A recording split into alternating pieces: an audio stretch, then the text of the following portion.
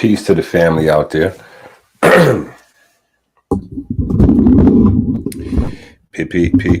Peace to the family out there.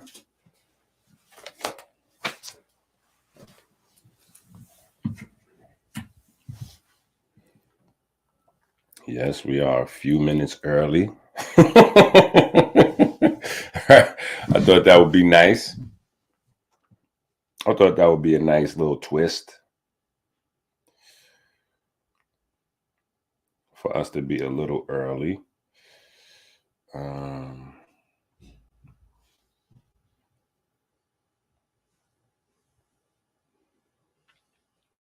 So this will give you guys an opportunity before the video starts, which I know we got a lot of work to do, right? And I want to shout out, I want to show appreciation to everybody that watched the previous video on cardiology, as well, or especially to the people that actually commented, right?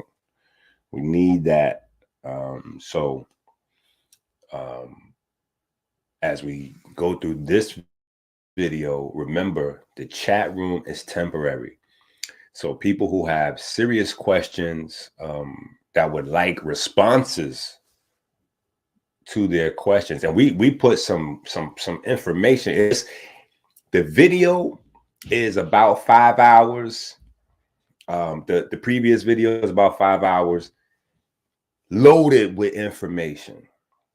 But when you go into the comment section is loaded with information, simply because we had people that really participated in terms of putting their questions in the comment section. And then we were able to get in there and create other dialogues and insight. And it was really good. All right. So wait a minute. I'm trying to do something here.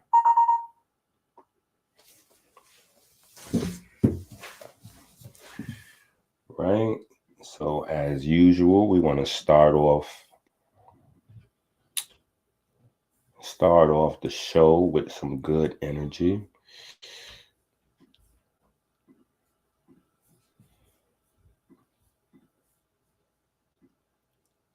Can you guys see that?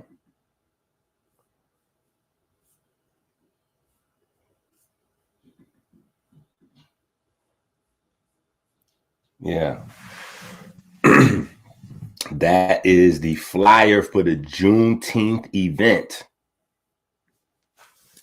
This is the flyer for the Juneteenth event, starring the Minister of Information, MOY.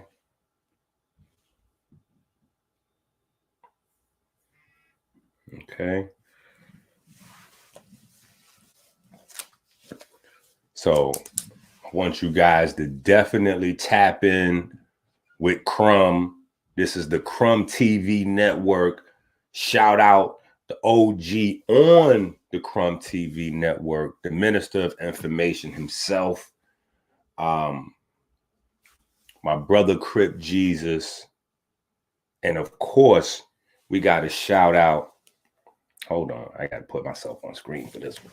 We definitely got to shout out Get On Code and the sisters over there on Get On Code, holding it down. I know I was supposed to be in there last week, but sometimes raising 5 babies, sometimes raising 5 babies will catch up to you, right? So let's go to the chat and see who we have here.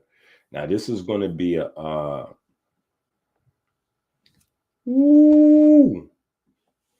this is going to be an interactive it's going to be an interactive conversation. This is going to be an interactive video. So I not only want y'all to have y'all pen and papers out, but I want y'all to be ready to join in the conversation. I want y'all to be ready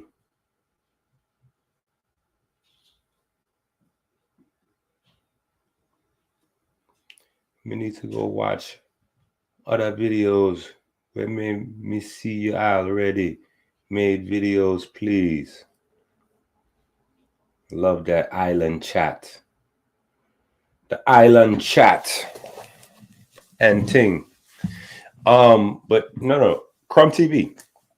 Right? You can catch most of the videos on Crumb TV. Anything that's missing from Crumb TV, please go to American Healer YouTube page, subscribe there. All of the videos are there.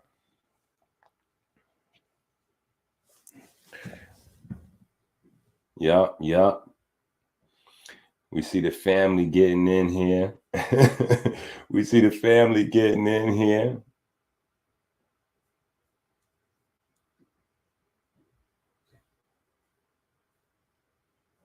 We're going to get y'all some wrenches. We're going to get y'all some wrenches. We're going to get y'all some wrenches. All right, so this is the part where we subscribe to the channel if we're not already subscribed. If we are already subscribed, I want you to unsubscribe and resubscribe again. Right? I want you to unsubscribe and then resubscribe. So everybody has some exercise to do. Now, if you're at work and you're listening to, that's something different. But I want everybody whose fingers can move, right?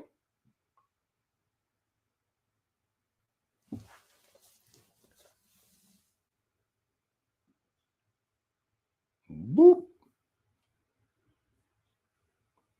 All right. Man.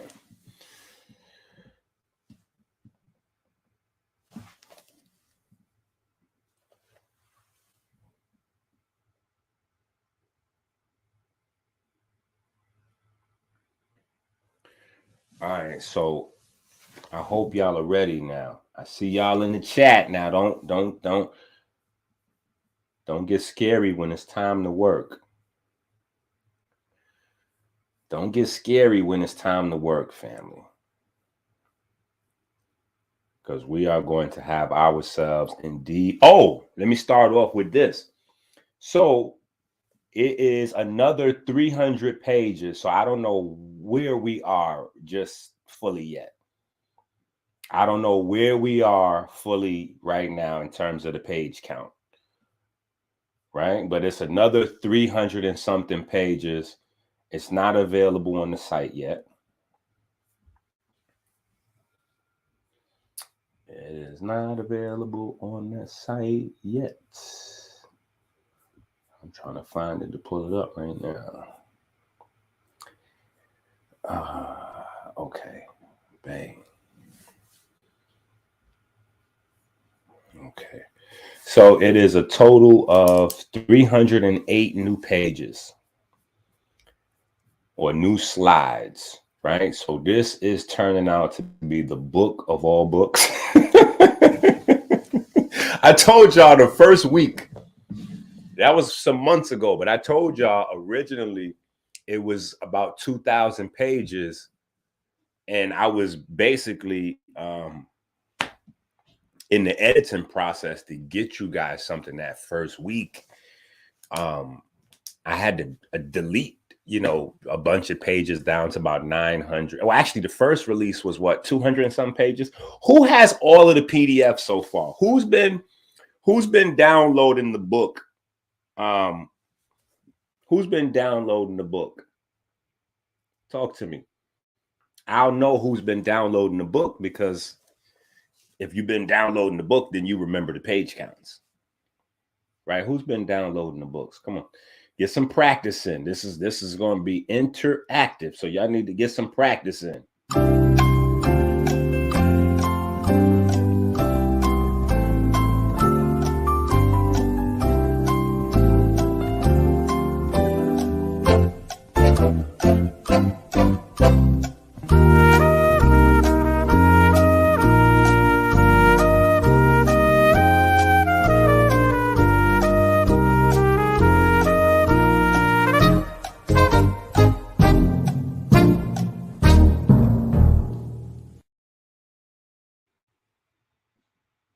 I would never ever release Eat Right for Your Haplotype on PDF because people steal the PDFs.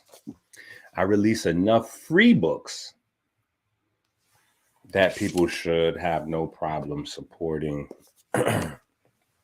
the holistic Bible, right? This is the book brother's asking me about, Eat Right for Your Haplotype. This is officially the holistic Bible, right? Much of what we're teaching is in that book. All right.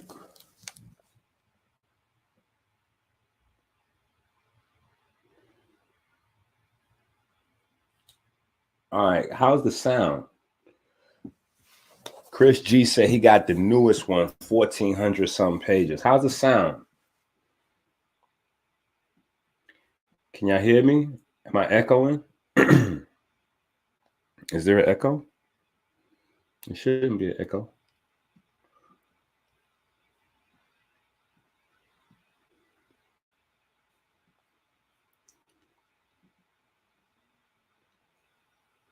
Shalom. Islam. Absolutely, man. Peace to the family. Always good to see Rudy in the building. Okay.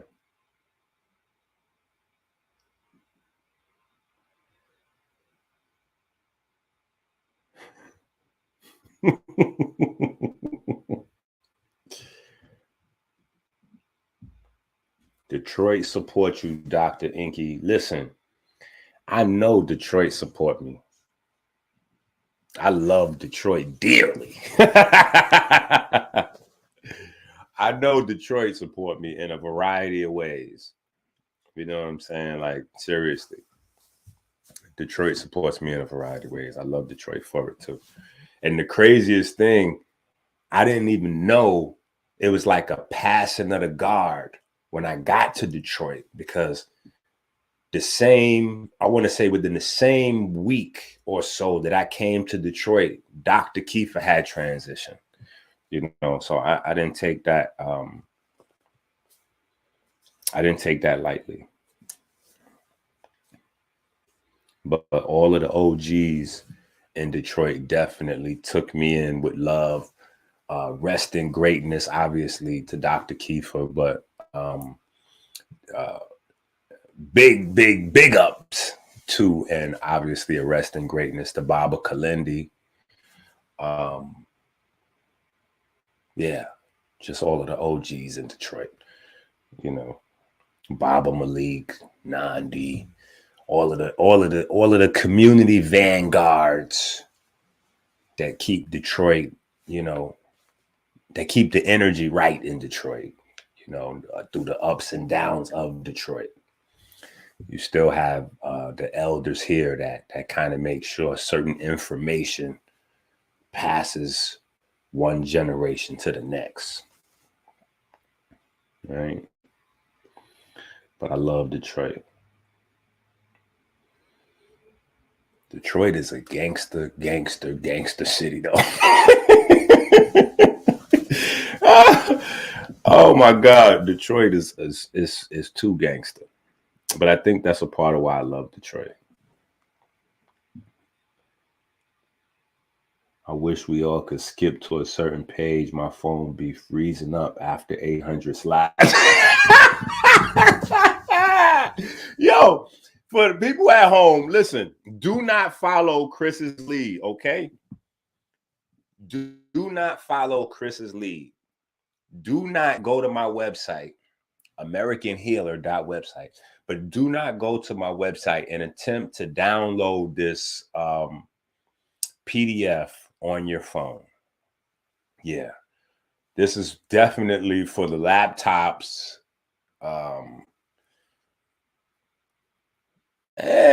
Yeah, I'm gonna say laptops and desktops. You know what I'm saying? And then from there, you can transfer it and flip it, bounce it, break it down into pieces. Like, I encourage you.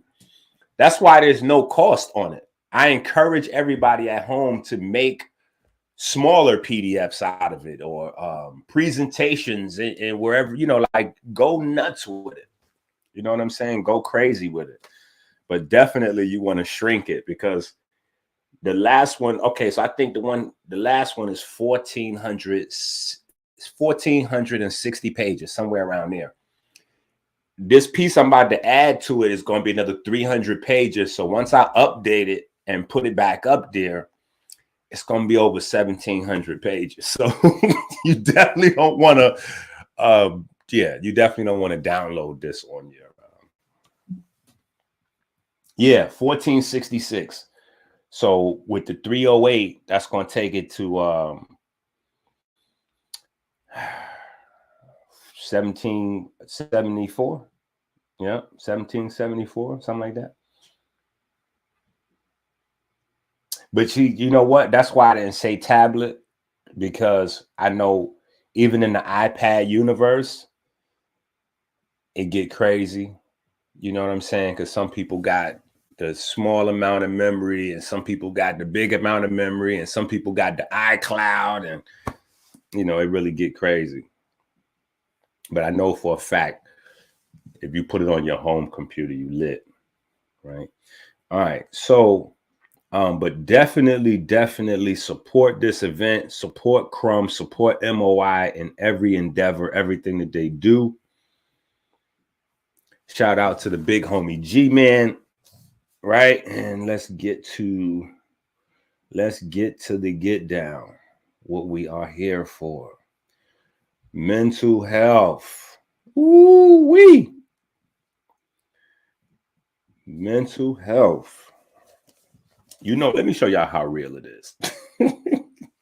You know it's real when you got your own pen and paper out for your own presentation. Yeah, it's that real. It's that real.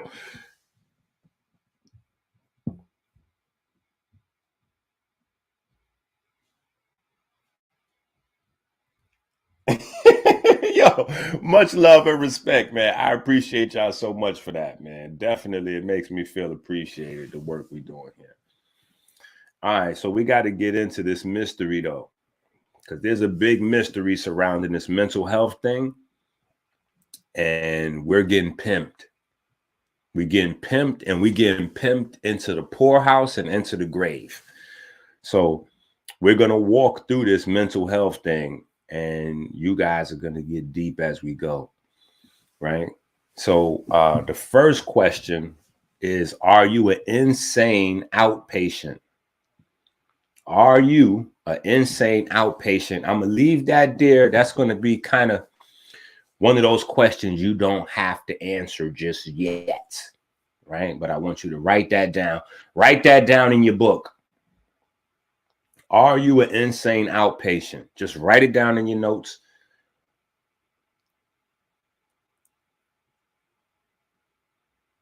Y'all may not remember this movie. This is a picture I grabbed from In the Mouth of Madness. A really good movie to watch in terms of living in your body but seemingly being helpless. Living in your body but seem like your body got all the control. You ain't got no control. Your body just, just making the dictates, and you just stuck following. You damn near just watching your life on the screen. Right? And then before we go any further, I want to shout out the Flowers Vegan Network. The Flowers Vegan Network.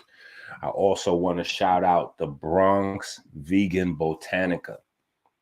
Right? The Vegan Botanica in the Bronx.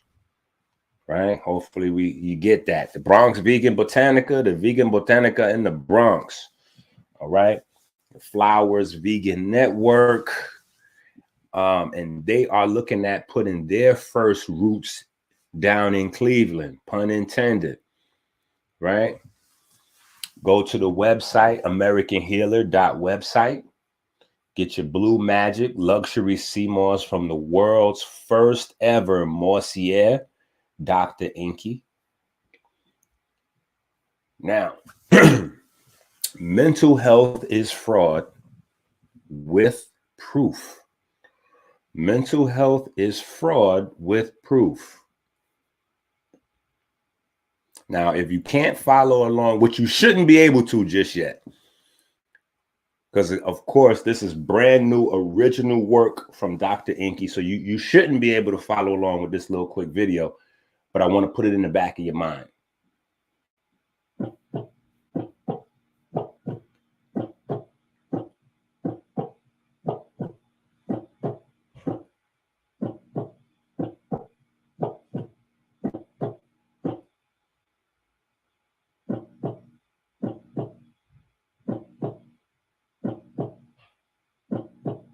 Mm-hmm.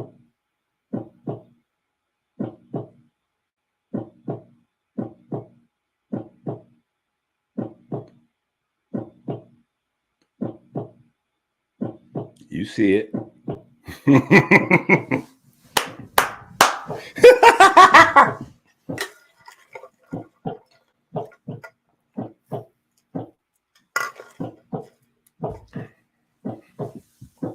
It ain't no fun when the rabbit got the gun, you heard?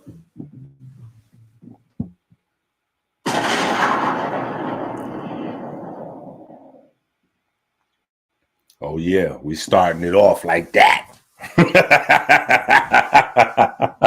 We starting it off like that. How many of y'all don't even lie? How many of y'all ever seen a brain beat? How many of y'all knew that your brain beat, literally like your heartbeat, your brain beat, and your brain beat got to be synchronized to the heartbeat? How many of y'all knew that?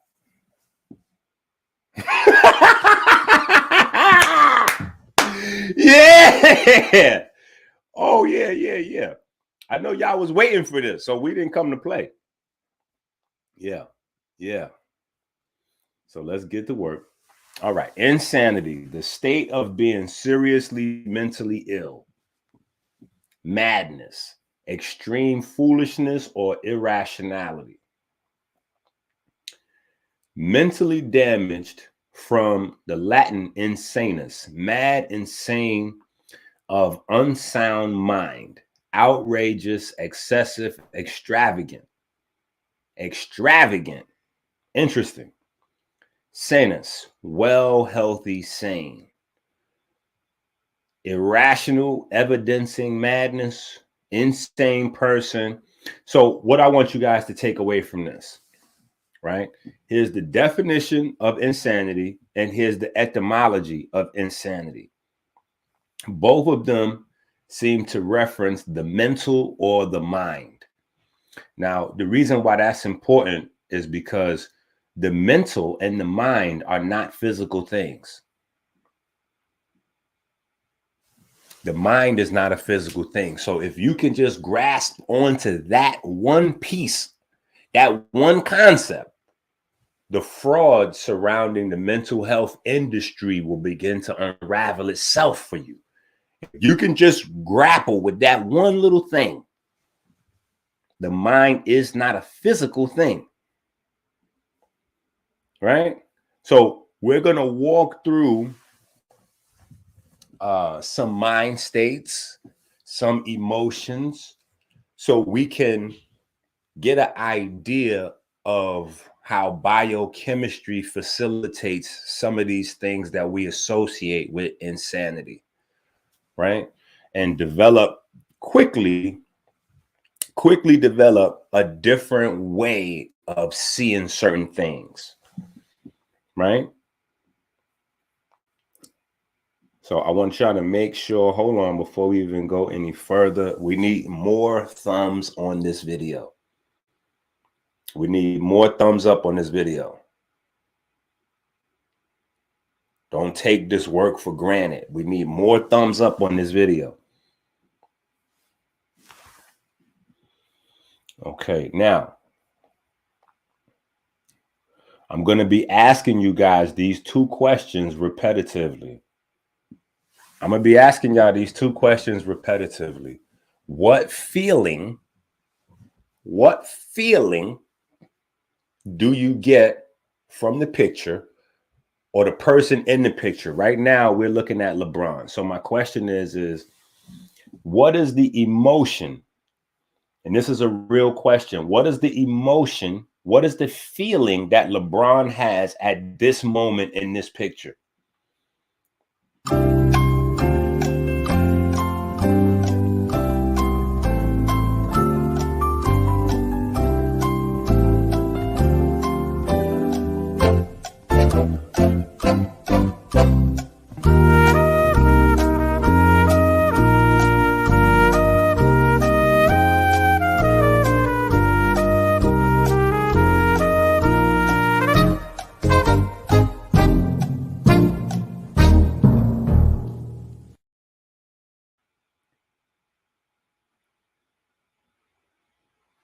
Euphoria.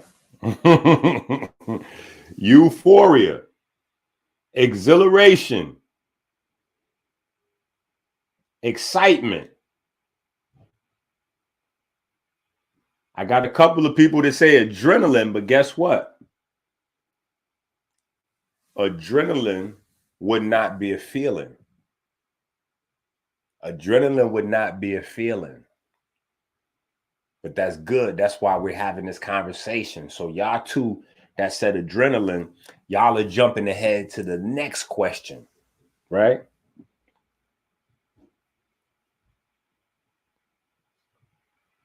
But we got power. Somebody said insanity. Get your ass out of here.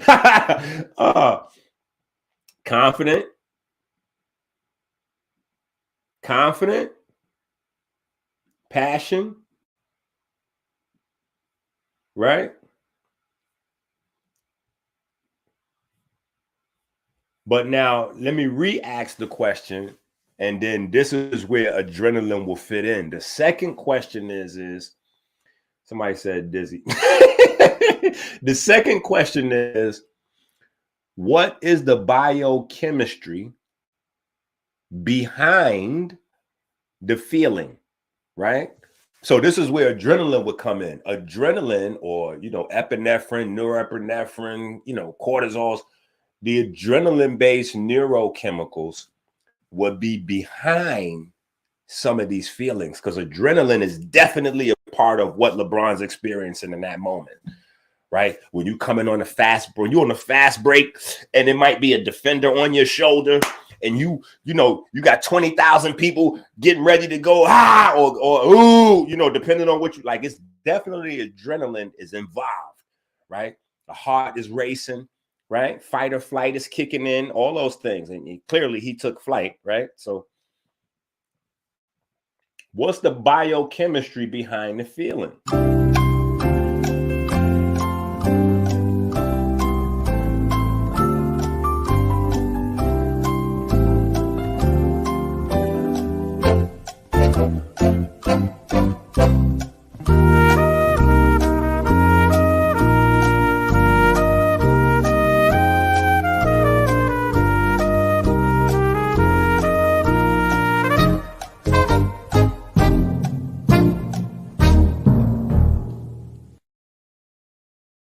I see it. Okay, I see it.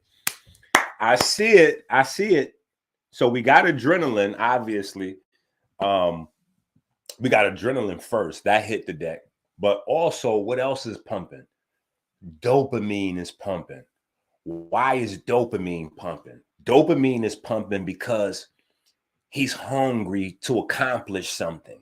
Dopamine is the thing that drives you forward, right? So ambition is tied to dopamine, right?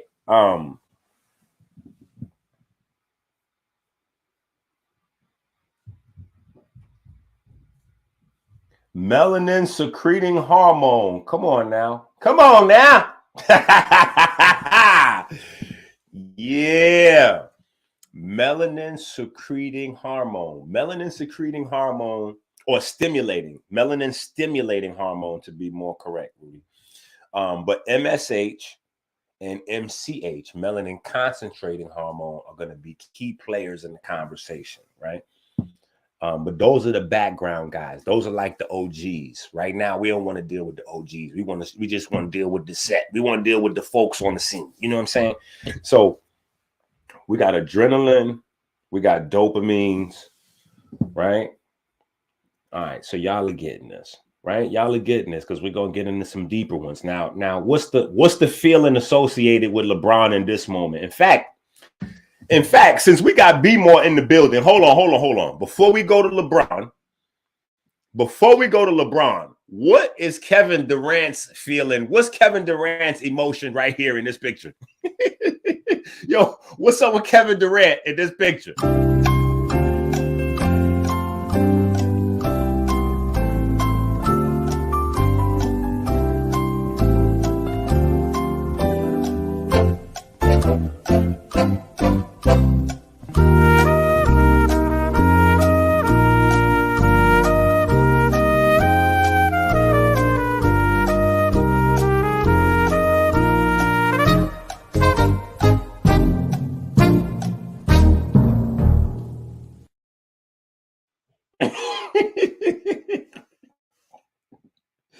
Yo, wait a minute. Y'all are wild for this. Exactly. Kevin Durant looking like he just got away with something. Yeah.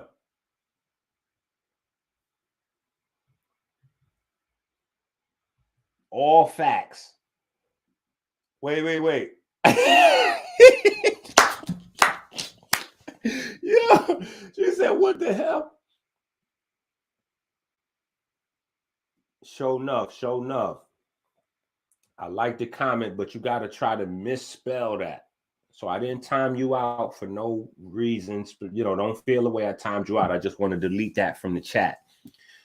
So if you want to use colorful language, make sure you misspell your colorful language so that way the algorithm don't hit us. Right? All right. So now let's go back again and give me some of the biochemistry. Give me the biochemistry associated with LeBron and Kevin Durant in this moment.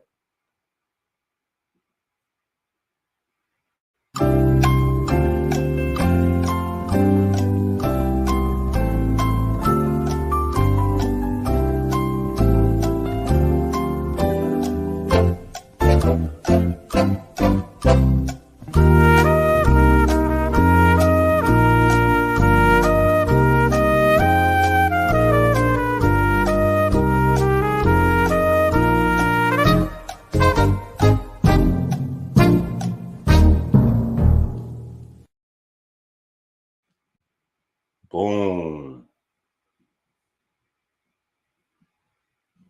Cortisol. Definitely cortisol is in the building.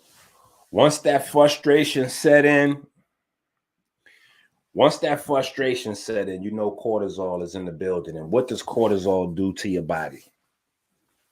Cortisol turns your muscles into fat. It chews up your testosterone, right? So why is that problematic for the fellas, right? That's going to mean you might not salute in the morning, right? Right? Your body's going to start to be droopy. Men and women, you're going to lose you got more muscles in your face than anywhere else. So when you lose your testosterone, your face start drooping. You start getting a saggy face, right?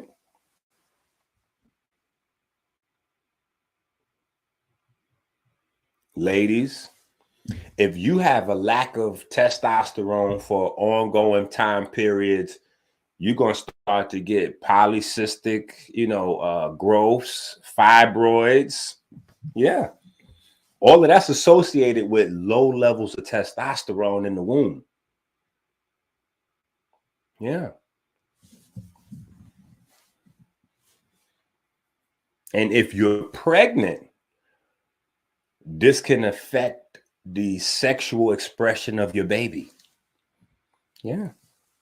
It's a lot of new research to things that people didn't know 10, 20 years ago. Like, we're going through a huge information explosion, and science is it's changing very rapidly.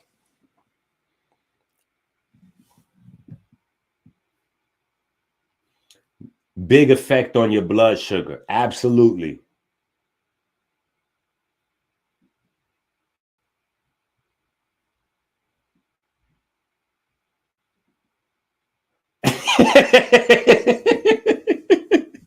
Yo, I'm liking this Q&A shit. Ah. You said competition. You know what, Jamie? I believe that's probably what the referee is feeling and thinking in this picture. Because nobody thought about the referee in this picture. The referee is the only regular size human in this picture. You got two giants in front of you. Yeah, it's tough.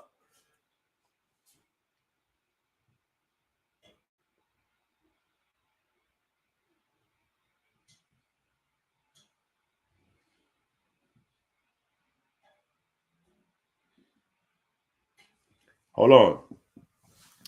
How can you perceive what they are feeling, especially if it's an act or a part of the gaming? Feelings and emotion is separate from chemistry. You have people who have high chemical imbalances. Now, that's exactly why we're here today, to discuss the fact that that is a mass misconception. That's a misconception that has been weaponized amongst those of us that don't know any better. All of your emotions, all of your quote unquote mental states are based on your biochemistry. And this is what they taught in Kemet, the original papyri that all of today's health systems are based on. These papyri were the first written. There's no other written ancient anything anywhere where they're talking about life emerging from the structuring of water. These are the earliest documents on structured water. These Kemetic papyri. These are the earliest documents that fully detail medicine and herbology and surgery and things like that. They had an advanced understanding. And what science has done over time is say that the things that maybe science disagrees on, or maybe things that science knew but didn't want us to know. So they put those out there and say, oh, well, this is where the limitations were. You know, this is where they were wrong at. And, you know, it was a primitive, you know, it was early biochemistry or early medical study or early this or that. No, it was more advanced. The things where modern science has went away from the blueprint of our ancestors, science has been proven wrong.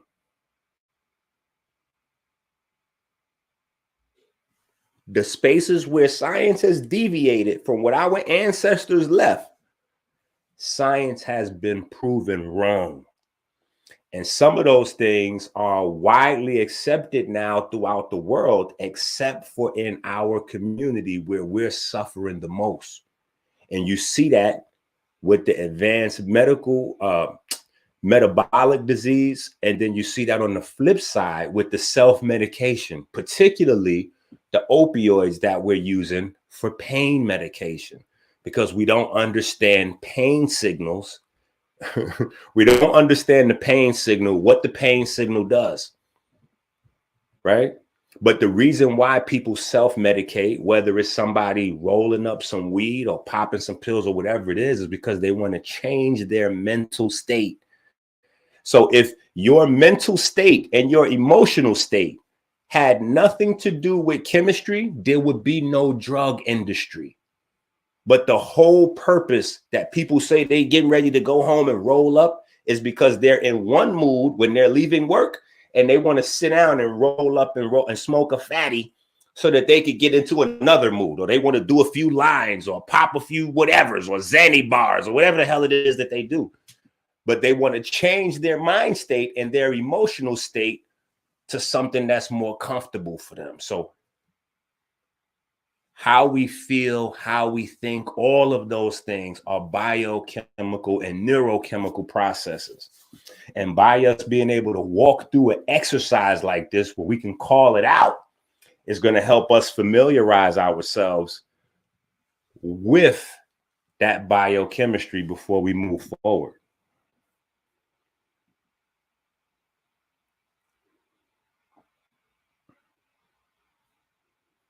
Right? Yeah. Definitely support the Patreon, because we're developing. So I know people see the book is increasing, and the book is for free. But what's happening is I'm also developing a course out of this material, right? It's going to be Q&A, so we'll be able to do a one-on-one or maybe small group coaching to go through all of these pages and teach it at an accelerated rate. So here we're doing it out in the public for everybody, but in the Patreon, we're developing for the Patreon. I'm developing the one-on-one course that then people can use for their family and expand it out.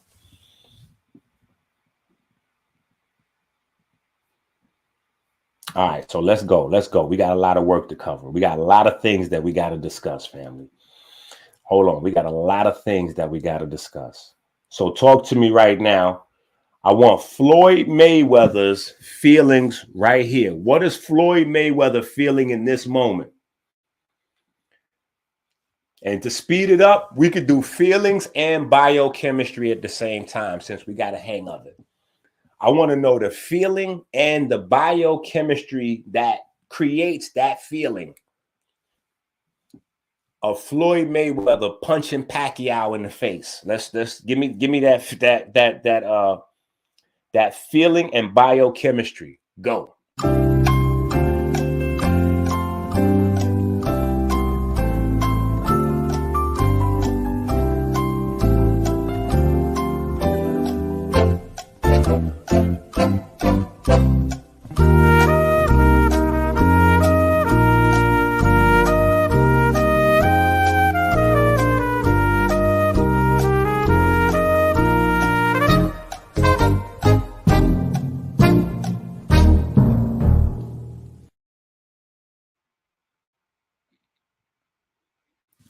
The book is free. Right now, the book is 1,400 and something pages. And I got 300 new pages that we're going through right now. These 300 slides are actually from the book. So by tomorrow, it'll be like 1,700 some odd pages, close to 1,800 pages. Right? And you can go grab it for free at AmericanHealer.website. Now, let's get to this feeling of punching Pacquiao in the face and the biochemistry that creates that feeling. What do we got?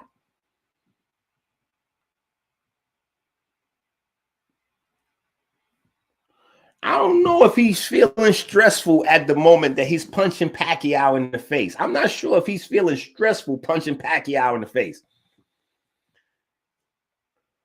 Yeah, there's definitely fear. Fear is just as healthy as it could be dangerous. So it's definitely some fear going on.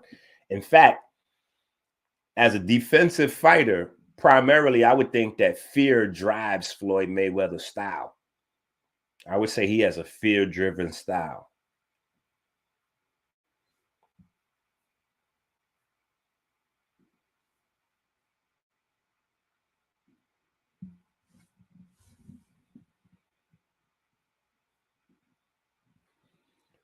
Dopamine and histamine, interesting. I don't know if I would agree, but I would say interesting. I think I'm going to go with serotonin. I think I'm going to go with satisfaction and serotonin. Oh, I think I'm going to go with satisfaction and serotonin in the moment, followed up by some dopamine, so he want to do it again. and some endorphins. Yeah. I think y'all, we getting it now. We working. Okay, let's go right back. Come on. We with Floyd Mayweather still. We still with Floyd. Now give me some biochemistry and some feelings of what's happening to Floyd in this moment right here. This is the hardest punch I believe that Floyd ever absorbed right here. Tell me what's going through Floyd's mind, if anything is even going through his mind after that hit.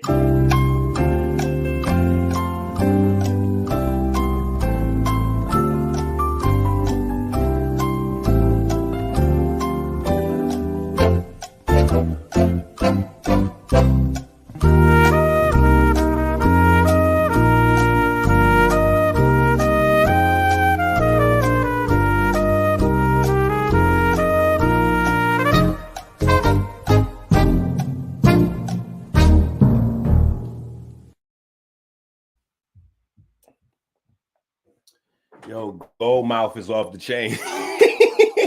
He said, ouch. Give me a fresh one, please. Yo, he said, ouch. Yeah. Give me the biochemistry of ouch, sir. Come on, this one should be easy for you. What's the biochemistry of ouch? Right? Hold on. Let's go back up here. What we got? Prayers. Hell no. To the no.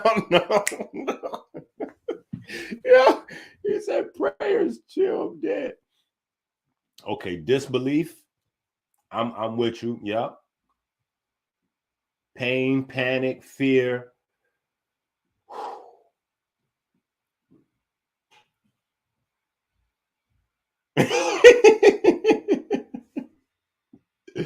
Yo. Surprise, yeah. Come on, Brendan. Brendan taking us to the textbooks now. Brendan want to make sure we put our notebooks and pens to work. We're going to do that. Brendan said oxidative stress. Absolutely. That is a part of that biochemistry of pain. Oxidative stress. I should have stayed home.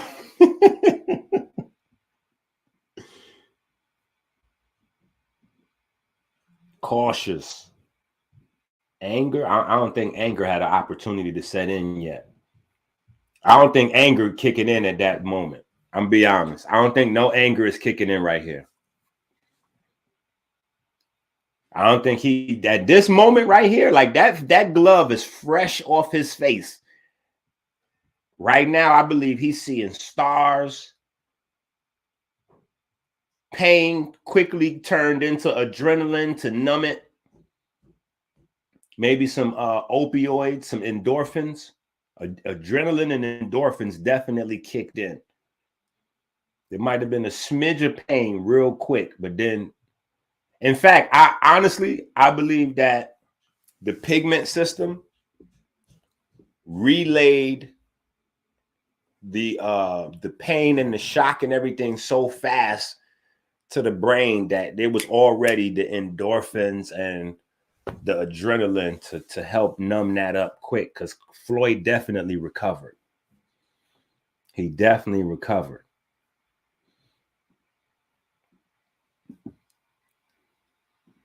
Okay. Somebody in the textbooks. Somebody cheating. They in the textbooks. Shout out to my guy, Bayat. Shout out to Bayat. He cheating. He in the textbooks, though. He might not be. He might just also take martial arts. If you're in a good jiu-jitsu class, if you're taking a good jiu-jitsu class, they're going to send you home to study nociception. So you'll learn that in your martial arts, maybe. You might learn that in your martial arts. Damn, I'm not the greatest. Nah, man. Listen, if you fight, you take L's. Miniature ones and big ones. You know what I'm saying? Like that's a thing. That's a thing. But we working, and I like this. I like how we working. Okay, let's switch it up. How many men cry when they watch a movie? Let's see how many men want to be vulnerable today. How much transparency we gonna get? Ladies, just tell us if the men is lying, because I know some of them is going to try to thug it out and say they don't never cry at movies.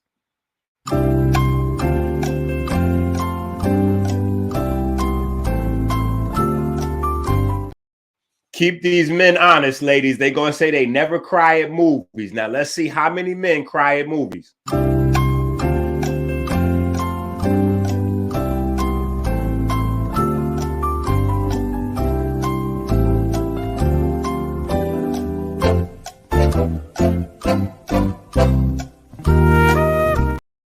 Oh, hell no. How somebody already explaining immediately? Yo, stop this madness. Stop this madness. Look. See, Steph trying to quietly keep it real. Steph trying to keep it real. Now, this is a yes, but Steph ain't going to just say yes. He going to put it off on the movie. See, he already done transferred blame to Denzel. Yo, he'd already transferred blame to Denzel. Stop that, Kilo. You know you was crying. See, Kilo is trying to tell half truth. See, we're learning about personality types right now. Kilo is going to tell us almost the truth. He ain't going to tell us the full truth. Listen, that lump. Listen, if you got to do like this, and try to, like, if you in the movie and your family's sitting on this side of you, and you gotta hit them with one of these and look off like this, that's a full cry. I don't care if the tear didn't hit your cheek. If you gotta try to catch it, look away and catch it, stop it. Stop it. Niggas in here looking away, catching tears before it hit their cheek. That is social programming. Yo. These is all facts, people. And listen, if you got children, fellas, it makes you a little bit more tied to your emotions. Your brain changes. That's a fact. No, that's a fact. These are actual facts. If you cry watching movies, it's because oxytocin is being released. You're a lover and form attachments very easy. You got attached to the characters in the movie. Okay. Thank you, sir.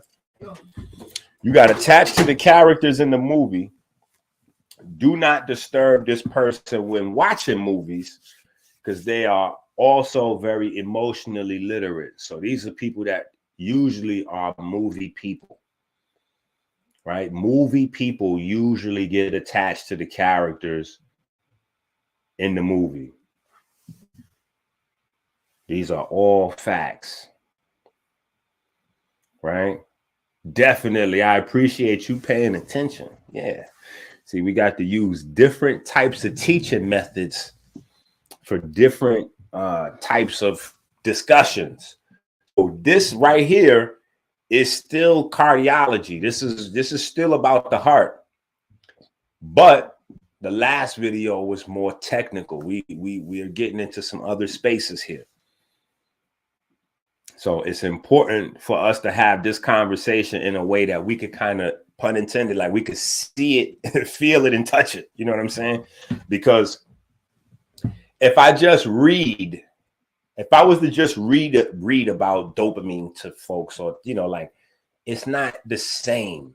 We got to see this stuff. And I wish listen, I'm telling you, I wish I could do like I could put the 3D thing on y'all. That's going to come soon. YouTube going to figure that out sooner or later. And we'll be able to have like 3D classes. It'll be nuts. Right? But let's talk about it. If you've been to jail before, then you should know. If you've never been to jail before, but you watch a lot of TV, or you got family members that went, or you read books about it, give me a feeling and the biochemistry of that feeling of men in jail or women in jail, calling home to their loved ones? What is that? What are they feeling right there? What is the feeling? What's the feeling and the biochemistry of the feeling for these people trying to call home? Are they calling home? Are they calling home to do drug business over the? Wait a minute, hold on. Who is that? Who is that? That somebody from the YSL case. Wasn't they calling home from prison on the prison phone? No. Tory Lanez. Tory Lanez was, oh my goodness. Yo, so just give me some feelings and some biochemistry. Come on, people. I gotta focus.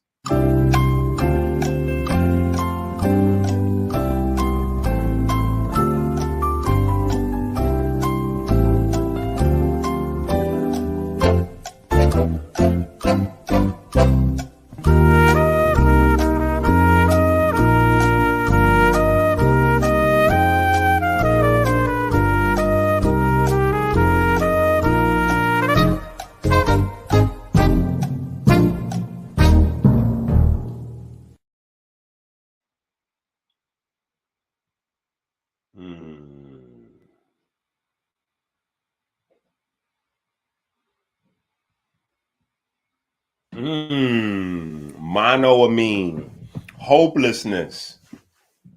Let's go. Sad, hurt, pain, excitement, freaky. Hold on, Goldmouth. We need yo. It makes excitement and freaky in with sad and hurt. See, that's part of the later conversation. That's a complicated emotional set right there.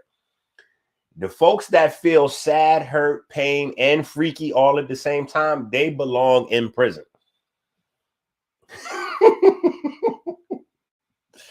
I cheated. Regret. Same question is right there. Y'all see little Enqi on there with the fruit and the mom atomics on the tray. What's this feeling and what's the feelings biochemistry? It's gonna be, we're gonna go through these pretty much for a few slides before this is all part of the intro. Yeah, this is all part of the intro.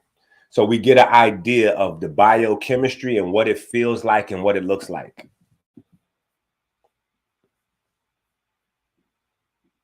Needy. I think I'm gonna roll with some of this because there's body language. And remember, communication is 80% nonverbal, right? So body language tells us a lot.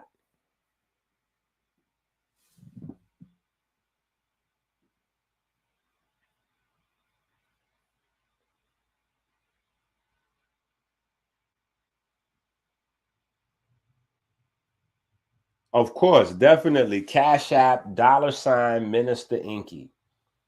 Cash App, $ Minister Enqi.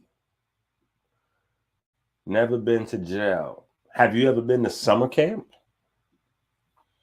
Have you ever been anywhere away from your family?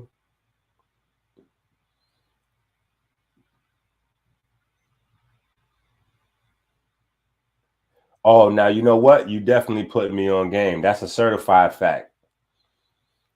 They definitely got to try to go through all the emotions they can in one call, because that might be the one call for a minute. You're right. I stand corrected. That's all wise, right, and exact. Yeah.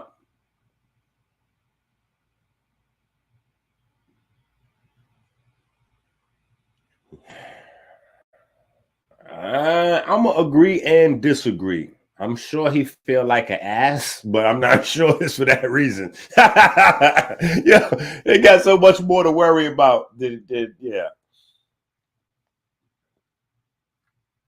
Vulnerable. That might be the one word that describes prison more than anything else. That might be the one word that describes prison than anything else.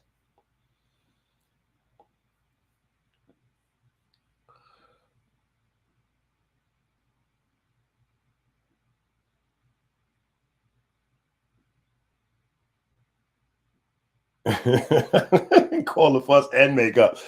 All right, so hold on, because this is going to get deeper. It's going to get more challenging as we go, right? This is going to get more challenging as we go, because what we're also tapping into is you guys, your own personal level of emotional intelligence. This is emotional intelligence that we're working through right here, right?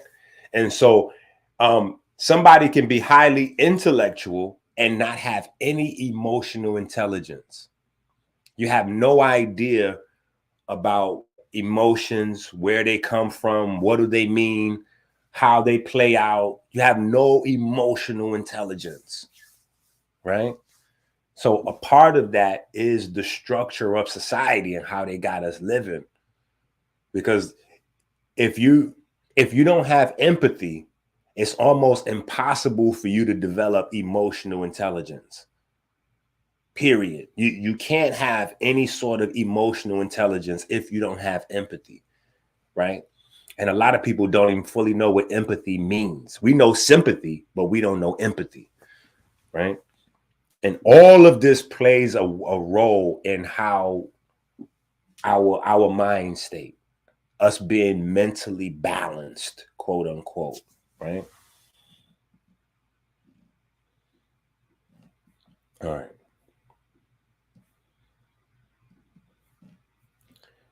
Now talk to me. What is the biochemistry in this picture right here? I told y'all we was going to get more challenging. Now we still in the prison system. Some of this prison behavior with this next slide.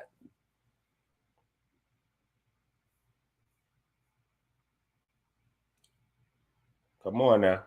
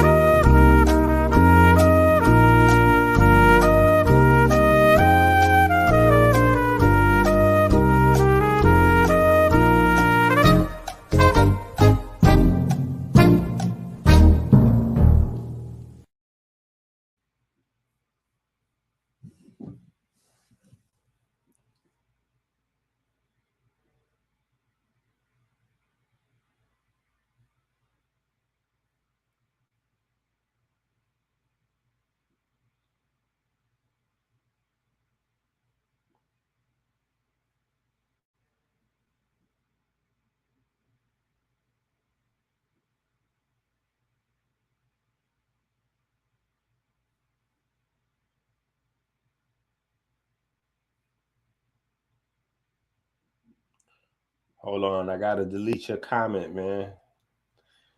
Careful what you put in the comments. Some of them I gotta delete or to mess up the chat.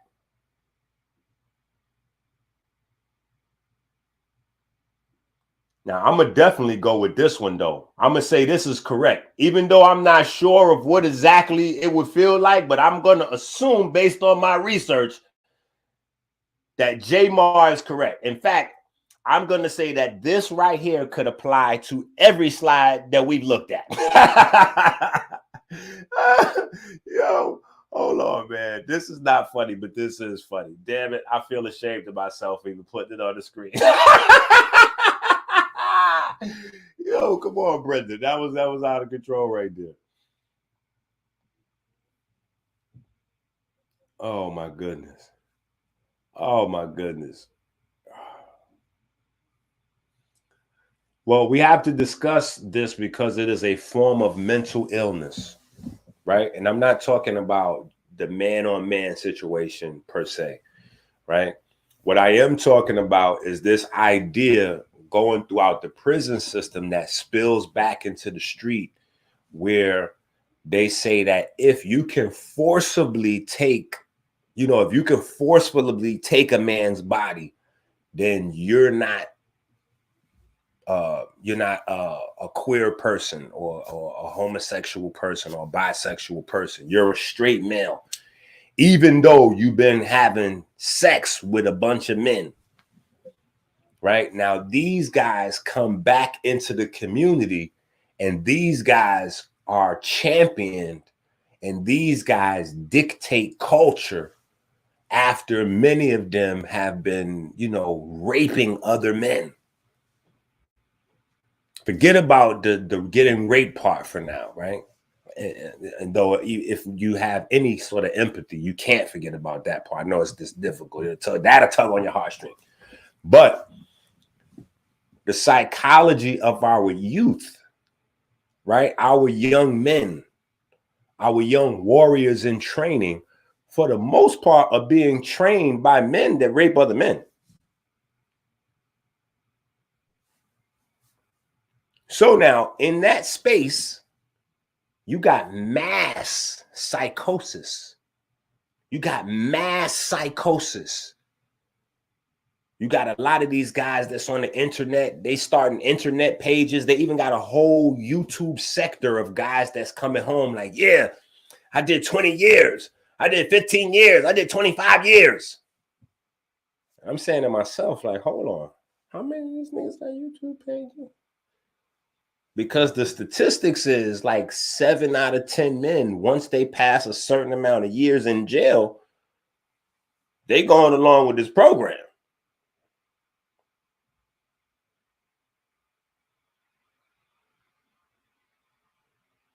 And again, I don't have any problem with people's lifestyle choices.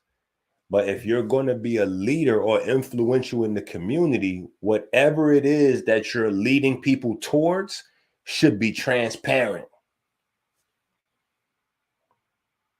We don't need these guys pretending to be killers because they don't know how to or acting out a certain type of way violently because they don't know how to accept who they have become or who they really are.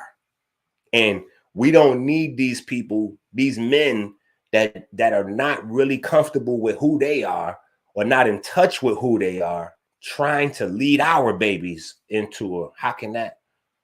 No. That's mass delusion. Yeah. We got to talk about it.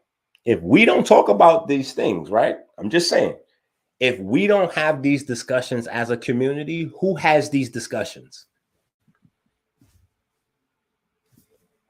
I'm a father. I have boys. I have to talk to them all the time about what they're thinking, what they're watching, what they're listening to. And I ask them all the time, like some of these type of questions.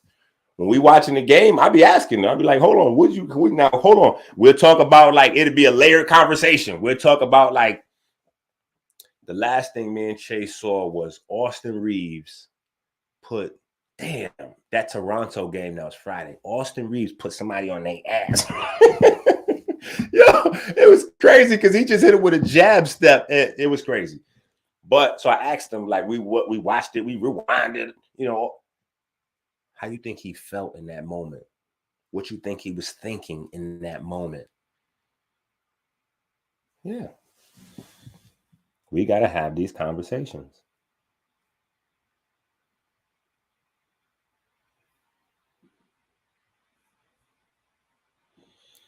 Bro, and the military is going down. Any place that people are isolated, things change. Right? And now we add in phthalates, EDCs, right? Endocrine disrupting chemicals. We add in the atrazine, right?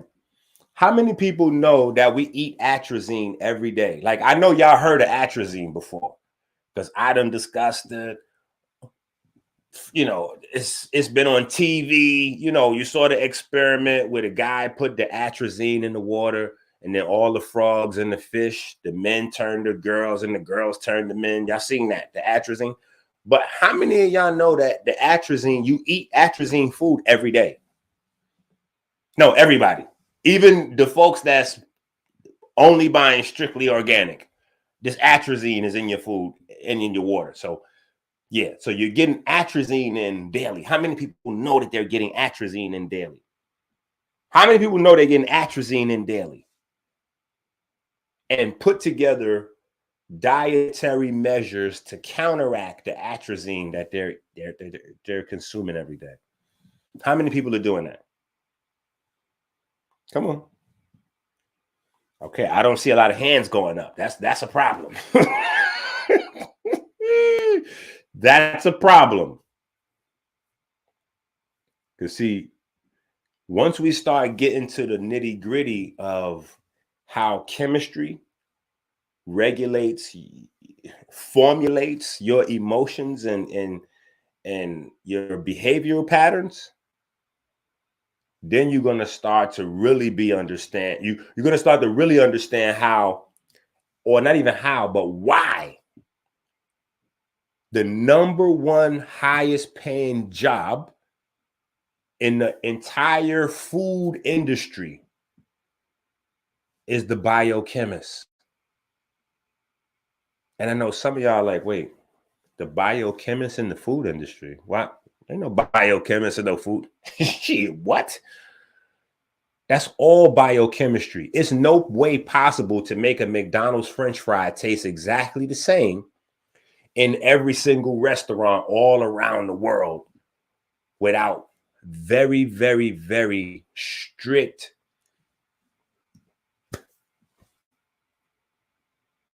adherence to, the chemical recipe.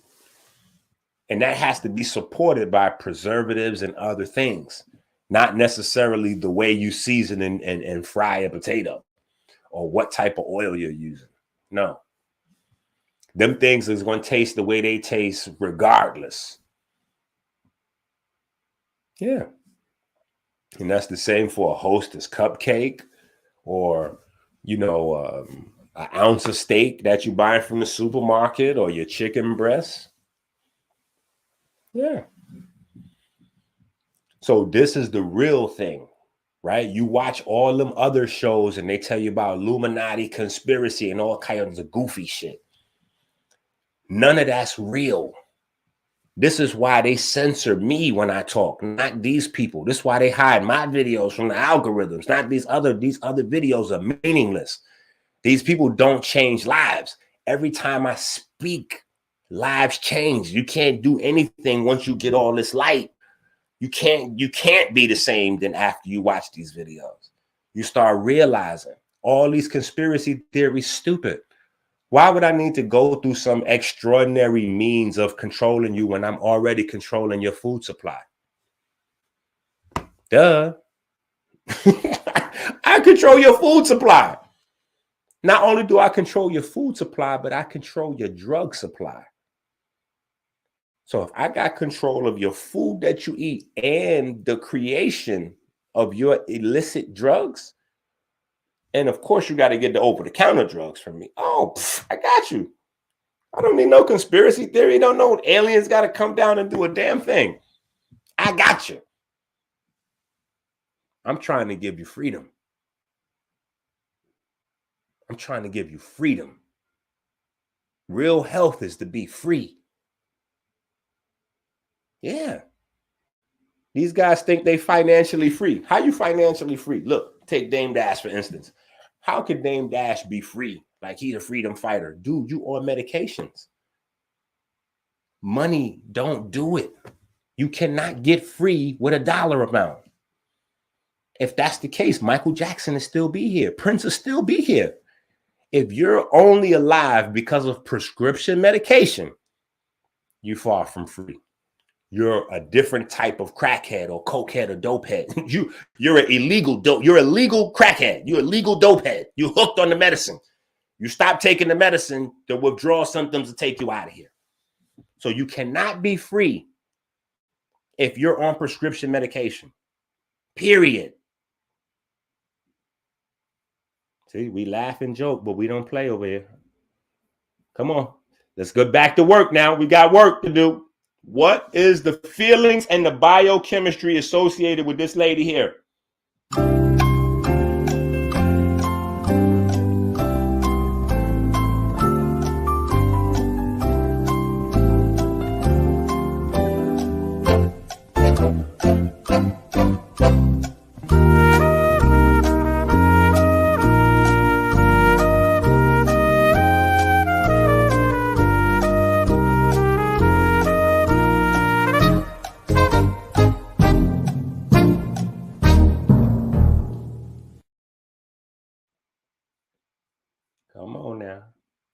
you're scared. Lust? Y'all think she's feeling lust? Wait, y'all think she's feeling lust? That's interesting. I think I'm gonna roll with Mama Sekhmet on this. Nah, as Steph, I'm gonna disagree. I'm gonna disagree. From knowing sisters that worked in polls. Yeah, I'm gonna disagree. That's why a lot of them get high. A lot of them take drugs because some of them have stage fright that they got to get over every night to do their thing. And a lot of them are not turned on. Like most of them. Yeah, most of them are not turned on by dancing on a pole in front of dirty strangers. You got to remember, the crowd is walking in off the street.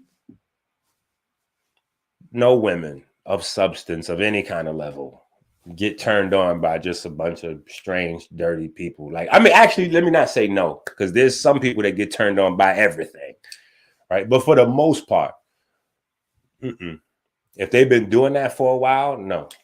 You know what I'm saying? Maybe, you know, initially, you know what I'm saying, for the attention initially.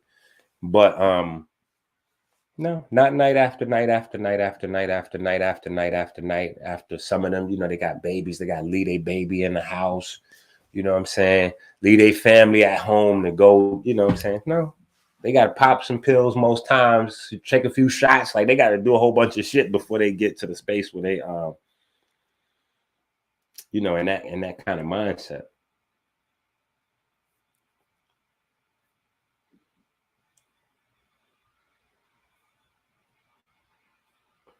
Yeah.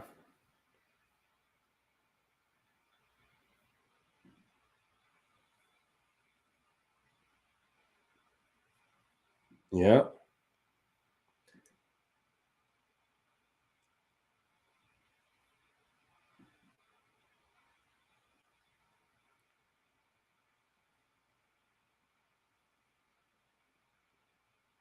So give me some biochemistry. We got some feelings, but I need some biochemistry. I think y'all getting too caught up in the silhouette. We getting off this picture. Y'all ain't doing a good job on this picture. Y'all got A pluses for every picture so far. I put the stripper picture up here. Y'all got a D minus. We're gonna give y'all a D minus on this one. We moving forward to the sanitation workers. We going to the sanitation workers. We're gonna start again here with the sanitation workers. Come on, y'all gonna do a better job on the sanitation workers. Let's go.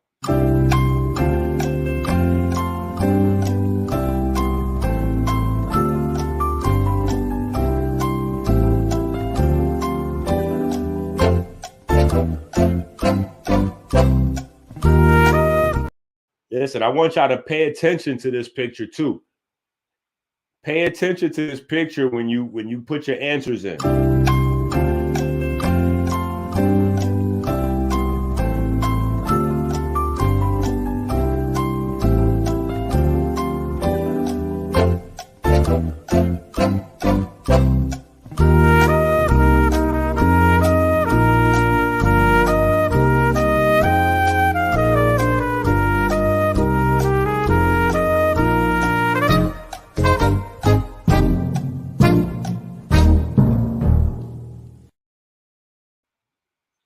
All right, so now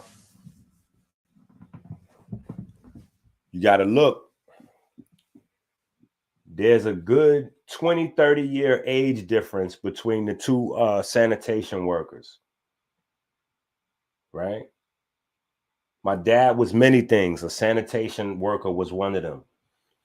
So I know about sanitation workers. I used to be in the garage a lot. You got two different age sanitation workers here, right? The young guy, he got a smile on his face. He got his head to the side so the people could see him. The older guy is holding on, and he looks like he's either looking at the garbage or he has his head down.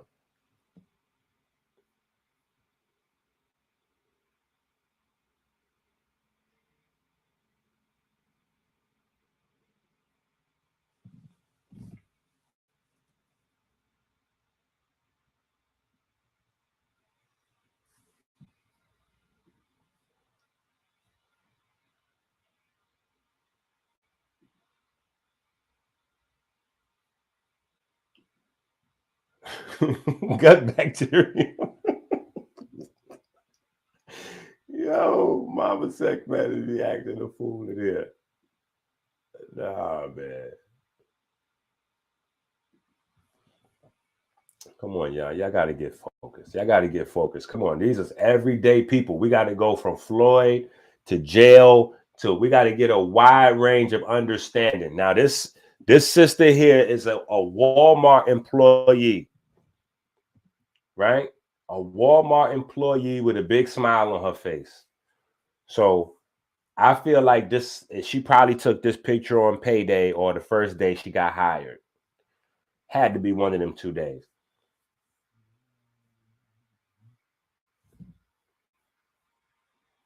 Hold on. That must be for the sanitation workers. Hold on, because she can't. She don't look frustrated or bored. She look happy. Hold on, man. Y'all going wild. Let me get some feelings and some biochemistry for this sister here.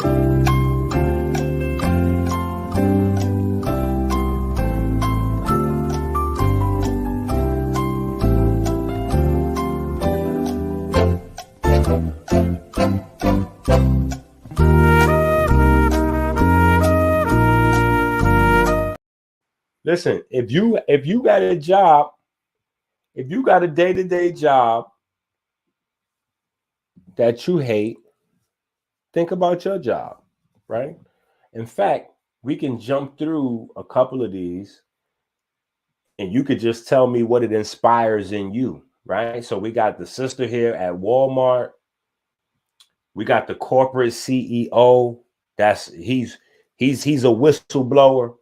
He's a corporate CEO whistleblower, right?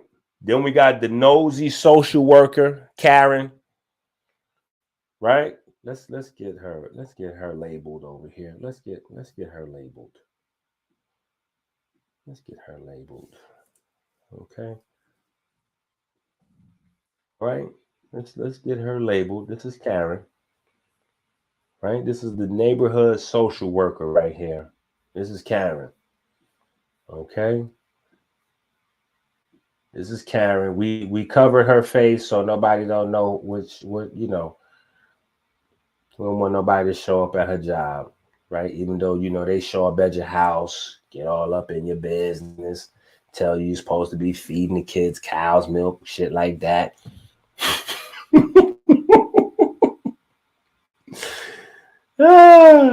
This is the neighborhood social worker right here. This is the corporate CEO. He done displaced thousands of indigenous people. Now all of a sudden he's a billionaire and he regrets making all that money, even though guess what?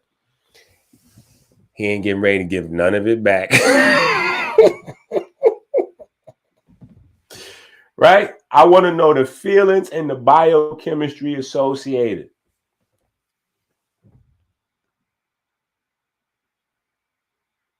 Give me the feelings and biochemistry associated.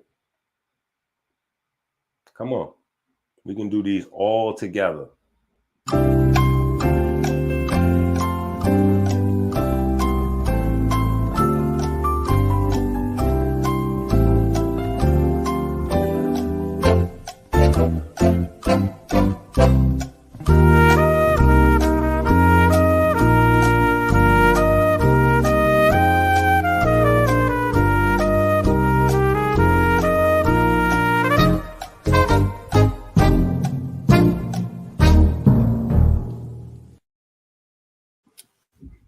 Boom. Okay, what we got?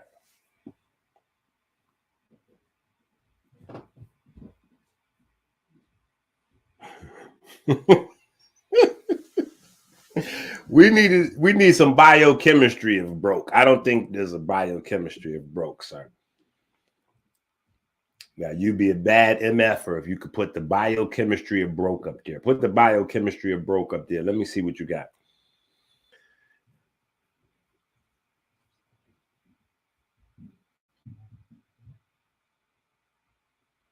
Nosery.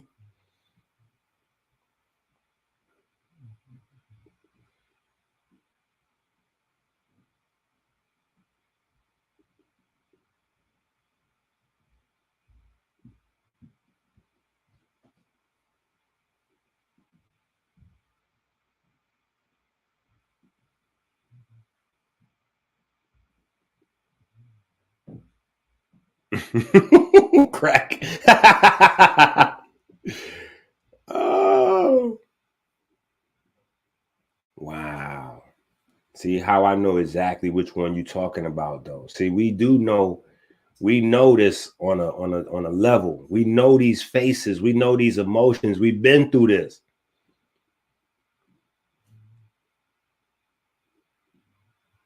We've been through this. This is the number one thing. This is the number one thing that sells art. Art is the number one selling thing that you can't put a price tag on, because the value of art is based on the person being able to identify with the artwork. And so 20 different people can all look at one painting and walk away from that with a different idea of what the painter or the artist was trying to communicate to them with the painting. And that's why abstract art claims usually much more higher sums or price value than, easier to interpret art. You know what I'm saying? Because the abstract art, it activates more the brain, and so. But yeah, that's the whole science behind it, right? When we listen to music, it's like, oh, I felt them. When we talk about Tupac, right? This is what people try to explain, but sometimes they can't put it into words. They're like, nah, Tupac wasn't really that lyrical, but he was one of the best because he could just, you know what I mean, son? They hit you with one of them. That's where, look, in a conversation, that's where somebody's asking you to concentrate more on the feeling that they're trying to express to you than the words, because they can't even find words. But they hoping that you get whatever the transmission is, right? Yo, you feel me, God? You know what I mean? You know what I mean? You feel me, God? You feel me? You get the vibes, right? All them instead of the actual words to articulate, right? Yeah. Because Pac could resonate. He could get you to resonate with him. See, that's resonance. That's resonance, right? And we know that resonance produces what? Electricity.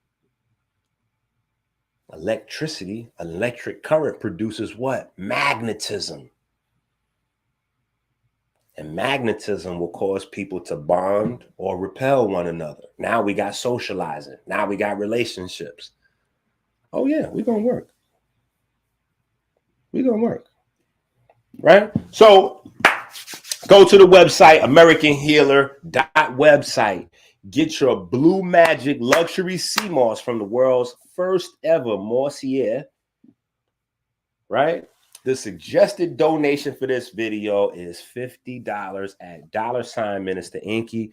But fear not, if you do not have $50 to donate, go ahead and drop 40.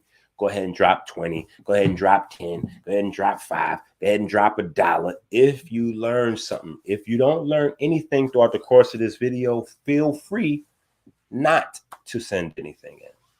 But if you learn something, send something, learn something, spend something, and we're back to work. We are back to work. What is the feelings of Rodney King? That is Rodney King. Rodney King is on the floor, people. We don't want to know the biochemistry or the feeling of the cops. What is the feeling that Rodney King is experiencing while he's down on the ground? And what is the biochemistry associated with that?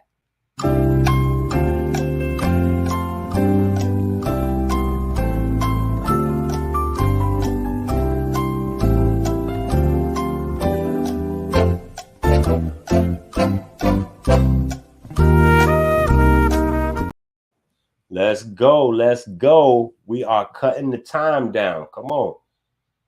Let's go.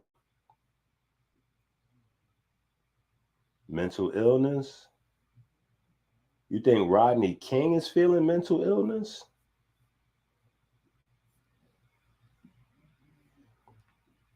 Fear. Pain.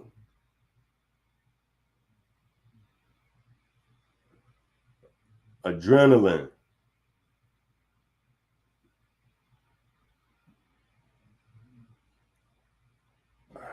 don't know how I should take that comment.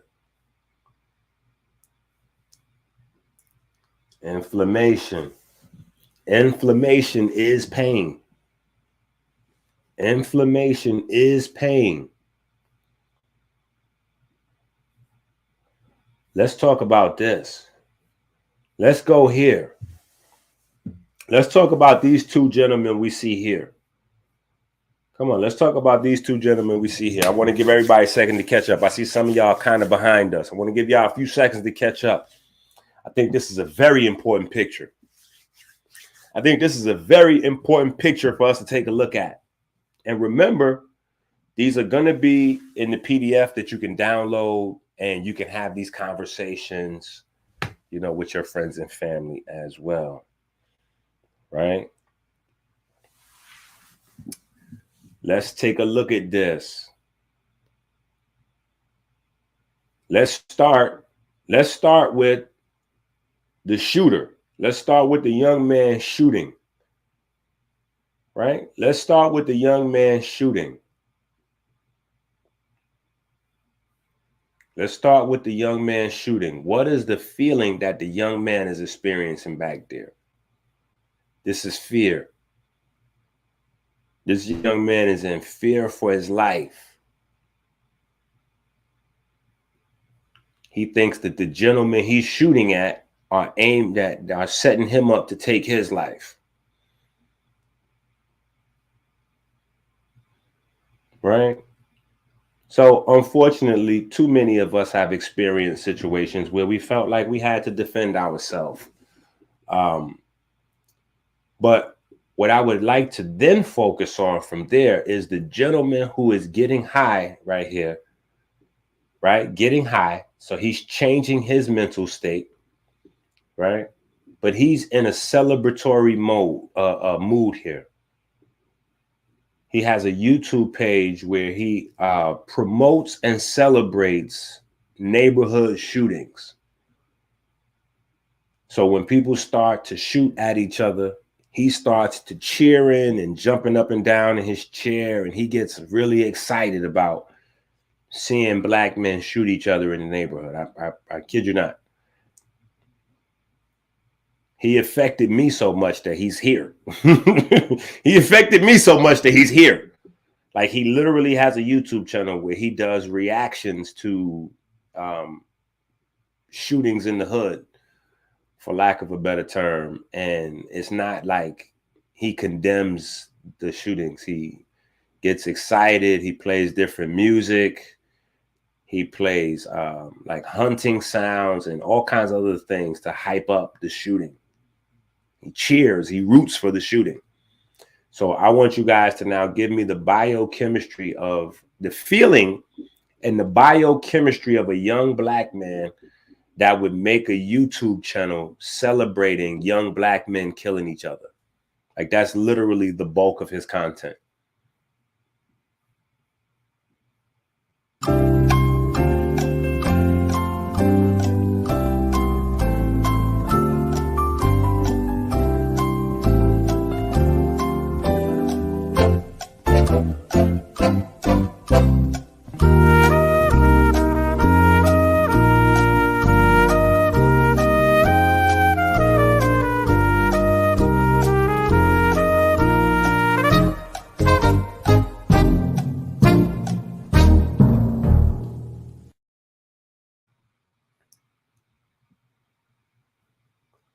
Demonic dopamine high.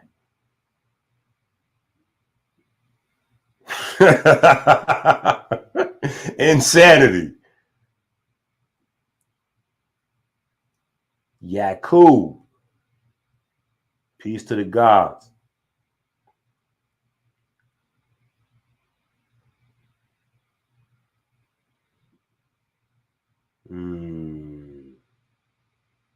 Respect. Respect. He said, I ain't gonna lie, I need to learn more to answer that like I want. Wow. Chris, you going somewhere. You going somewhere with that. I'm gonna just leave it open to interpretation. I'm gonna leave it open to interpretation. But what I want to ask you is this. That's the same young man right there. Who do you think is a more scary threat? Who do you think is a bigger threat to the Black community? Now, we know Jeffrey Dahmer moved into the Black community so that he could do his business, which was eating Black folks.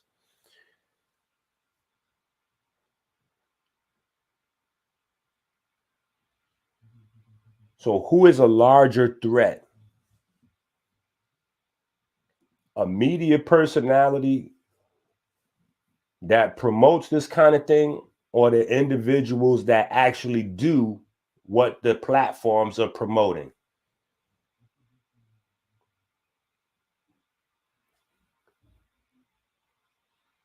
So it goes back to Umar Johnson comments that I disagreed with. He said we got to worry more about Little Pookie than anything else. Well, here's a picture of Little Pookie, but I'm gonna be honest. I'm not as worried about Little Pookie as I am Big Pookie. We're gonna call him right here in the front with the L burning, Big Pookie. I'm much more worried about Big Pookie. I'm much more worried about the platforms that make the youngsters want to grow up and become Little Pookie or Little Tyrone than Little Pookie or Little Tyrone, because he's not influencing anybody. It's the platforms that glorify this, right? There's a whole bunch of movies that came out inspired by Jeffrey Dahmer. It's all kind of cannibal movies that's out right now, inspiring cannibal behavior, right? So we got to have these real conversations. Why do we live in a world where people would tell you that they're atheist or agnostic, but they also would tell you that they believe in demon time? Think about that. Think about this concept. Most of your children, most of our babies don't believe in God, but they do believe in demons. They don't believe in God, but they do believe in demons. And they believe that they can work on demon time. Like, that's a thing that they can do. Yeah. I can get on demon time too. Yeah, I can get on demon time too if I want. Oh yeah, I'm on demon time all day, 24/7. Yeah, demon time is a real thing.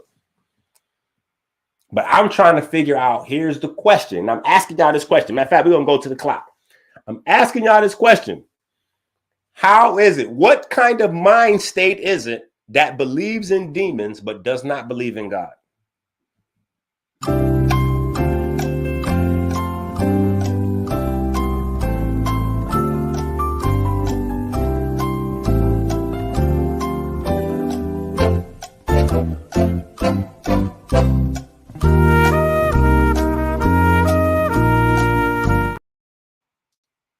Talk to me.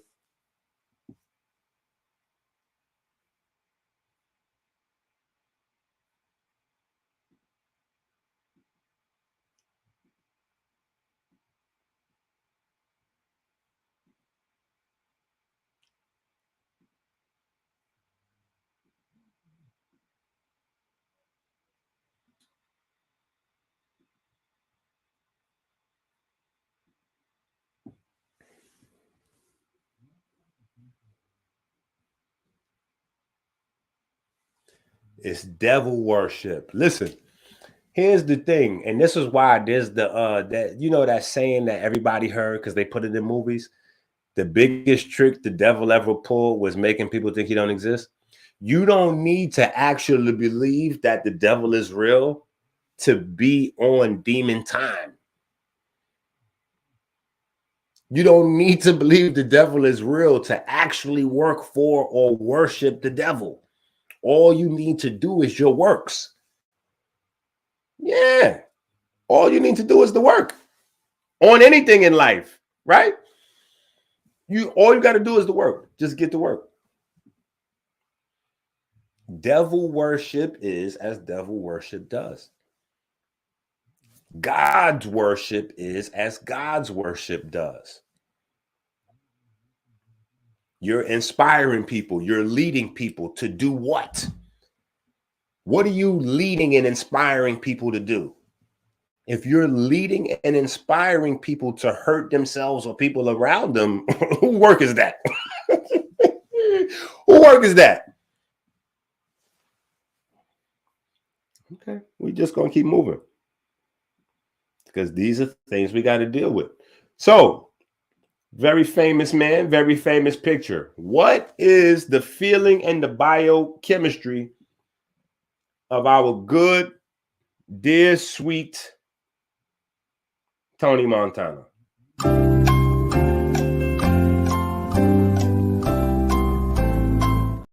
What is the feeling and the biochemistry of cocaine addiction? That booger sugar.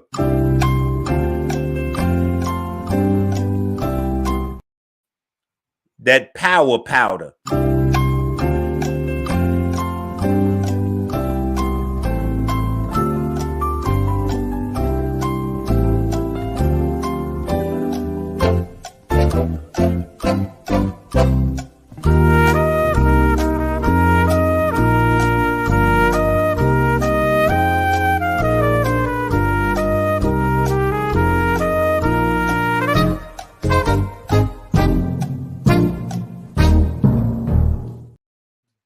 This is very important, family. Y'all don't think these things is important. I'm telling you they are. I'm telling you. Delirious delusion? Nope. Cocaine does not make you delirious or delusional. No. A lot of college students do coke to get through their schoolwork and get their tests and all that together. So no, it definitely doesn't make you delirious or delusional. A lot of highly functioning, like people in the corporate space, lawyers, doctors, surgeons, a lot of them do coke because it helps to focus the mind. Yep. Same reason people do caffeine.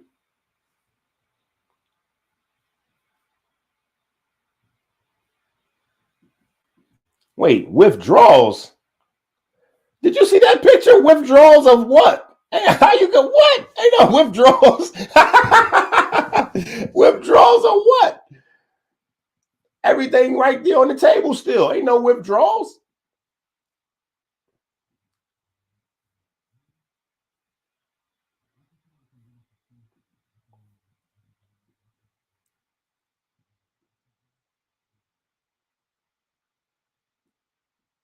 Definitely, Brendan. Everything is getting activated without the chakras. No chakras is involved. Aggression and adrenaline. That might be super accurate. Wait a minute. Come on, Chris. Yo, we got to stop being so disrespectful, man. Chris, you out of pocket right now. Ooh, yeah. The macho man. I mean, to come out. Wait. Ooh, yeah. With Elizabeth. Come on, man. We can't violate Macho Man. He's the one that bring, you know what I'm saying, Elizabeth out.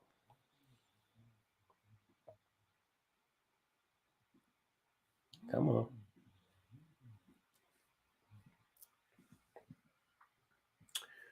Your olfactory system, the oldest sensory system in you got, system in your body that you have, detects aromas. This is so that your body could detect aromatic molecules. Why is this important? Because aromatic molecules are what becomes your pigment system. It's what becomes your neurohormones, your neurochemistry. So things that you snort have they affect the body 3 times. They pass through your metabolism 3 times. 3 times. We're going to talk about that. Very important to understand this aromatic system because this is how they're attacking you with the chemicals too. This is how they're attacking your body with the chemicals too, because the chemicals that they're putting in plants stops the plant's Shikimate pathway, which is how the plants produce aromatic compounds, which is what you use for your pigment, your alkaloids, right? Those are the medicinal compounds. Yeah, all of that comes through that process. Your reproductive, your sexual glands, fluids. Yeah.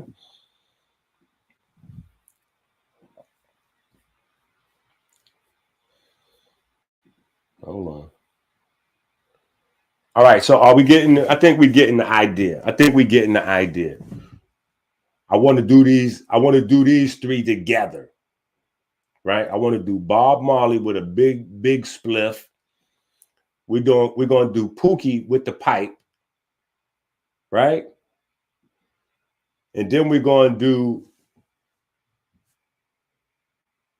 who this was, AZ, Rich Porter, and Alpo, right? Paid in full, right? Let's talk about all three of these at the same time.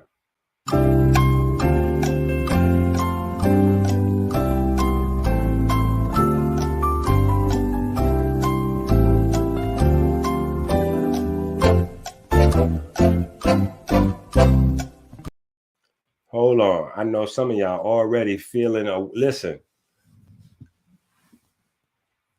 Although I'm sure that he got some real yard inside that bamboo, 99% of what people are smoking today is genetically modified. And unless you smoke, you can't go to sleep. Unless you smoke, you can't eat. And unless you smoke, you can't have sex. If you can't sleep, eat, or have sex without getting high first, that means you are addicted, period. So that whole conversation about herb being a plant and this is and that, nah, that's out the window. That's out the window. That's out the window. And it does hurt. It does hurt. People are getting sick and they are dying from blowing trees. So thinking that is not hurting folks is not a real thing. I had one of my close friends when I was a kid. You know what I'm saying? We got into our teenage, early 20s, and he died smoking weed. You know, and over the years of doing what I do, I've seen many people who've developed issues from smoking weed. You know what I'm saying? A variety of issues. So I'm not saying not to do it, but I'm saying the more you learn about it, the better the cleaner you can have your habit. Right? So remember, I always teach not to tell you to avoid whatever you want to enjoy, but just so that you know how to enjoy it in a safe way and then how to recover from whatever you're doing. You know what I'm saying? We want to be here. We want to enjoy life, but we want to have life. You know what I'm saying? We want to be alive. Yeah. So talk to me about Bob Marley and this spliff. Talk to me about Pookie, right? So talk to me about being addicted to the substance. What is the feelings of substance addiction, right? What's the feeling of addiction, right? And then I want you to do something else for me. Well, actually, let me see what y'all got so far on the feeling of addiction. Let me see what y'all got.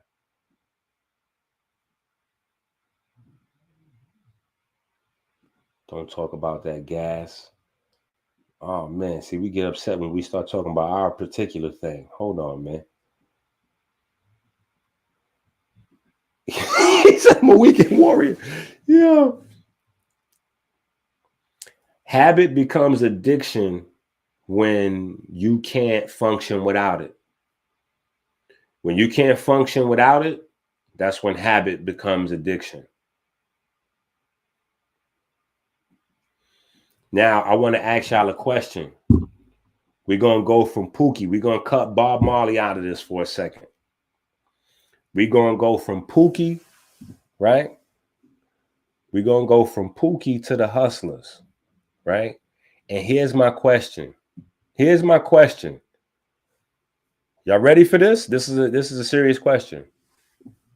We're gonna use crack since we know Pookie smoking crack, but this could be any drug. You fill in the blank: fentanyl, lean, whatever. It don't matter. Or it could be prescription. It could be pharmaceutical, whatever. My question is this: who is more addicted to the substance? The consumer or the dealer? Who is more addicted to the substance, the consumer or the dealer? And tell me why. Go. That did not work. You're going to do that again. Who is more addicted? The consumer of the product or the creator and distributor of the product? Go.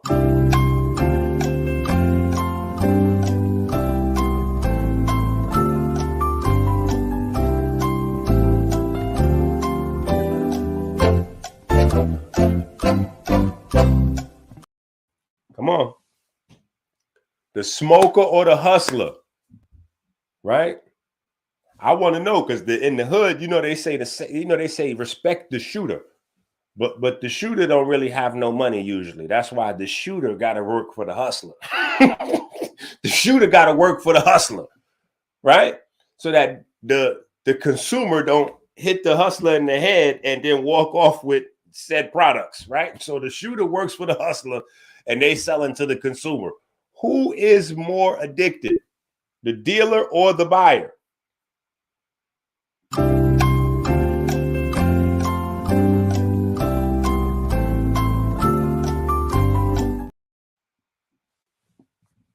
Oh my goodness.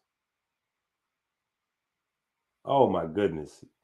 Listen, man, y'all got a lot of YSL shit going on in this here thing here. Y'all look at this here.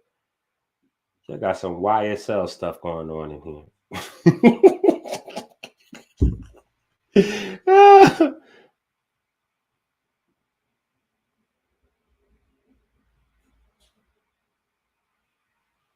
Yeah.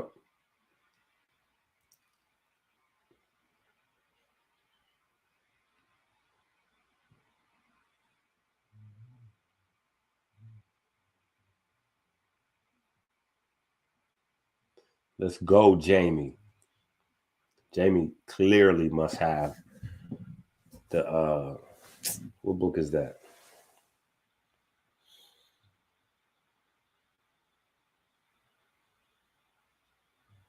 Black Gene Ethics Volume 1, I think that is. I think that's Black Gene Ethics Volume 1. Yeah, that's a book I wrote years ago. I think Jamie is cheating.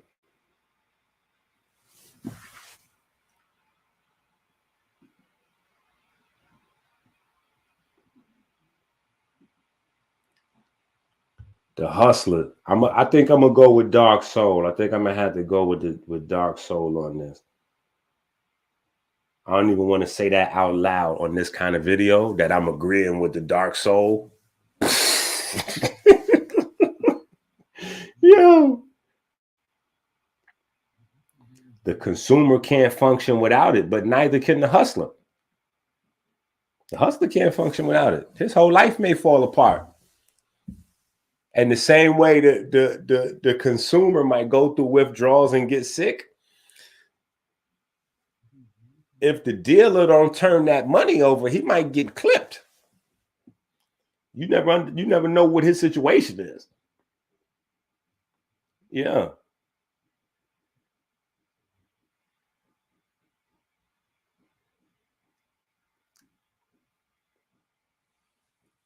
All facts.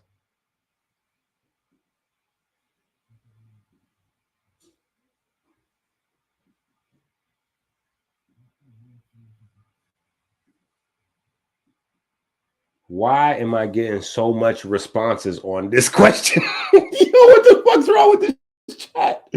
Yo, what is happening with this chat? Y'all are participating way too much on this question here. I'm just letting y'all know that y'all are participating way too much.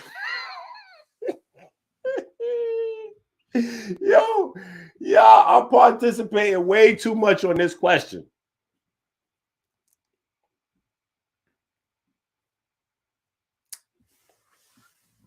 Let's take a look at the comparison real quick, and then we moving, right? Now let's take a look at this, and while we're looking at this, let's just think about the effect on the community, right? Your crackhead purchases and processes micrograms to ounces of drugs per month.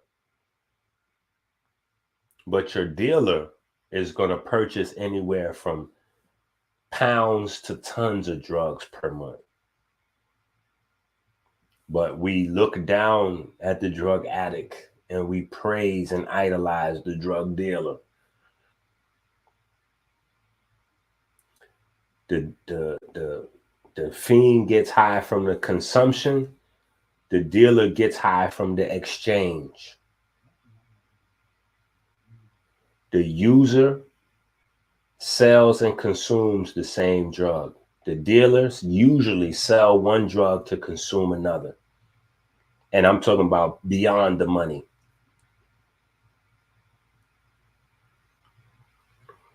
The users work with police because they get arrested very regularly.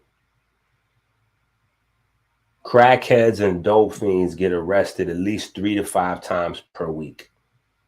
Period. So they always telling.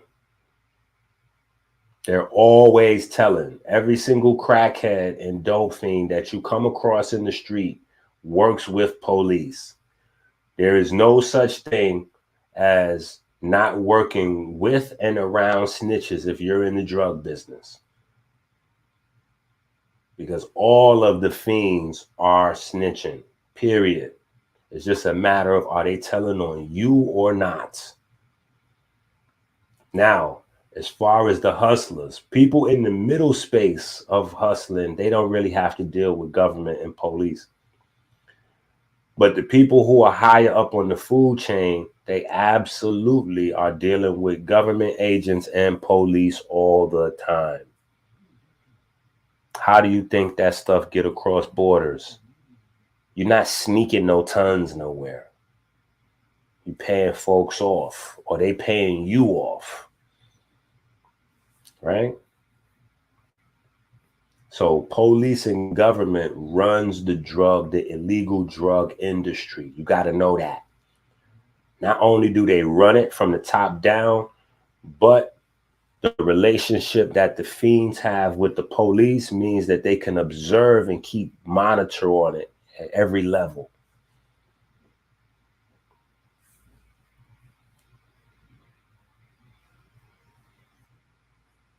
Drug addicts almost never hurt others, even when committing petty crimes for money. Drug dealers, not so much. Just their influence inspires others to violence to prove themselves and volunteer for a job. Right? We warming up. I want y'all to give me the biochemistry right here on Wayne. I want y'all to tell me why Wayne is on this. Talk to me about this lean and these pills here.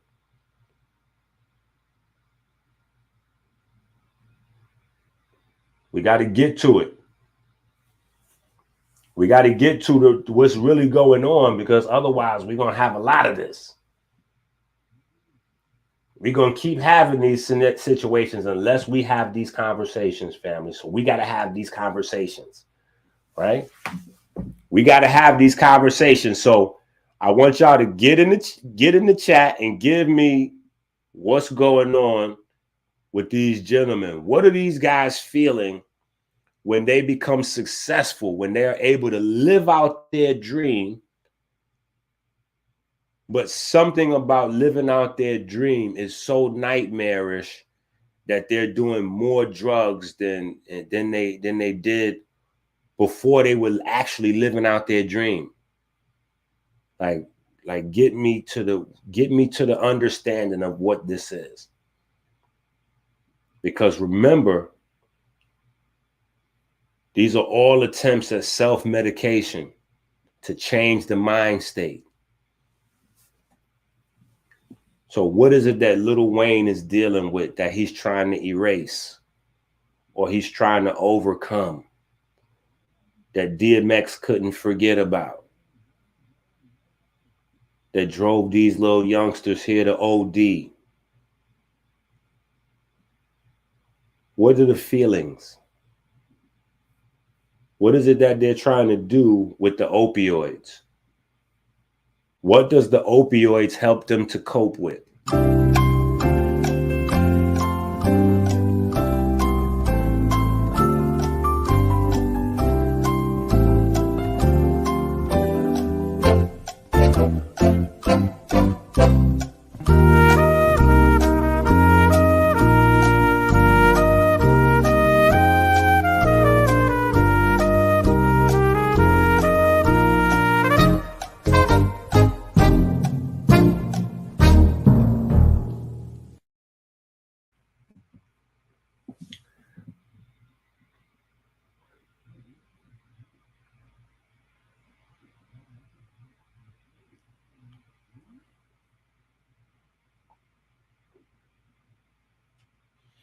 Wayne is a junkie.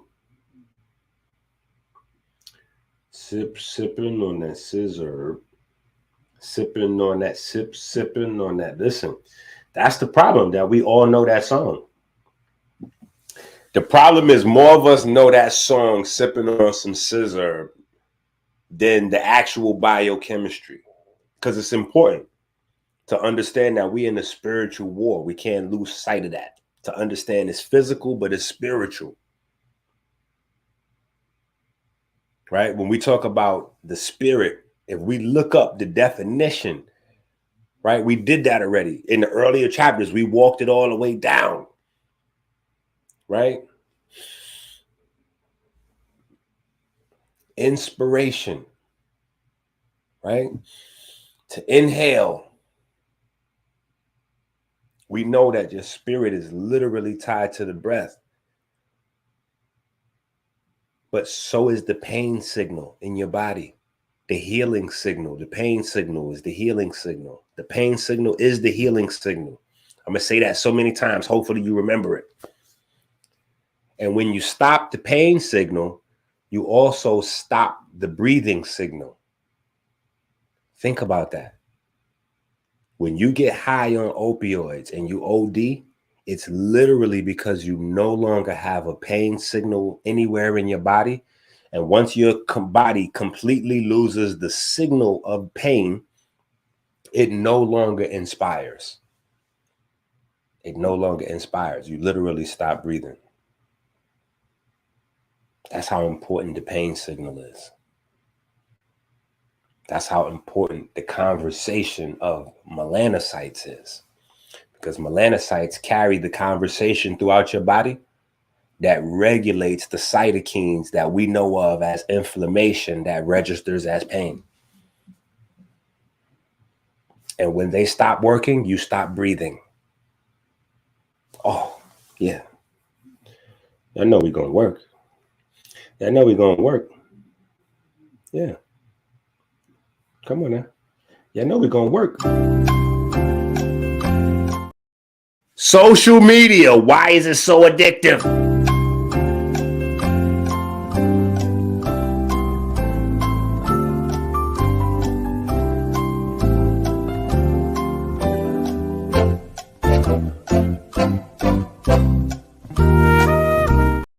Stop thinking you always going to get 30 seconds. Let's go. You got 15 on this. Why is social media addiction so crazy?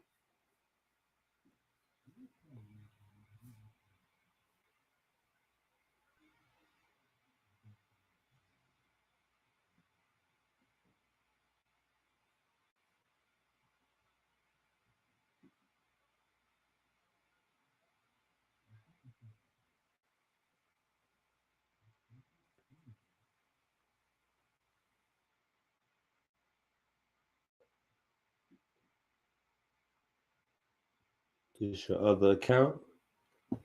But what's your first account? If this is your other account, what's your first account?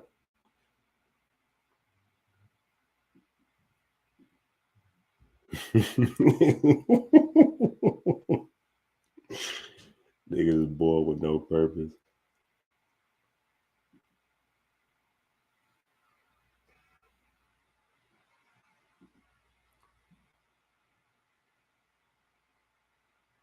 All facts, Jamie.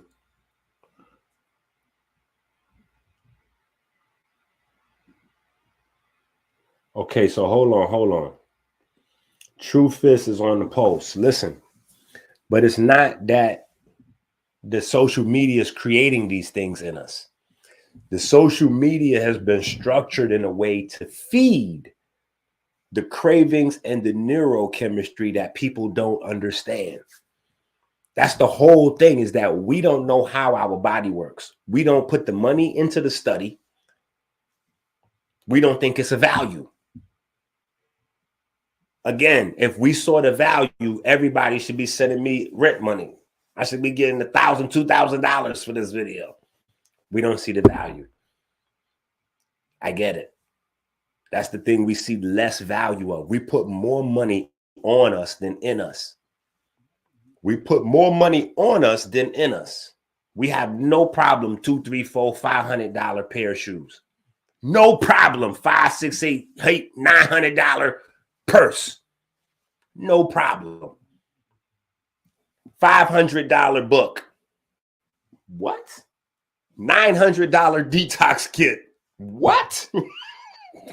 Niggas be like, what? Yo, they be like, what?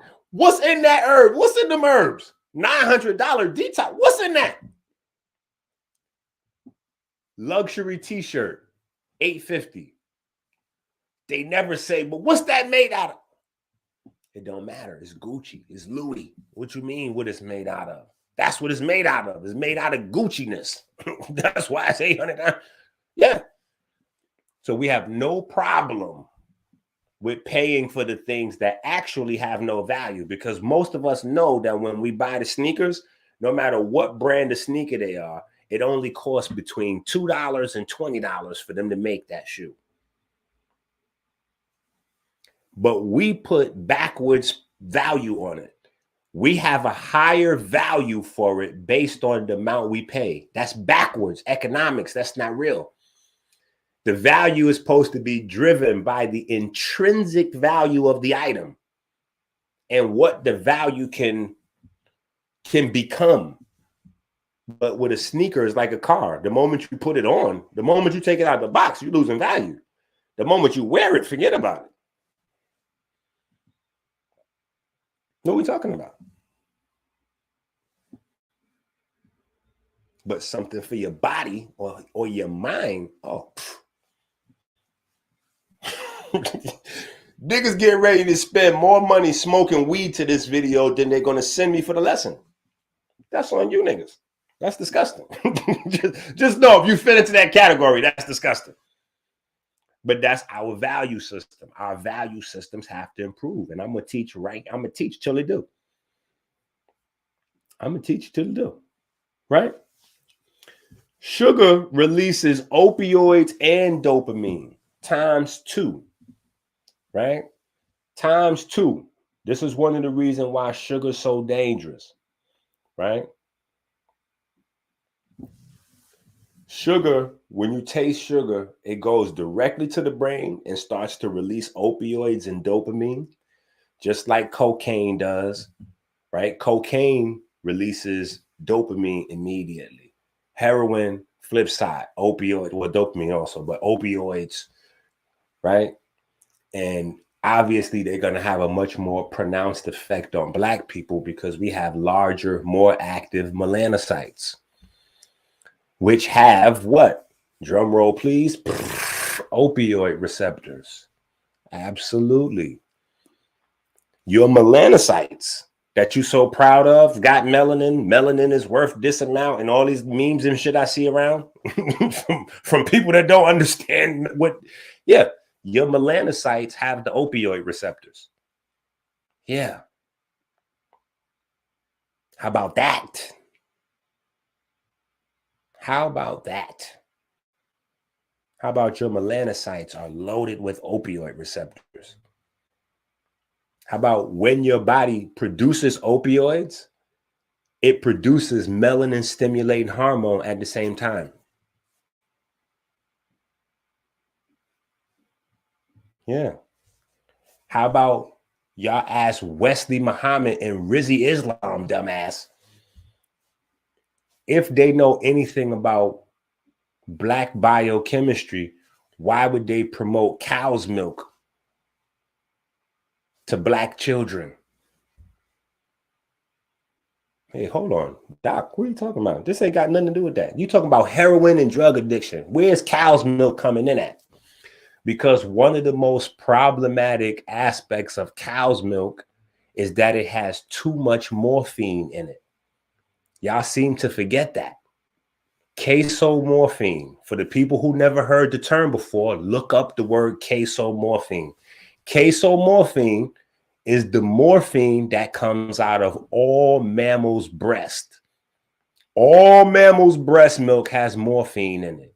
The opioids are natural, but the opioids are weight specific. Listen to what I'm saying. The opioids are weight specific. This is the thing inside the breast milk that makes the baby go to sleep after the baby gets a full up of breast milk. So anytime you have a baby, the baby breastfeed, the baby gets sleepy and goes to sleep. The baby's getting sleepy because the baby is high than a motherfucker. Pardon my French. Your baby is doped up. You just hit him with that, you know what I mean?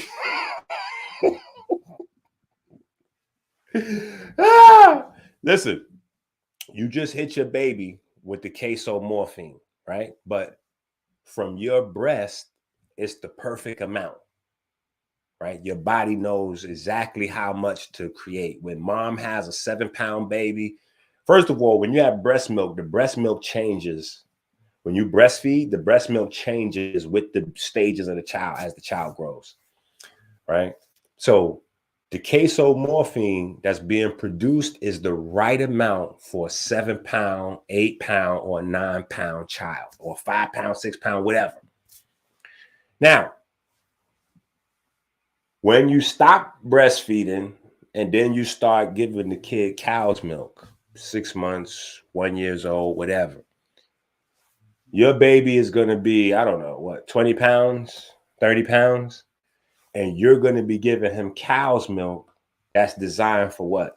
A 90-pound or 100-pound calf, 150-pound cow. You're giving that much casomorphine to a 1-year-old or a 2-year-old. Yeah, think about it. What part of the cheese do you think? Why do you think the cheese always makes you want more and more and more? How do you think that you could sit down literally and eat a whole pizza pie?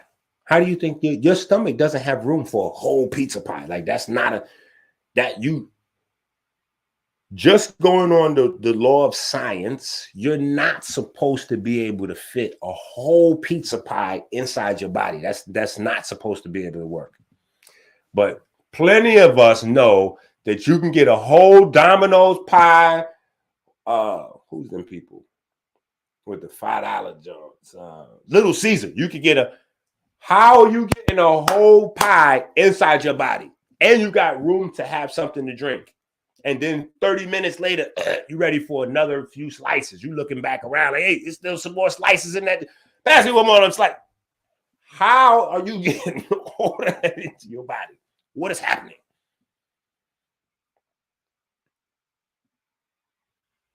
Yeah, what's happening? All that cheese is loading you up with morphine.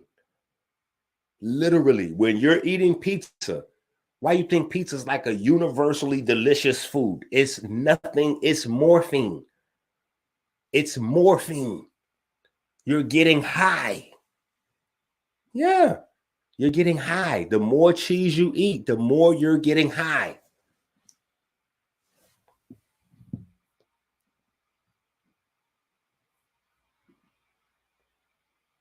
Hold on. Let me put it on the screen for you because I know maybe some people haven't heard of it before. So I'll pull it up on the screen for you.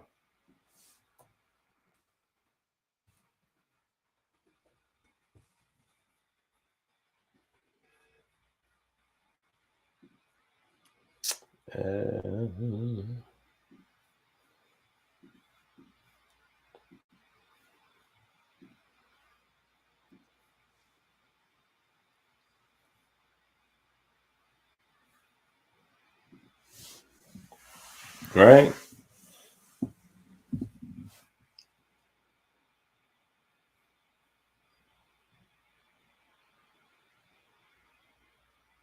So without even getting into the mTOR pathway and cancer and all kinds of other conversations or hormones, you know, you're giving the wrong hormones for the, actually, that might be relevant also.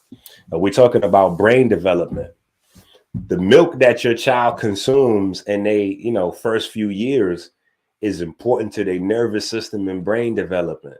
So if you're giving them animal hormones, that those animal hormones is directing their brain and nervous system to grow and regenerate like an animal. So you people really may have kids. I tell people all the time, I don't have kids, I have children. But if you raised your babies on cow's milk, you probably do have kids. But this is the term right here anyway, right? So that way we can look it up for the people that's unfamiliar, right? But we gonna go.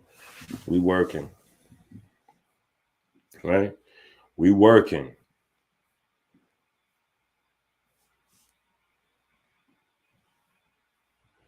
Every part of the brain is replaced every moment of our existence, right?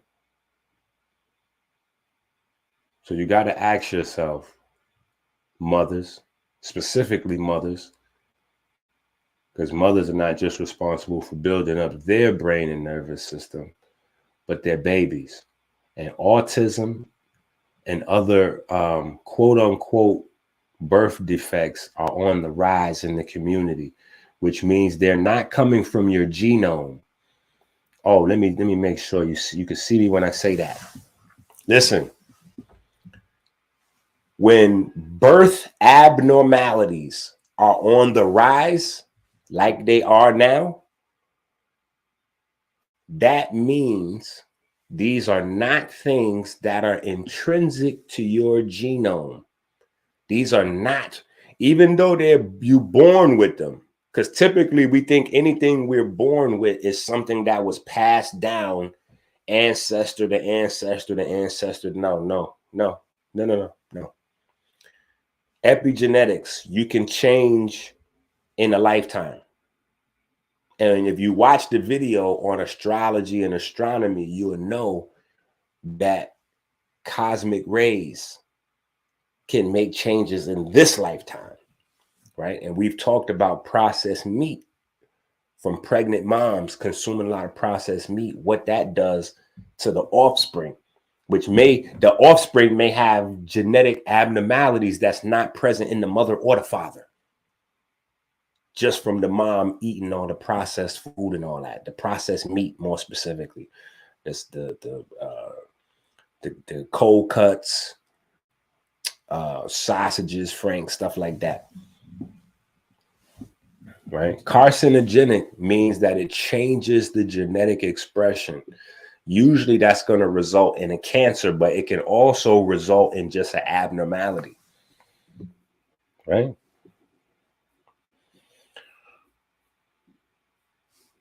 Right? Now, here's the brain cascade from sugar. Here's the brain cascade from sugar.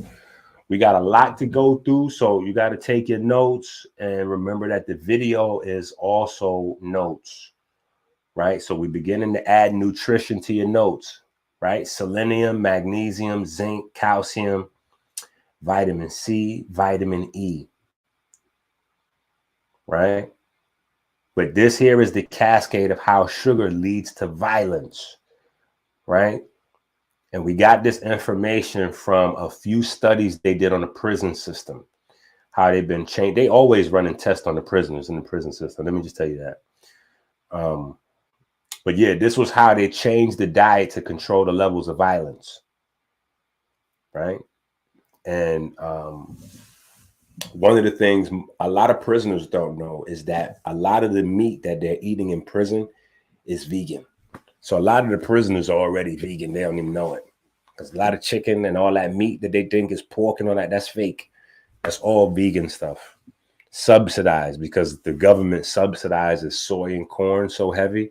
And most of the low quality vegan meat substitutes is soy and corn. It just makes sense for them to give those vegan fake meats to the prisoners and the college kids. The college kids eat the same thing as the prison system. For better or for worse, you figure that out. But the food companies that make the food companies that work in the cafeterias of the college campuses are the same food companies that work the prisons. Yeah, with the same food. Right? With the same food. Now, this is what our children are dealing with. Our children are dealing with this. Right? And I got onto this when I was at Cleveland State University. I was getting ready to do a lecture at Cleveland State University, and one of the brothers there asked me if I had got a hold of Umar's book and could I answer some of his questions. And the specific questions he asked were similar to what I'm asking you guys. He wanted to know if there was a biochemical reality behind conduct disorder, behind oppositional defiant disorder, ODD. What was the biochemistry and things that he could watch out for behind ADD and ADHD? You know, if I could simplify it. So I went through all my research and simplified conduct disorder to pre-diabetic sugar imbalances, ODD to MSG and excitotoxins, ADHD and ADD to artificial sweeteners. Artificial sweeteners.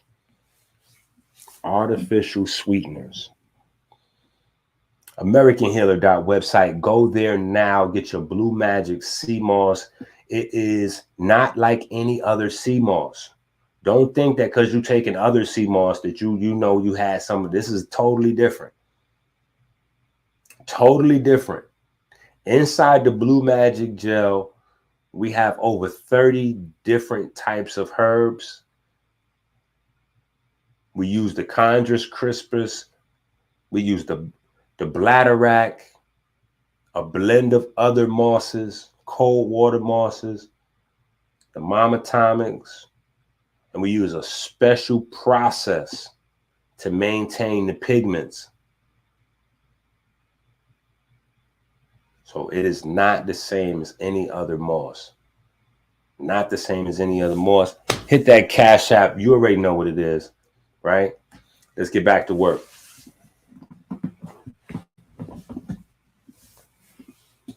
What is the biochemistry? What is the biochemistry associated with this picture here? Or this picture here? Warning. People that have rare taste are not mentally insane. They are very dangerous, but not mentally insane. These tastes can come from the way their brain is wired, or it could be something they gradually learned. But they are turned on by extreme violence and sex. Beware of those people around who watch extreme pornography or extreme videos of beheadings and motorcycle accidents, etc. If they aren't groomed to become coroners, embalmers, dentists, surgeons, etc., They will need to get their specific type of high sooner or later at someone's expense, especially if they become cops, correction officers, caretakers of children. You won't know till it's too late, because they don't show any signs of being crazy, simply because they are not crazy.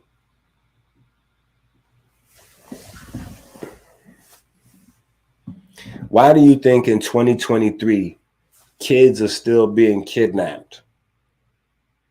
Little girls are still being taken advantage of. Ladies still getting raped. Men getting raped. Like, well, how do you think this is happening?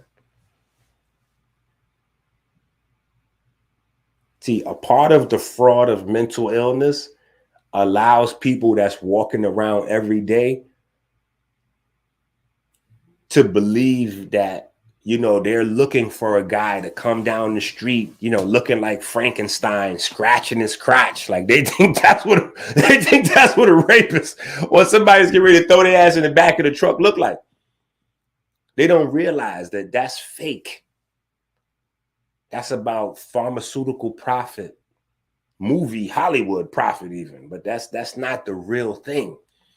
In real life, it's the guy that's telling you the black woman is God that you gotta watch. Yeah, that's gonna be the one that's gonna wind up being the rapist or the pedophile, right? Or the guy that's telling you he's some type of economic guru. That's gonna be the one that might steal all your money. But these are people that's gonna be very attractive. They'll be funny. They'll be nice. Your neighbor, or your uncle, right? The lady you work for down the street, she invited you over to do whatever. And, next thing you know, she offered you something to drink. You had whatever, went to sleep for hours. You woke up, you don't know what happened to you. Yeah. Don't think ladies is not taking young boys passive aggressively. Oh, come in, let me pay you a few dollars to cut my grass or something. Come fix this. Yeah. After you do a little work, they come with the drink. You thirsty? You drink that. Oh, yeah, it's hot probably. You probably, here, take a break and sit down right there while you enjoy your drink. Man, you didn't hit that drink. And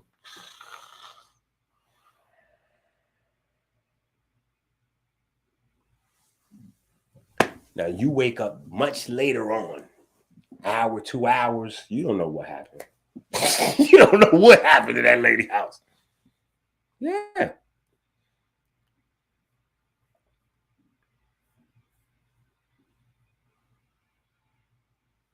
Come on, we got to deal with this. Come on. We still working. This is still class participation. Class participation, people. Let's go. Catch up. Make sure we get them thumbs up. We need the thumbs to go up. Now, this is class participation. I want y'all to pay attention and participate here. This is Dame Dash.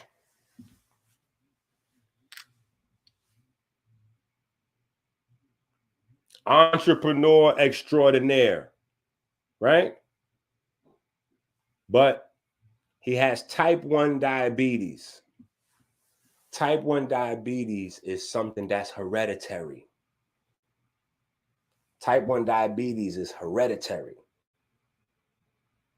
You can get it in a lifetime, but it's also hereditary. So,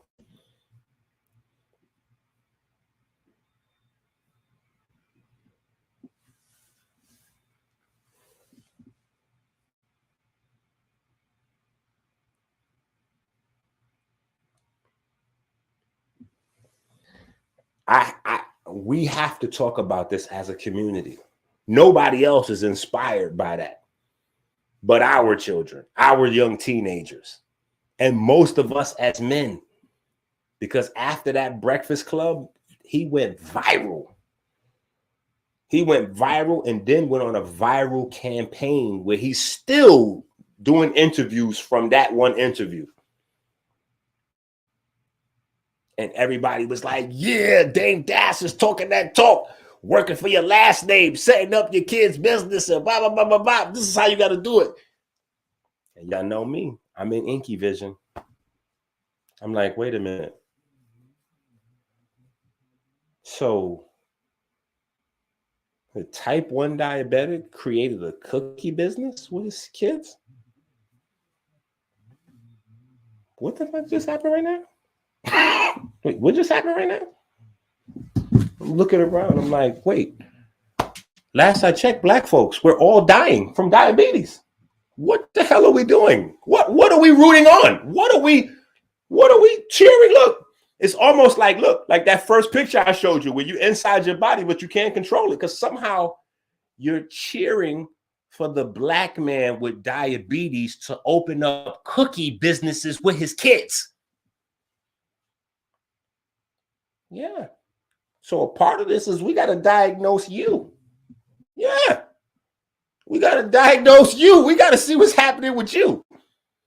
I need to know how you are cheering on a type 1 diabetic. And it's important for me to say type 1 because that's hereditary. So why would you be cheering on a type 1 diabetic to open up a cookie business with his kids? Yeah, I just want to know that. Why would we be proud that a type 1 diabetic has alcohol businesses to sell sugar? Like he has sugar businesses, liquid sugar businesses, solid sugar businesses. Why would a type 1 diabetic in a community of diabetics sell sugar?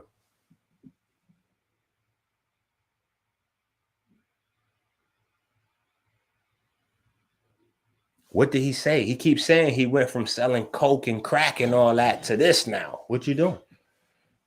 You're a diabetic selling sugar to niggas.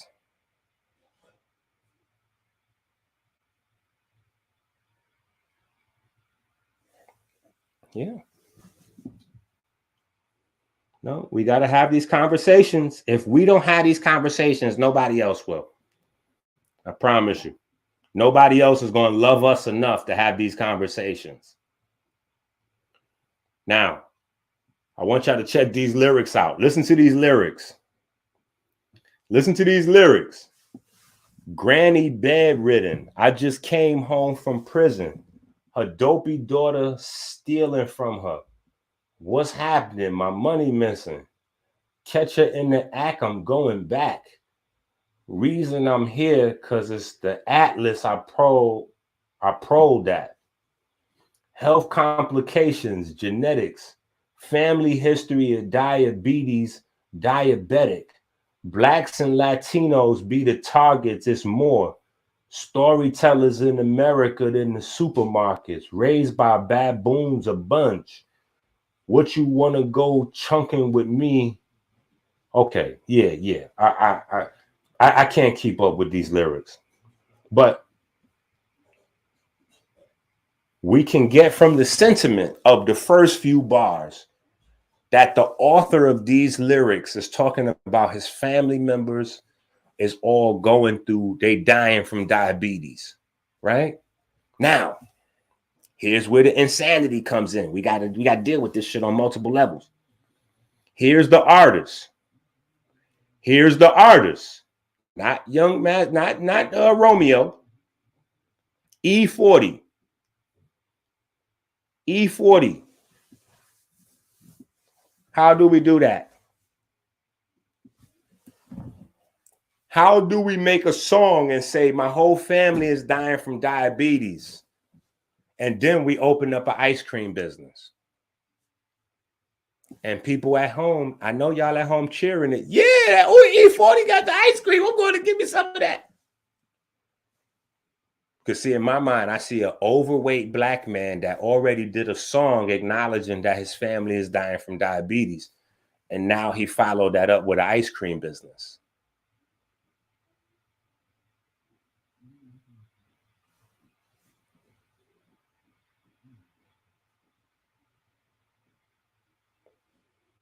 Yeah. In y'all minds, y'all would judge a crack dealer harshly, but you won't do anything to the person. You won't say anything about the diabetic that opens up a cookie business with his kids. or the diabetic that opens up an ice cream business for the neighborhood. Because to me, that's the same thing as somebody with AIDS getting mad that they got AIDS and just having sex with people unprotected on purpose. That's what that sounds like to me in my mind. When the diabetic opens a cookie business or an alcohol business or an ice cream business, that sounds like the same as I'm going to get everybody sick on purpose. Oh, I got this. I'm going to spread this to everybody. I don't see how that's a powerful statement for the community. That looks like insanity to me. Right? So maybe we diagnosing me. Maybe I'm the crazy one. It could be me.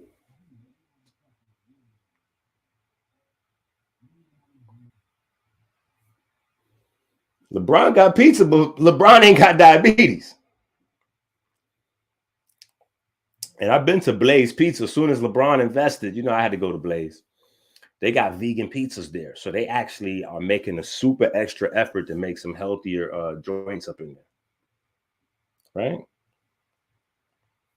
But I'm just trying to figure out, we got to talk about this insanity of entrepreneurship coming at the expense of Black people. And these are the people that are supposed to lead us to financial freedom. Financial freedom coming on genocide is not financial freedom. It's finance, but it's no freedom attached to it. There's no freedom attached to finance that comes from genocide.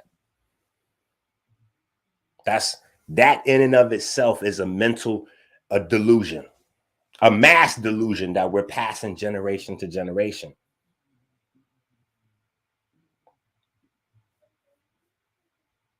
A mass delusion we're passing generation to generation. Right? Romeo and Master P are arguing over who's getting the most profit off of the genocide. Yeah. E40, Master P, Dame Dash, they could have invested with me. We could have put CMOS everywhere. Or they could have invested with anybody and put some vitamin B somewhere or this or that or whatever the case may be. It's 1,000 other options besides sausages, ice cream, cookies, ramen noodles. Like, nah. No. In a community where we're dying from metabolic illness at an alarming rate, we're literally going extinct. We're aborting more babies than we're having. How are we applauding niggas that open up ramen noodles businesses? I gotta ask. If we don't have these conversations, this nigga selling ramen noodles, bro. What the fuck? What? Huh? Yeah, entrepreneur. Oh my God, he's killing it. He's selling ramen noodles. What? What you talking about, Willis? No. Yeah, no. Yeah, no. Somebody got to start drawing a motherfucking line somewhere. When you a real entrepreneur, it's more than just going into business for yourself. An entrepreneur can create a new market. An entrepreneur can create a lane for himself and maintain it. You ain't got to jump in the lane that already exists. If liquor is already selling and you get a liquor to sell, you're not really that much of an entrepreneur. You're just a follower. People are already addicted to liquor. So you just jumping on a corner that already got customers. That's not a real hustler. The hustler is the guy that could take a neighborhood or a corner, so to speak, where there is no customers at and then turn it over and make it pop right there.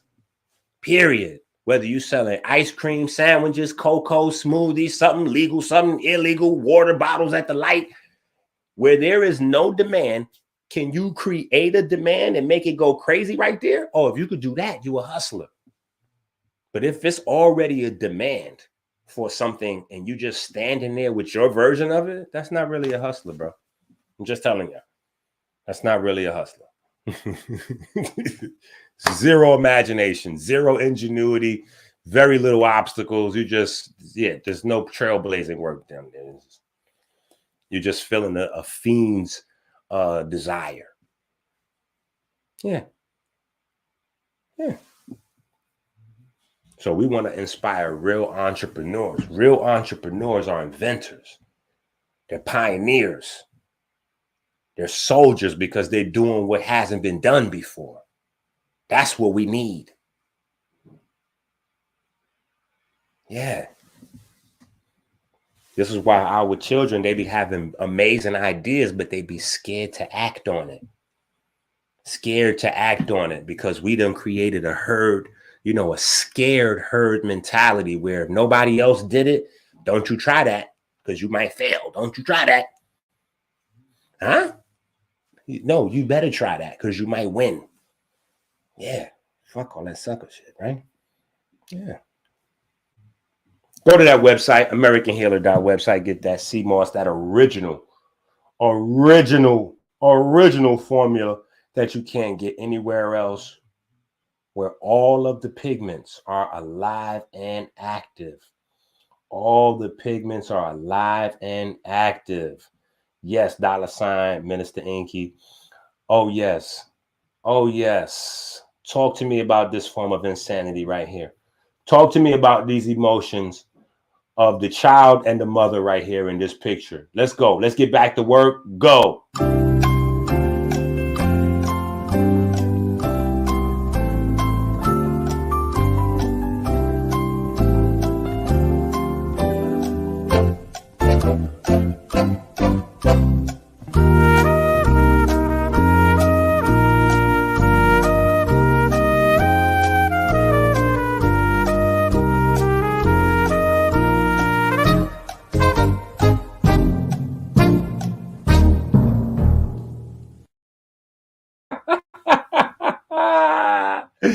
Yo, y'all better not say nothing about them, man. Y'all better not say nothing about good times, man.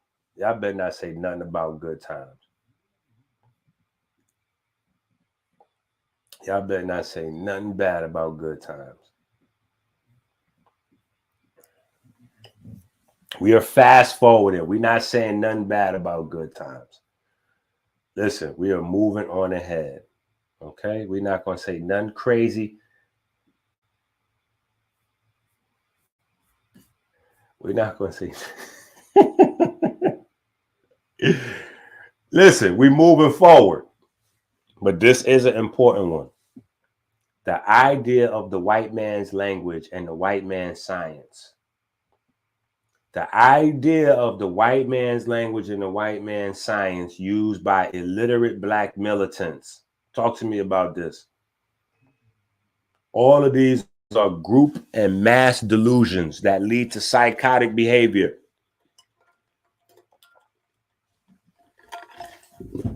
I'm laughing and joking, but remember, I'm not playing. There's a reason why you don't know your history. There's a reason why your colonizer does not give you your history. You say to yourself, oh yeah, because the colonizer doesn't want you to empower yourself. But what are the actual phases that empowerment would look like? Like if you actually started to get your actual history and science back, what would be the steps to self-empowerment? Like how would that go? On the flip side, when it's taken away from you, how does it cripple you? What kind of mind state? How does it cripple you?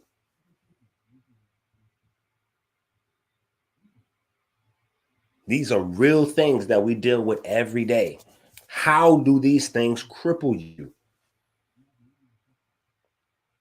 When you believe, like when I was teaching French last year, I got so many people say, oh man, you teaching the white man's language. French is a white man's language. I'm like, hold on. You niggas got smartphones. You got too many smartphones out there to be so dumb.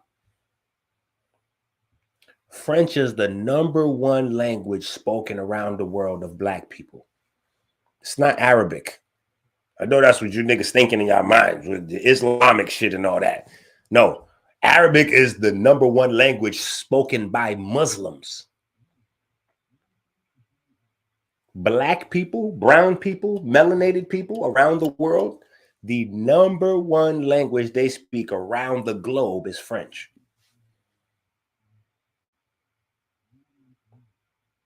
Or dialects of French. Yeah.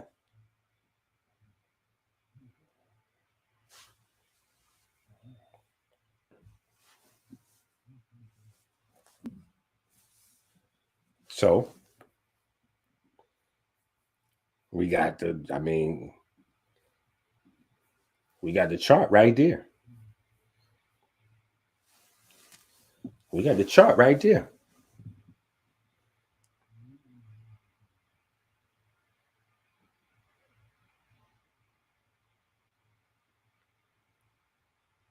We got the chart right here that shows you what's what.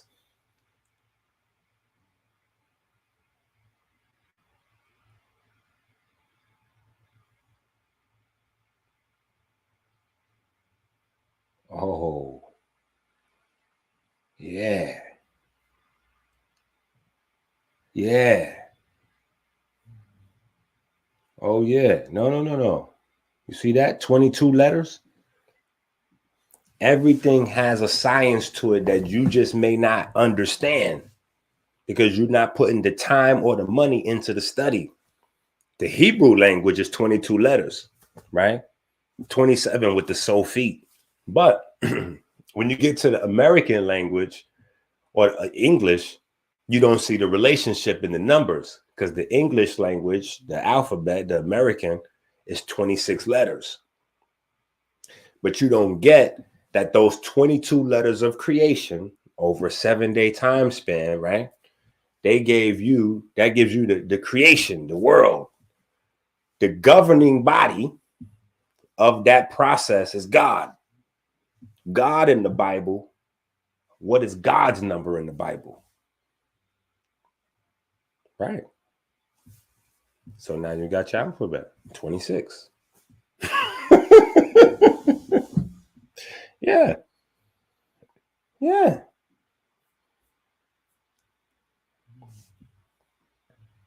Come on. Let's talk about a few more things. Forms of mental delusion that we see every day in our community. Right? Conscious men and conscious women. If I'm lying, I'm flying. Conscious men, especially on Black YouTube, they support rapists. They support pedophiles. They support deadbeat dads. They are very anti-family unit. But they are conscious. And me, I be saying, how, Sway? How can people that support rapists, pedophiles, or deadbeat dads be conscious? How are you conscious if you're anti-family? You have conscious women in their 40s and 50s that don't have no kids, that don't want no kids. How then are you considering yourself to be a conscious woman? How, as a woman, do you support pedophiles and call yourself conscious? How do you support deadbeat dads and call yourself conscious? Okay, wait a minute, Doc. But we don't know if these people is deadbeat dads or whatever you saying. I could tell you how you know if they deadbeat dads or not. It's very simple. If they have 5 or 10,000 hours worth of videos up, meaning you've been watching these niggas do videos, hour videos, 2-hour videos, 3-hour videos for years and years and years, and you don't know nothing about their kids, but you've been hitting the Cash App, filling it up, going to their website, buying up a whole bunch of shit, and you don't never see them with their kids, oh, that's a deadbeat dad. That's a deadbeat dad. And you supporting them. Yeah, of course. So how can you be conscious if we're not supporting the family unit?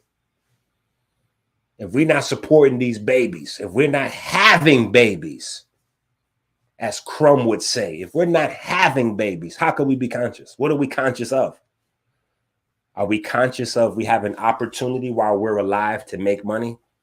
Is that what your life is worth? The opportunity to make money, get this paper, money over everything, shit like that? Or is your life an opportunity to create more life? And in the process of creating more life, create some means of income to support the lives you're creating, but not live to create income.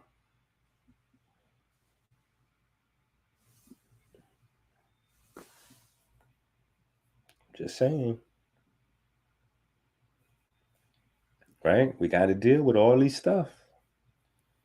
We got to deal with all this stuff. Right? More insanity from the community. We are slaves to corporate America. Now watch this. We can get freedom by investing in our slave owners. And look at me over here. Huh? Huh? Huh? Yeah. I've been watching. I see the YouTube joints. Yeah. Earn your freedom, all that. I see them. How, again, is my question. Just like the diabetics that got ice cream and cookie businesses. How is it that on the one hand, they're teaching you that you're a slave to corporate America and your social security number and this and that and the UCC and blah, blah, blah. How are they teaching you all that on the one hand and then telling you that the financial freedom is going to come by learning how to do these investments and day trading, and I can get you in and out and sell on the blue and buy it on the red and huh? Wait, the way out of enslavement by these corporations is to invest into the corporations?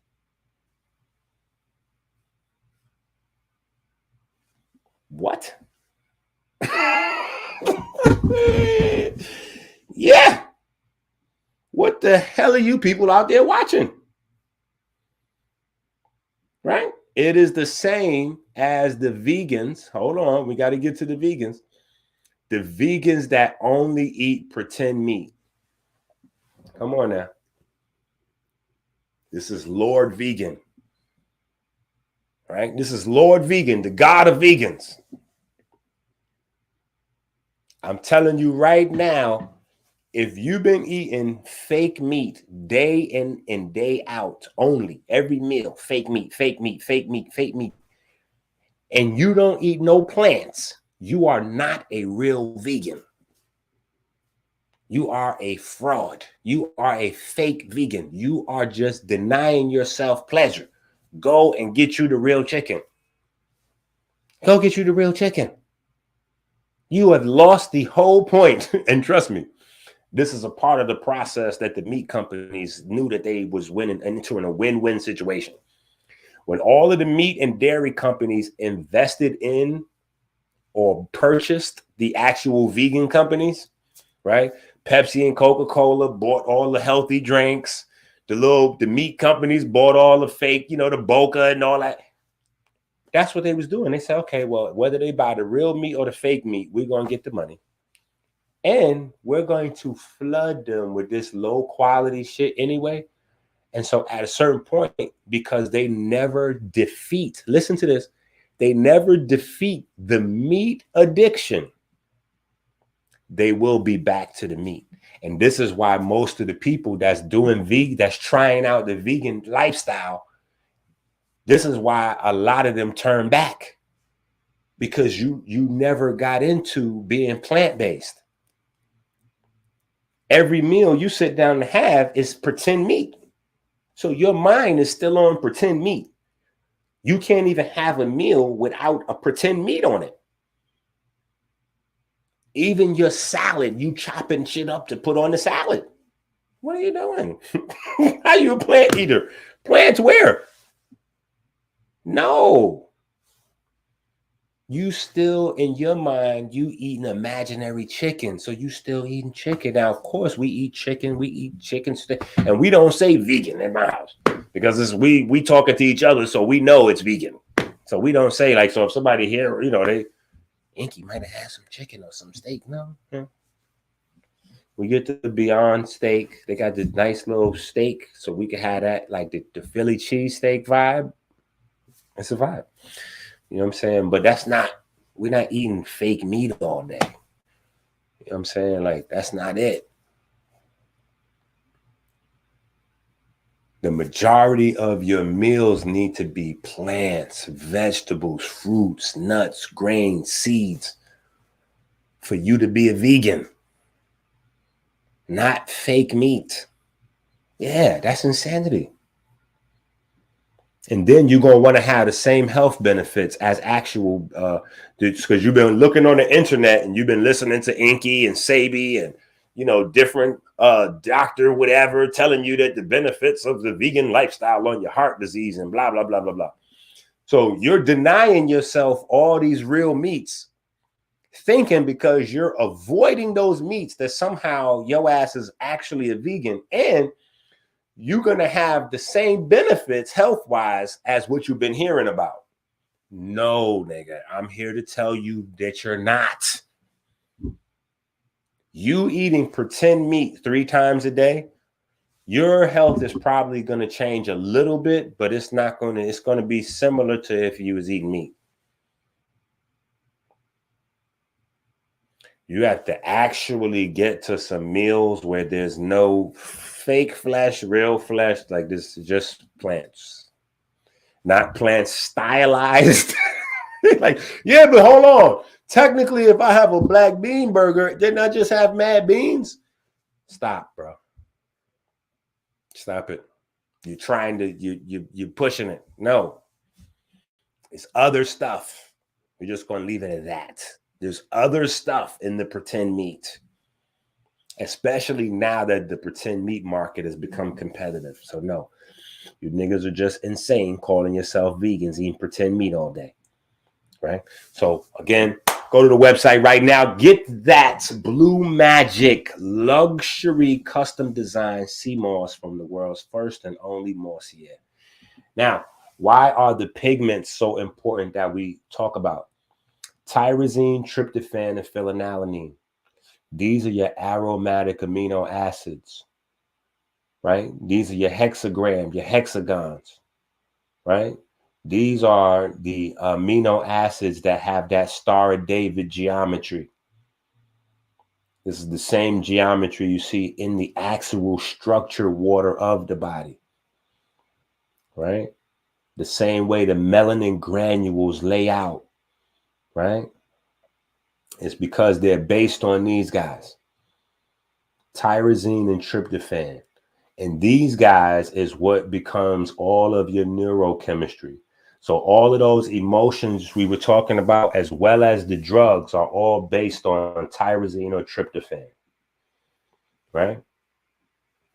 Now look at your steroid hormones. You see that hexagonal structure? That's very important for the absorption of light. Very important for the absorption of light. And that's why these guys are so important.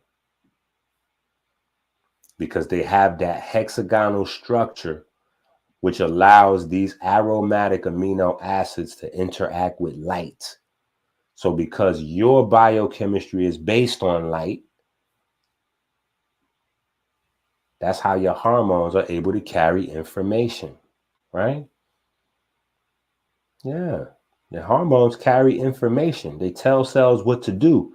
So we tend to get caught up in the physical structure of the hormone, and we forget about the information that the hormone is carrying. Hormones give instructions to your cells.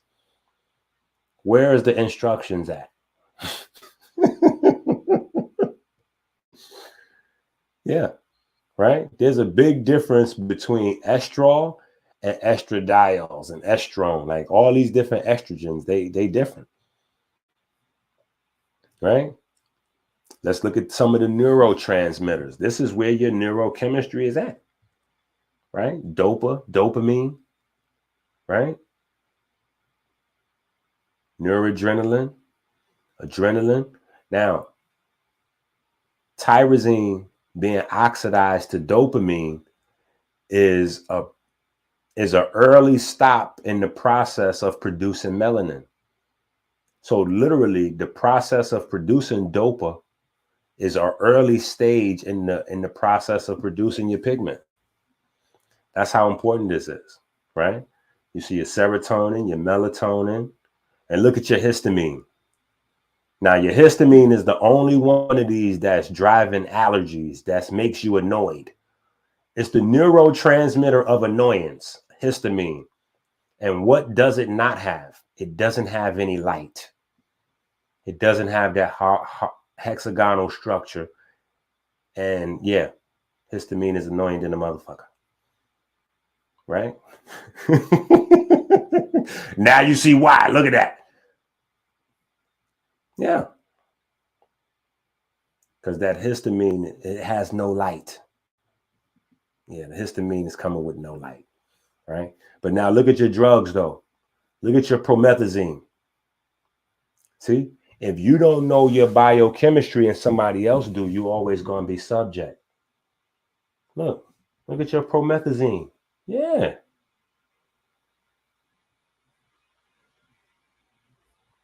Yeah.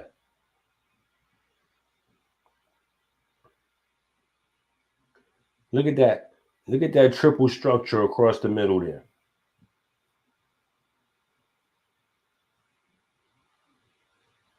That's the zine. That's the azine, right? That triple, that's that opioid structure right there. That's that opioid structure, that triple hexagon. That's the opioid structure. Yeah. Yeah. So look, they know how your natural hormones is designed,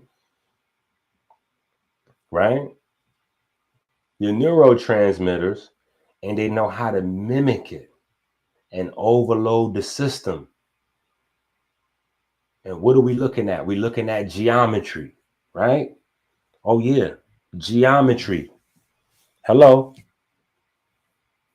We're looking at geometry, right? Now you see how Solomon was able to get the wisdom of the world with one shape, right? The wisdom of the world with one shape. That's why it's called Solomon's shield, because that one star David carries all of the information for all biochemistry. That hexagonal structure right there. All biochemistry works only because of this. Period. It only works because of this. And this is what the pesticides attacks. The Shiki-Mat pathway in the plants is what produces these, because humans can't produce these. So this is why we got to eat plants no matter what. And this is why anybody telling you about some type of breatharian shit is full of, this BS. Breatharians go right along with the chakra niggas. But actually, no. I can't violate the breatharians like that. They don't go with the chakra niggas. But it's definitely both fraud. There's no breatharian, right? There's no higher mountain that you could go up on and live off of the sunlight because it's pure and you got the melanin. Stop it. Okay? Your melanin is predicated on the constant supply of tyrosine to refresh and replenish your melanin. So if you don't eat the plants, your body doesn't make tyrosine, right? You're going to need to get that from somewhere. You're going to need to get the tryptophan from somewhere. Plants make that. So if you don't consume the plants, you're not going to have that supply of melanin that you need, right? That will allow you to get the nutrients from the sun and all this other, Yeah. So yeah, you might be able to be a breatharian for like 2 weeks. Right? Anyway, if you don't know your own biochemistry, somebody gonna pimp you. And this is why I'm saying it ain't no freedom without this science right here. Right? Look, it's insulin. We're not off subject. Here's insulin. Look, this is all related. If you think for 1 second anything is off subject, that's because you don't know enough about your body to understand what's happening. But if you only been high off of weed, you may not know. Cokeheads, crackheads, dope fiends, forget about it. They hit the kitchen like a fucking, excuse my language. They hit the kitchen like they hit the kitchen like it's insane, scrambling for sugar like it's the actual drug they addicted to. So you think what you go through during the little munchies or whatever is bad. You have a little half a pack of Oreos. No. Crackheads and dope fiends go crazy for sugar. Yeah. because it's the next thing to keep the monkey off their back. It's an easy way to produce opioids and dopamine to keep those receptors at bay until they can get another fix. Yeah.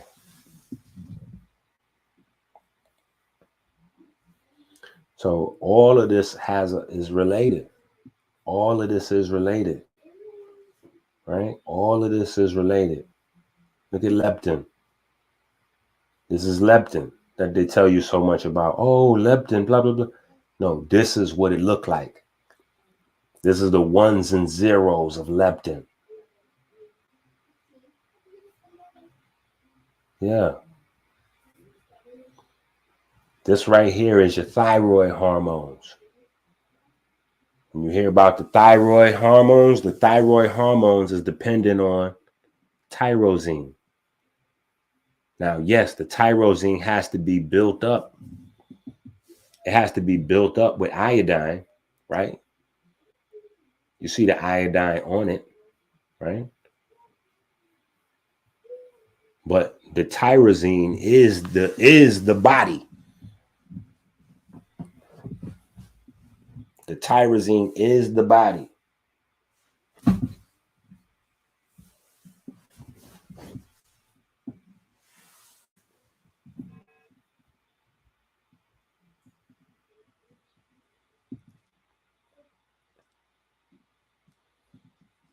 Look, this is how you regulate salt in the body. Aldosterone. Look at them hexagons. Look at ATP. Right? Get a close look at it. This is your ATP you hear about. Right? These niggas don't really know none of this science, I'm telling you. Every mole of ATP that is hydrolyzed releases 30 kilojoules when the bond is broken. Kilojoules is the energy released from calories.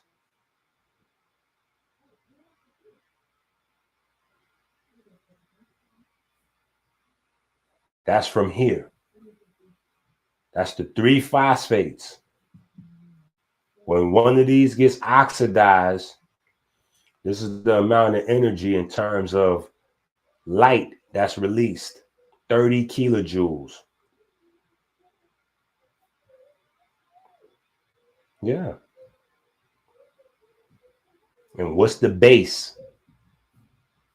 The adenine. The adenine is the base.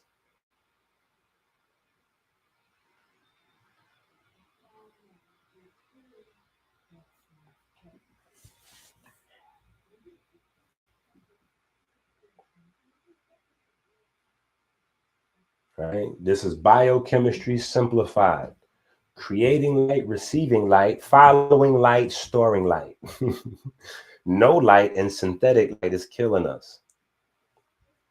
This understanding became the information that we use to create what you know of as the detox kit, the chemiluminescence, the swatch atomics, right? Understanding this relationship of light and how light is able to drive your body's most intimate machinery.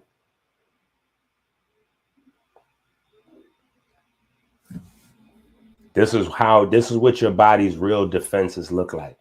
Most of these guys on the internet selling you detoxes, they don't know what a keep one molecule is or NRF2. They don't know what this is. That's why I be saying I done forgot more about the human body than these niggas have ever learned. Yeah. This is for your homework. This is in the book. Right? Okay. Right? I want you to see these things though. You see the cocaine right here, right? You see what's on the cocaine right there. Look at heroin. You see the 3 hexagonal structure? 1, 2, 3.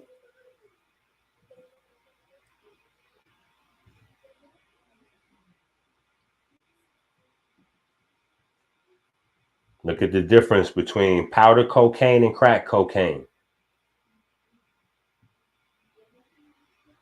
Can you see a difference? Almost none.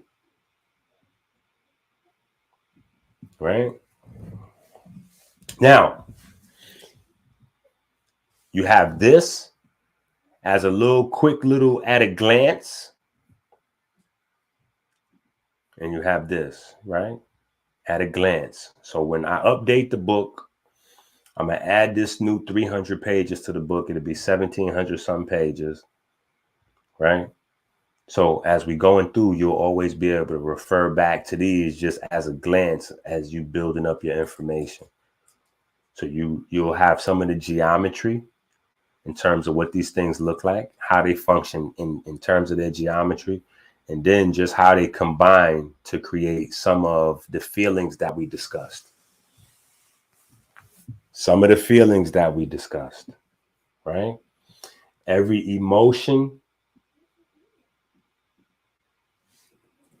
changes blood flow and brain electric cascades.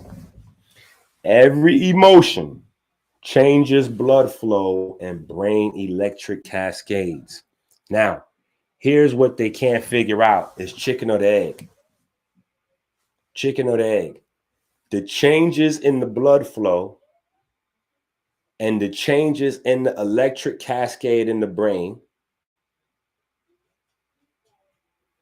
they can't figure out, is it the changes in emotions creating them, or is it the changes in the blood and the electric cascade changing the emotion? And each one works. So it's inseparable. We give you insight, what most people don't know about it anyway, so they can't really give you insight. But if you learn about it, it'll give you insight again into the fraud of the mental health industry. The number 1 and number 2 most popular basic drugs in the mental health profession is vasodilators and vasoconstrictors. Vasodilator, vasoconstrictor. If mental health was a real thing, why would the medication be to change my blood flow? If mental illness was a real thing, why would my blood flow matter? And why would actually changing somebody's circulation change their mental state? Because it works. For some situations, when you constrict the blood flow to the brain, when you slow down the blood flow to the brain, the person's mindset changes. When you speed up blood flow to the brain, the person's mind flow changes. The brain becomes more electric, less electric. Neural networks start to go, become more active or less active. So if mental illness was a thing, why would they be giving you drugs to change your biochemistry? Remember, we had somebody in the chat ask earlier, said, make the statement that emotions and mind state is not connected to chemistry. Crazy. But that's why we're here teaching. Right? So this is what we got to know. Yeah, this is the real shit. Right? Lust. Right? We was looking at the lady on the pole. Lust. We got lust. Right? We got attraction. Somebody said she was getting wet. Right? And then when we had the guys that was calling home, people was talking about missing people, right? So we got attachment. This is the biochemistry of these things. Lust has a biochemistry. And guess what? If the biochemistry is not right,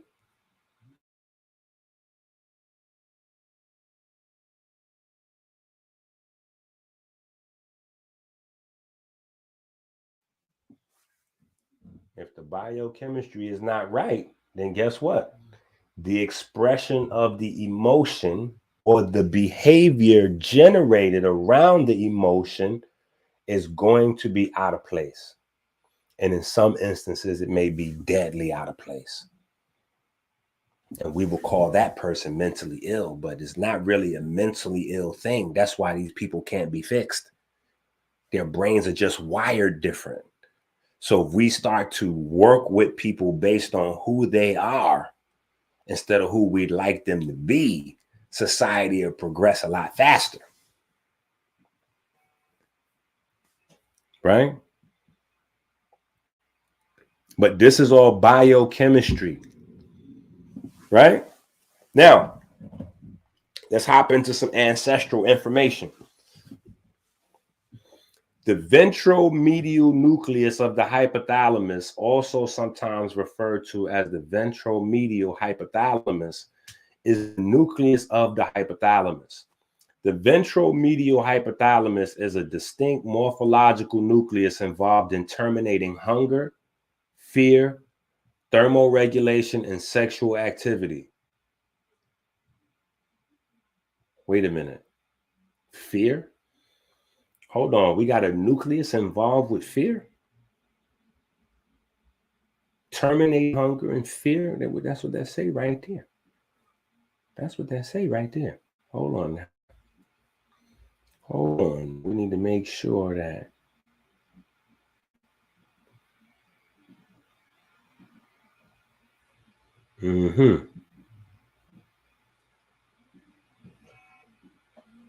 the third ventricle is a narrow funnel-shaped structure that lies in the center of the brain. It lies below the corpus callosum and body of the lateral ventricles, between the two thalami and walls of the hypothalamus, and above the pituitary.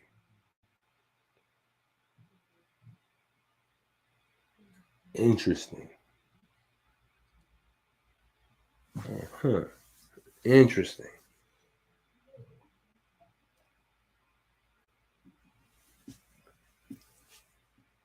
So this right here, just keep this in your mind, that fear, we got a nucleus for fear. We have a nucleus for fear. Fear drives a lot of our behavior. We have a nucleus for fear.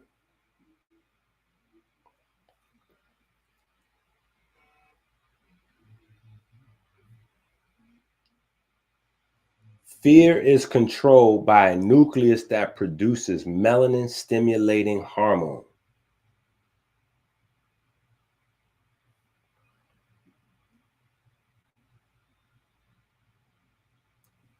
Wait a minute. Let me go back and read that. Did we miss something? Did we miss something, people? Oh, we did. We missed something sitting in the middle of the page. The ventromedial hypothalamus is a distinct morphological nucleus involved in terminating hunger, fear, thermoregulation, and sex activity via MSH and POMC. This is what Rudy was talking about in the chat earlier. He said melanin secreting hormone. He meant melanin stimulating hormone. Okay, so wait a minute. Hold on. Before we get to the baboons and the lake of fire and all that, hold on. Let's just deal with this. The opioid receptors in the melanocytes, and then we also got fear being controlled by melanin stimulating hormone now. Okay, black folks, I'm gonna need y'all to wake up. I'm gonna need you niggas all the way in the back row to perk up. This is real brain chemistry right here. This is why you're looking for the drugs, to alter what's going on in your brain instead of being able to do it yourself. But when you take the drugs, you don't know that every chemical is going to have side effects. Every chemical is going to produce resistance. When you get melanin concentrating hormone resistance, you get diabetes, just like insulin resistance. When you get dopamine resistance, what does that lead to? When you get GABA resistance, what does that lead to? When you get serotonin resistance, what does that lead to?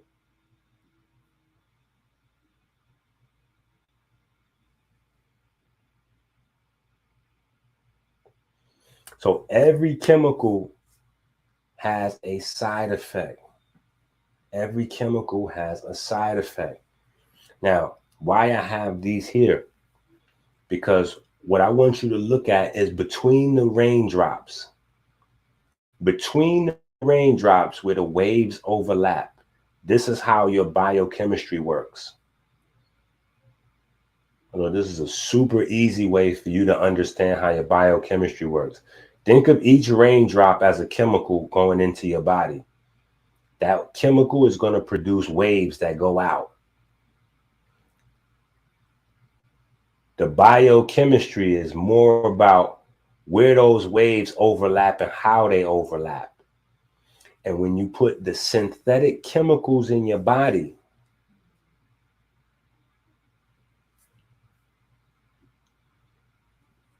you create a domino effect you can't stop. Right? So again, some spaces I got to cut this off because we kind of went through the technical information already. I don't want to be repetitive. Go back and watch this video right here, this master class on cardiology on Crumb TV, of course. Go watch that. Leave your comments there. Go to the website, American Healer. Website. Get your luxury custom design CMOS right now. Hit that Cash App, $ Minister Enqi. Hit the likes on the screen. Let's get the likes up. And now we back to Q&A. Which cities in America smoke the most weed? Which cities in America smoke the most weed? Go.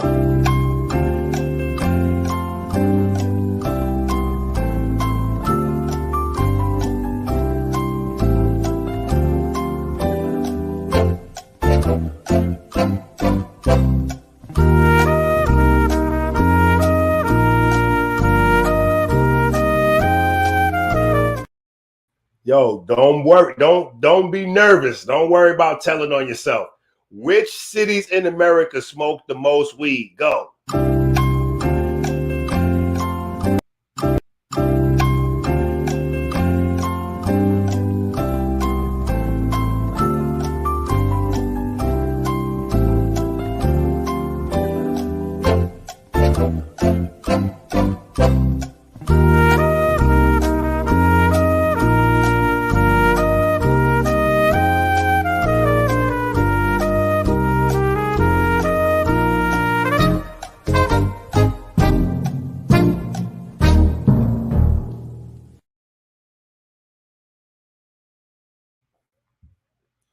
All right, you ready for this? Let me see what y'all said. Let me see what y'all answered. Let me see what y'all answered. Detroit. Okay, states don't count. Right? States don't count. But I see you, New York, Atlanta, NYC, Philly, LA. See, I'm telling you, y'all niggas watch a lot of TV, man. Look, ethnic dominant cities. Wow, I can't believe you wrote that. That's crazy. Yo, I can't believe you wrote that. Yo. I cannot believe you wrote that. You might as well said black cities. Insane.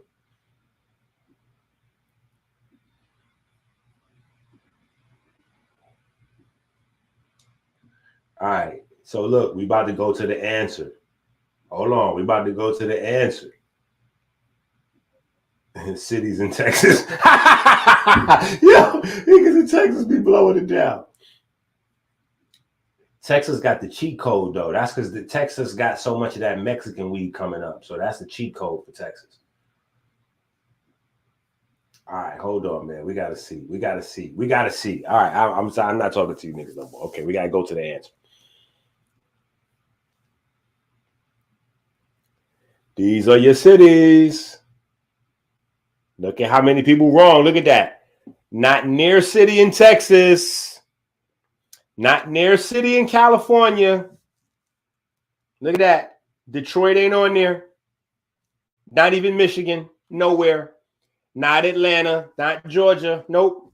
Not New York. Not New York City. Not Philly. Yep. None of that. None of that. None of that.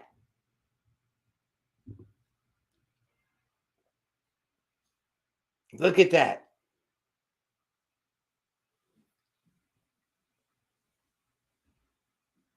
Do you see how I'm trying to show y'all something? Do you see how the media is driving your thinking? Most of you were sure about what you was putting in the answers. You like, hell yeah, New York gotta be one. What? LA, kid? You don't know what what they burning it down in LA, blah, blah, blah. Nah. Nah. These is the cities right here. Come on, I give y'all a rematch. Come on, I'm gonna give y'all a rematch. Y'all ready for the rematch?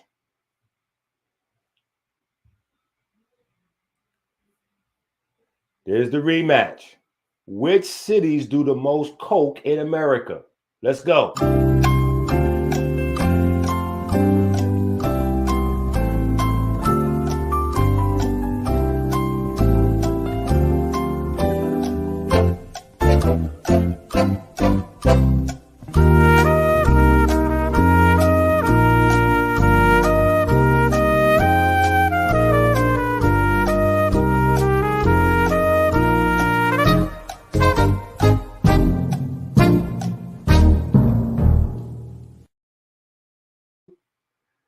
Y'all ready? Y'all think y'all did better with this one? Because y'all took an L on the weed joint. Y'all took an L on the weed. So, which cities do the most coke in America? Y'all ready for this? Let me see what y'all got. Let me see what y'all got. Hold on. Wait, somebody said you know they lying. They ain't lying. Get your ass. Hold on. Jack's got one of the weed cities right. So I remember that being the last thing that came in. Okay, so look, let's go. The most cocaine, right? We got DC.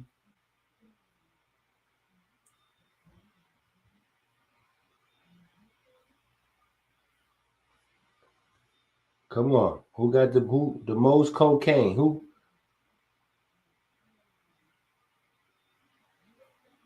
Look at Harlem Jacks. Look at Harlem Jacks. You throw all the black cities under the bus. Look, the most coke: LA, New York, Atlanta, Miami, Ohio, Iowa, Green Bay, Tulsa, Spokane with the smiley face, Harlem, Miami. DC is the White House. Brownsville, East New York, Bay. Oh, shit. That just feel guilty. All the white ones. The same ones for smoking. That's a good guess. Arkansas, Boston, Maine, LA, Miami, Bismarck. Get your ass. White ones outnumber us 8-1. I don't know this one. Vermont, Council Bluffs, Phoenix, LA, Montana, big meth heads up there. We ain't got the meth yet. Texas, Hollywood. Oh, Hollywood popping up now. Orlando, Virginia. All right, we're going to see what it is. Let's see what it is, though. Let's see what it is. Jamie King is the last one. We're going to start the next one with Jamie King. Okay. So the most coke in America awards go to.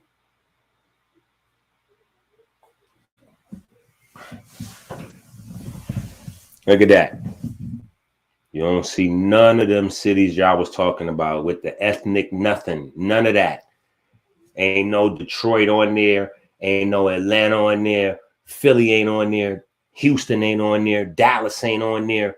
NYC ain't on there. LA not on there. None of that's on there.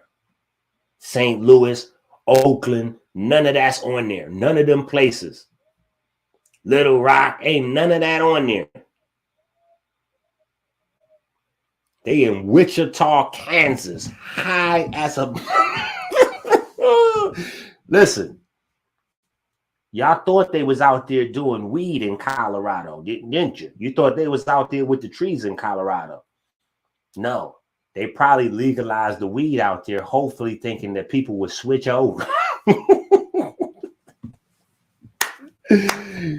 Got him. All right, come on. We're gonna give y'all another go. We're gonna give y'all another go. Come on, come on. We're gonna give you another go.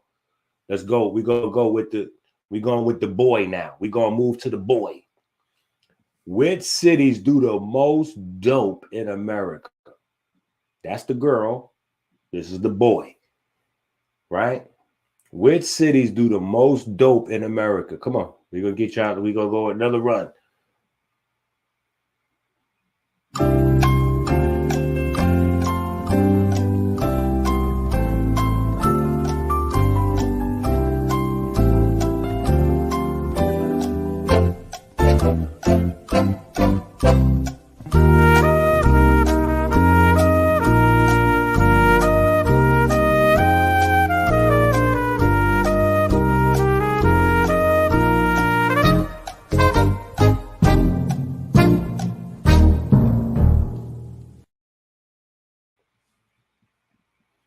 Okay, what do we got?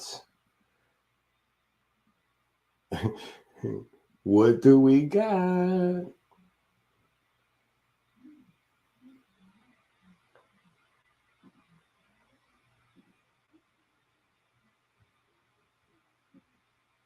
Philly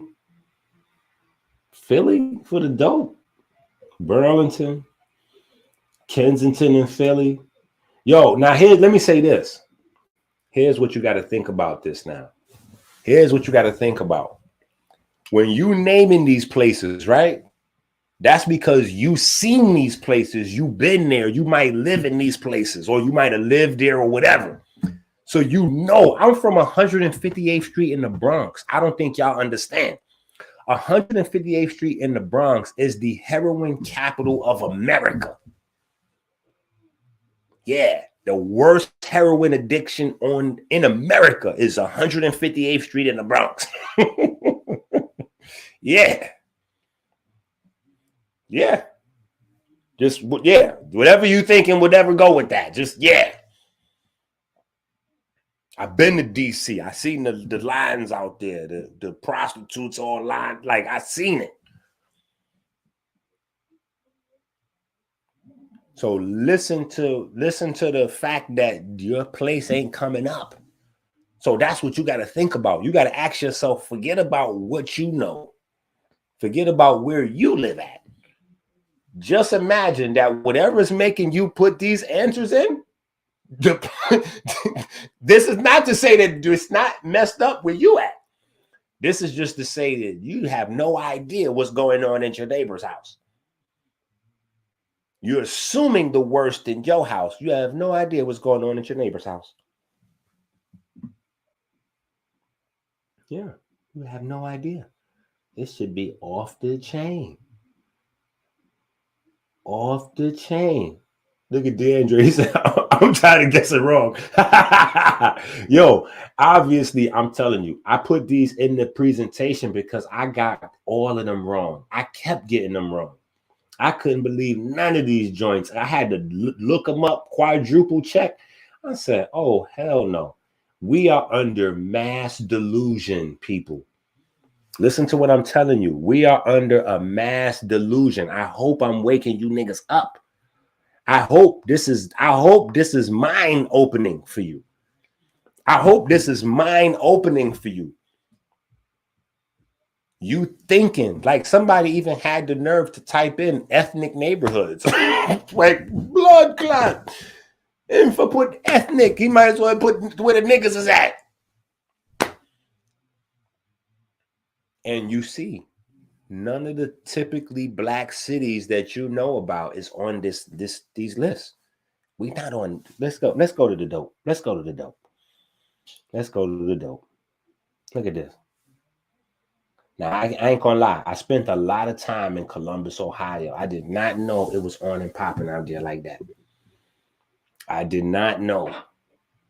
Right? So we definitely kind of hitting the map right now. Columbus, Ohio, and Memphis, Tennessee. I don't know how y'all didn't guess Memphis. This is why it's so much killing in Memphis. They struggling to try to control that dope money out there. Yeah. But Tennessee is real bad. Nashville and Memphis, both of them made the top 10 list. That's ugly. Look at that. Oklahoma, Tulsa, and Oklahoma City. When you got one state that got two cities like Oklahoma and Tennessee, you know it's bad. But look what you don't see. You don't see Detroit. You don't see Atlanta. You don't see Philly. You don't see New York. You don't see LA. You don't see Houston. You don't see Dallas.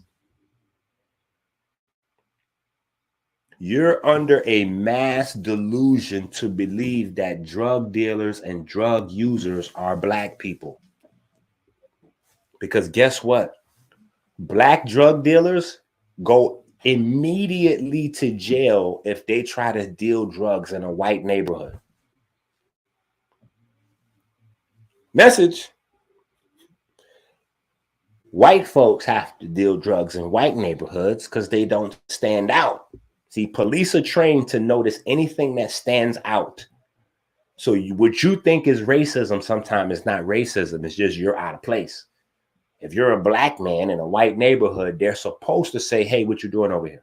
Because you stand out. Now, the problem is when they see white folks in the black neighborhood and they don't stop that nigga and say, what are you doing over here? Because see, if they would have did that, Jeffrey Dahmer might not have had no victims. But clearly, when you see the white man in the black neighborhood, you're supposed to ask, hey, what you doing over here, nigga? Get your ass back on town with you. Yeah. Yeah. Of course. Trust me, I promise you. If you think it's something wrong with what I'm saying, you've never been to one of them neighborhoods where the houses is $1 million and better. When you go to those neighborhoods where the houses is $1 million and better, they pay their police to take it a step further with the profiling.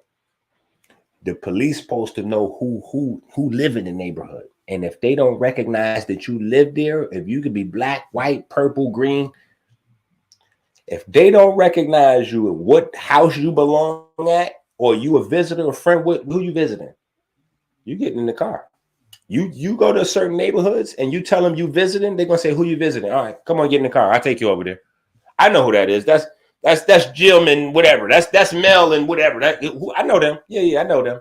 Yeah, they got the little Rottweiler with the little puppy. Yeah. I know you're talking about. Come on. Or if you driving, they say, yeah, follow us. We're gonna help you pull up over there. Yeah. Because when you get to wherever you said you're going, if them people don't recognize you, they already with you, so they can take your ass. Yeah. So you need to know this is mass hypnosis, mass brainwash, mass delusion that you're a drug addict or a drug dealer. See, this is the programming is going out over the airwaves. You're a drug dealer. They're showing it to your kids. So now you're developing all these 15-year-old kids that want to date in the drill.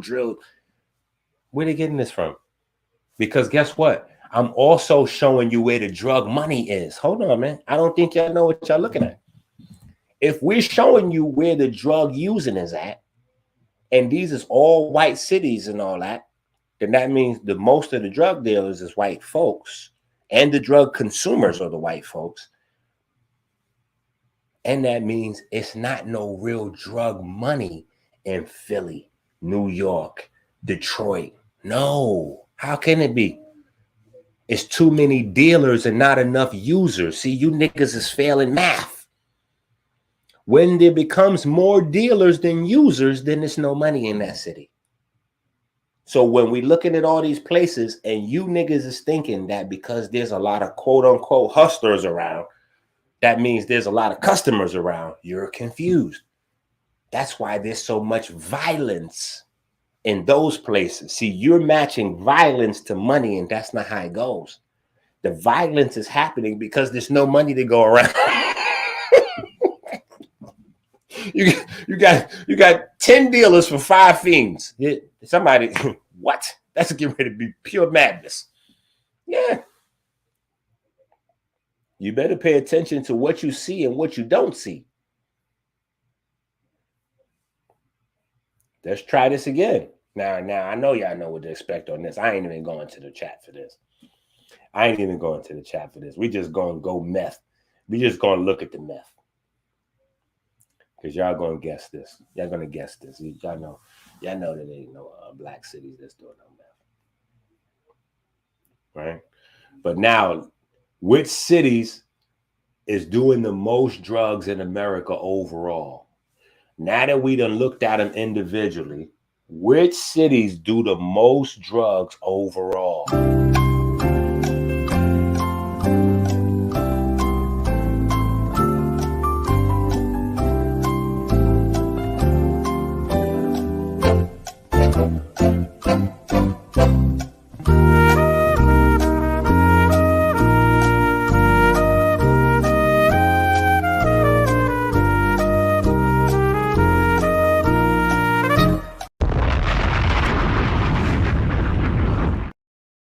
Yo, I just needed to press the explosion button real quick. Wait a minute. I had to release some dopamine of my own with the button. I think I got funk master flex disease. Like if you come from New York, a certain era, that explosion, it means so much to, like, if you was alive in that era in New York, like that explosion is like, yeah. So now I like literally have control of my own funk master flex button. Woo!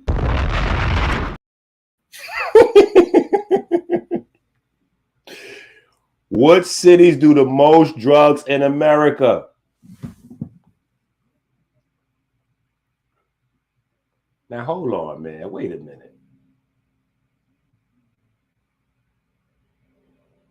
Hold on, man.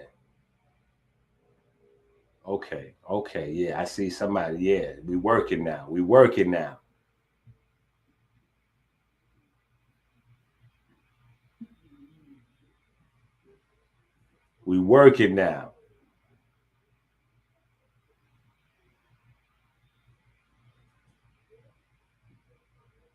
Nah, everything.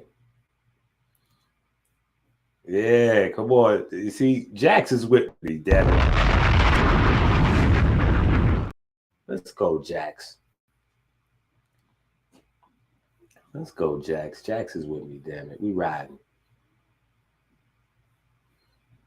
Okay, come on. Let's see the answer. Let's see the answers.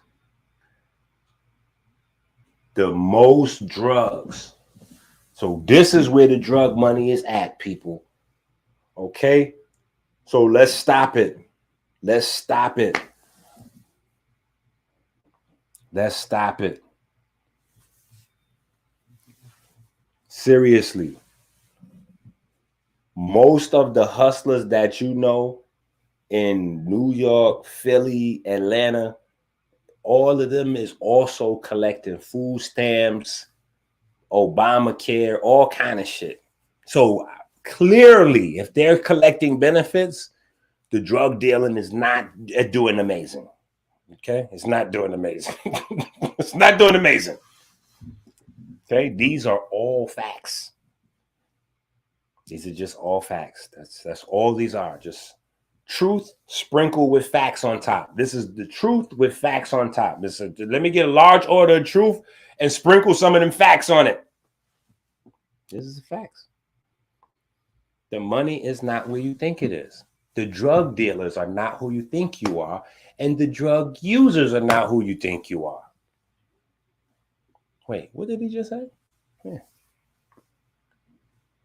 Let's go again. Let's go again. Let's go again.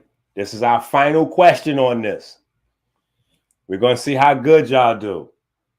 Which cities do the least amount of drugs? Which cities do the least amount of drugs?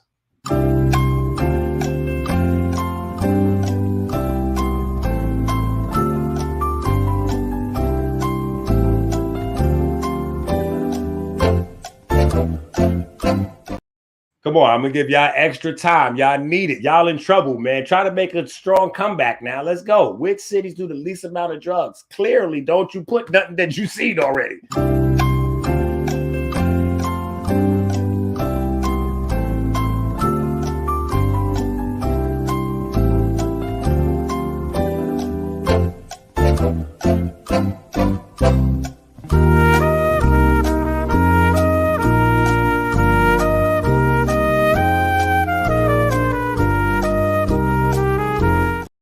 I'm trying to help y'all, okay?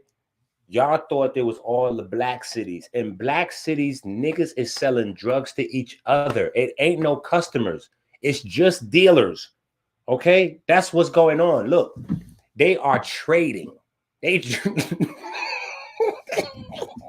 Yo, in the black cities, it's really called the drug trade for real. These motherfuckers is bartering, okay? The niggas with the trees is making arrangements with the nigga with the pills. He making arrangements with the nigga with the oxys or with the perks. No, they don't have enough customers to do cash. So they got to trade their drug for another drug. Ah!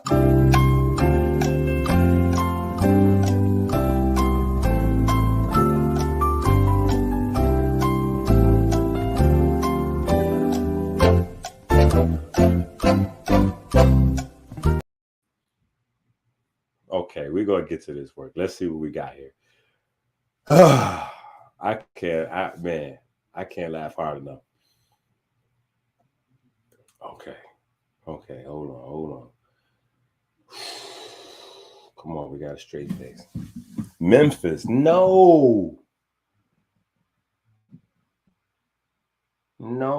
they going crazy in Memphis. Look at J Bar, like I didn't put New York on every answer, so clearly we got to pop up now. Okay, these are good guesses. People are guessing cities that they haven't seen. Smart.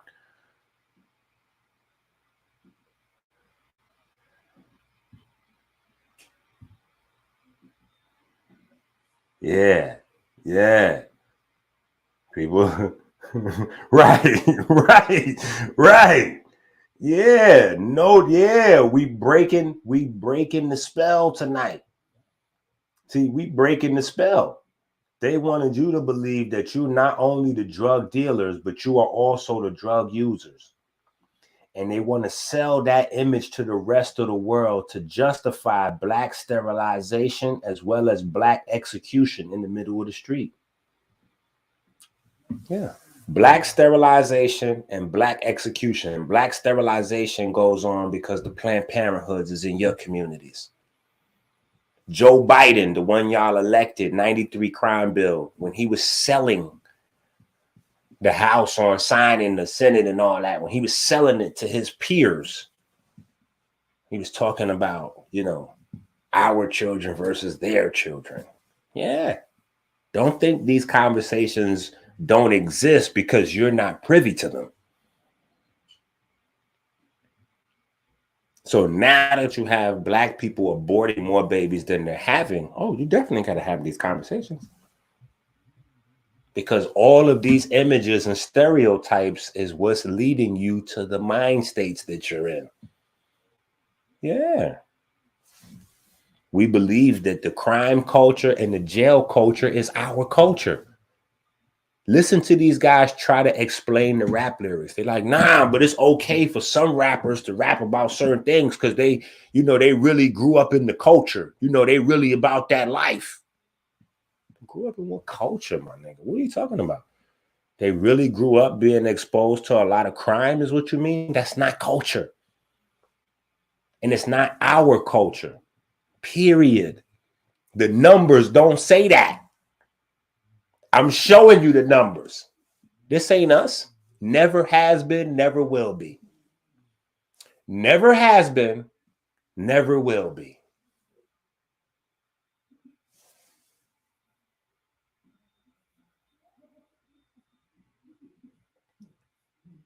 Now let's look at the lowest drug use overall. Wow.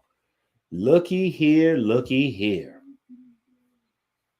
Looky here, looky here.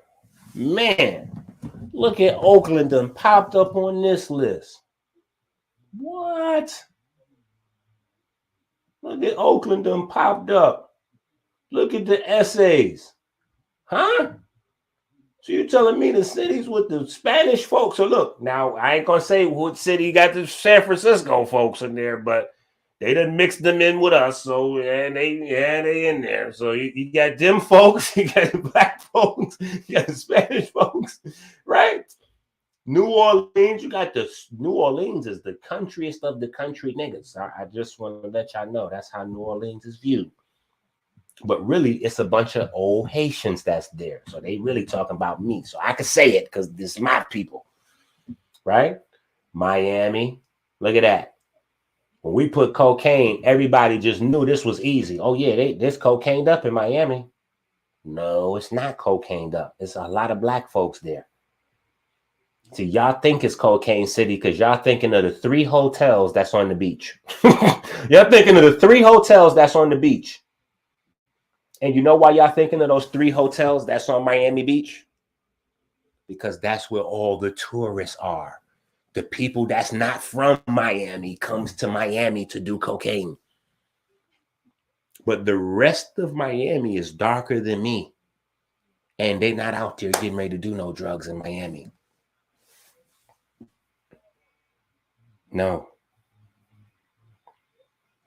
it's a lot of hard-working Caribbean people that live in Miami. That's what makes Miami go. Hard-working Caribbean people. Yeah. Think about that. Miami is full of the niggas that swam here. Them people. The Spanish people.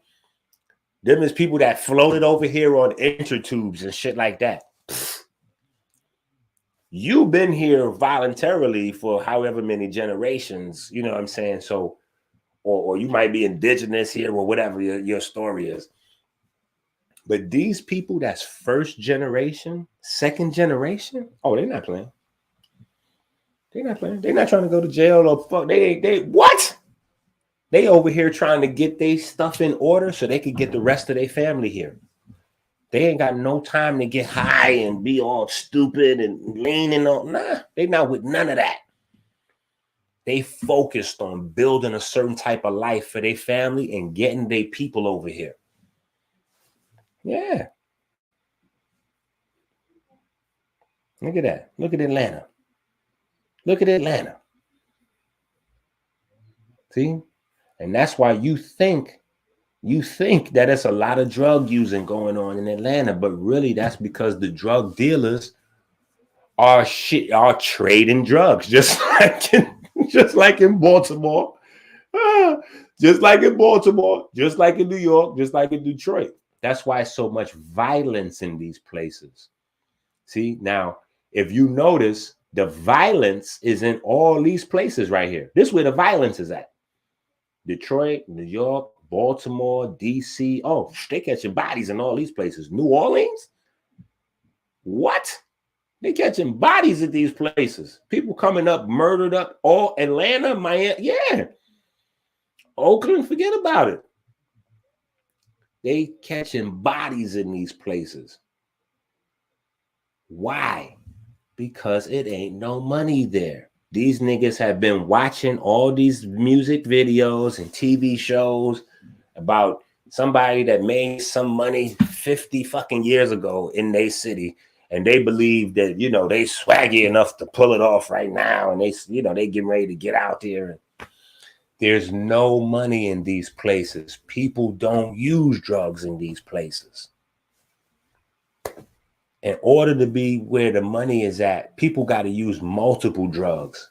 And Spanish people and black people is not into that. Yeah, Spanish people getting ready to crack open a whole bunch of beers. They getting ready to have some beers and take their ass to sleep. That's it. Yeah, Spanish people getting ready to drink up a whole bunch of shit and go to sleep. That's what they gonna do. Black people, they gonna hit that little, they going to sleep. They not getting ready to get so high and so drunk that they about to go to sleep and then snort up some shit and take some pills to wake back up so that they can start to, no. They're not doing that. They don't do that. No, that's in them cities where you think nothing is happening. Yeah. Yeah. NOLA's the murder capital. Why is it the murder capital? Because it's also the poverty capital. Yeah. Ain't no money out there.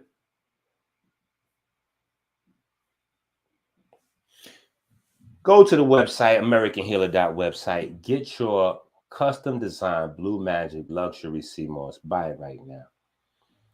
Hit $ Minister Enqi on the Cash App. You already know what it is. If you learned something, spend something. If you did not learn anything so far during the course of this conversation, feel free not to put anything in the Cash App. But if you learn something, you need to drop $100 bill in there. Drop a 50. Drop $38 for your boy. Drop $44 for your boy. Drop $22.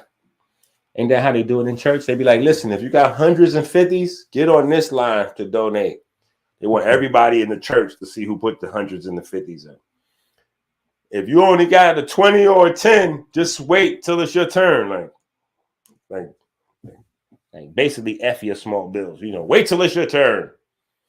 Then they get all them people, and then they go back another round. Now, if you can afford it, give somebody else a 50 or 100 so they can put something in the joint. They go around the room 2-3 times like that. Then they get, all right, if you got a 1 or a 5, just, you know, that's almost like the pastor telling you, go F yourself. Yeah. Yeah. Right?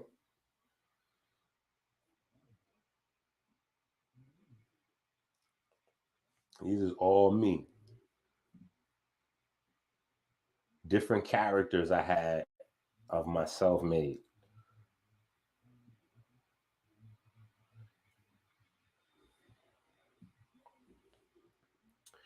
All right, let's work though. If you struggle with schizophrenia, bipolar disorder, antipsychotic or mood stabilizing medications may be deemed necessary for you. In addition, research suggests that adding cognitive behavioral therapy or family psychotherapy to the treatment can improve functional outcomes. Psychotherapy or medication, which should you choose? Medications are generally cheaper than psychotherapy and are often covered under insurance, while therapy is sometimes limited or may not be covered at all. Let me go back and read that again. I need you to understand this. So let's go to the basics. Psychotherapy. Psychotherapy. Now this is, remember, I'm teaching you from a variety of standpoints so you can see through the fraud of the mental health industry, right? This is the same industry that's prescribing your children hard drugs and all of these different things based on certain inputs that our children are receiving. The same inputs that made you people as adults believe that the black cities was going to be leading in cocaine, weed, and heroin use. No matter how much songs Future sings about it, this not going to make it a fact, right? But I want y'all to know this. Psychotherapy is when you talk to somebody with a, quote, mental illness, right? Psychotherapy, that's when you talk out the issues, right? The other option is you you give medication, right?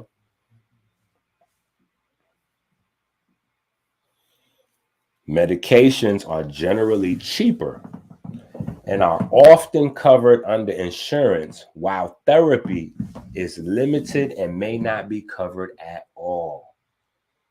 So again, poverty is going to play a role.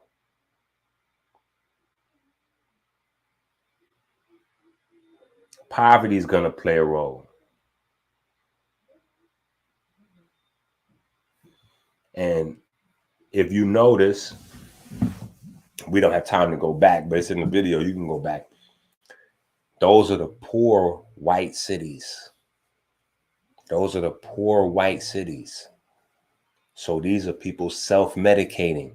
These are people trying to control their neurochemistry by synthetic means on their own.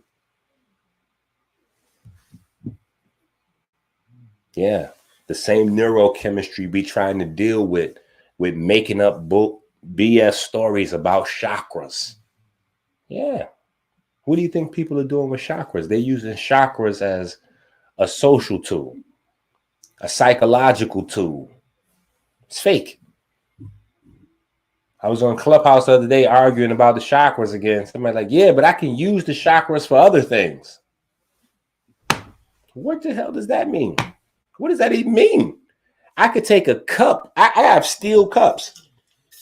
If I don't have a hammer around, I can use my cup to drive a nail into some wood instead of a hammer. So I can use my cup as a hammer.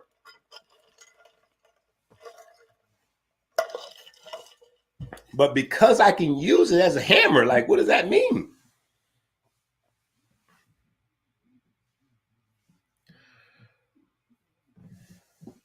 Therapy versus medication.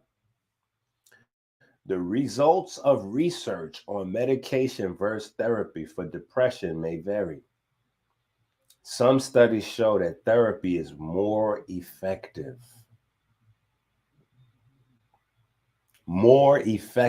And depression is at the root of almost every quote unquote mental illness in the DSM. So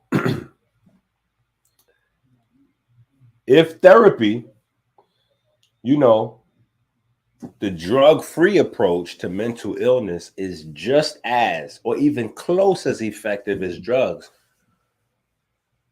well, why would we use drugs at all? This is why I showed you guys that you might not be following. I know. Let me go back for you might not be following.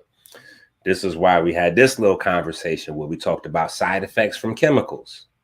Hopefully, y'all following us here, right? We talked about fear being modulated in the brain by melanin-stimulating hormone, right? The drugs that you're using are to either pump up these hormones or to turn them down. But if the hormone that controls fear also stimulates melanin, right? And fear acts out in our body, right? We get fear, our body at a certain point after healthy fear, when it becomes psychotic, delusional, etc., we enter the pain space. This is what they're doing with the lean and the heroin. It's not physical pain only they're trying to get away from. It's brokenheartedness that's driving, right? Brokenheartedness, hurt in the mental space. How come hurt in the mind is brokenhearted? See, we're getting closer and closer to the truth. We're going to get closer and closer to the truth. Right? Yeah.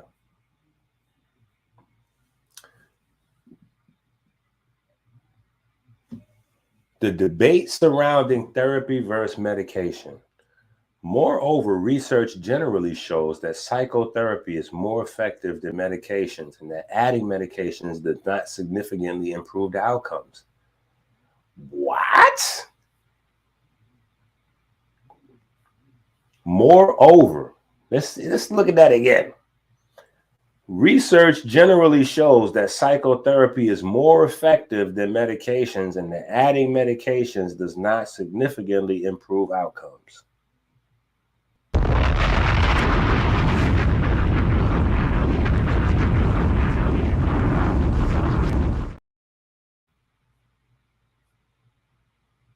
It ain't no fun when the rabbit got the gun, you heard?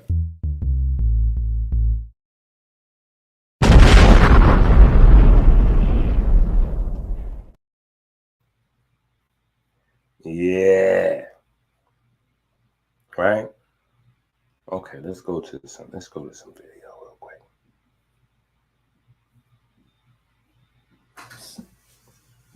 Thousands of years, people looked upon life as a vale of tears. That's a Catholic expression. Mm-hmm. And you wait until you die, and then you'll be happy in the afterlife. That was the whole idea throughout human history until the last 50 years in America. Mm-hmm. In Eastern Europe, I don't think people expect to be happy like here. In Eastern Europe? Yeah. Eastern Europe's been under communism for right. They expect to be free. Quite a few years. Not happy. Right. See, freedom gives you the opportunity to be unhappy and not to be molested for it. Mm-hmm. I look upon the mental health profession today as a gigantic apparatus of molestation. Molestation? That's a loaded word. Yeah. How do you mean it? Intrusive. Mm-hmm. Intrusive. The average person doesn't know how to resist mental health help. Look how much of it is directed to the three helpless groups: children, old people, prisoners. Prisoners are full of psychedelic drugs now. Right? They go to jail for drugs. They go to jail for drugs, and then they go to jail for the drugs they like to take, and then when they're in jail, they are forced to take the drugs they don't want to take. Mm-hmm. That in some ways characterizes the American drug scene today. The drugs people want to take are illegal, and the drugs they don't want to take, psychiatry forces on them. And the mental health profession does not complain about this. On the contrary, it supports this.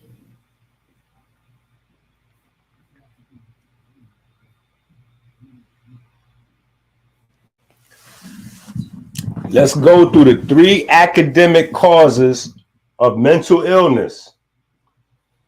We working. Y'all know what time it is when class is in session.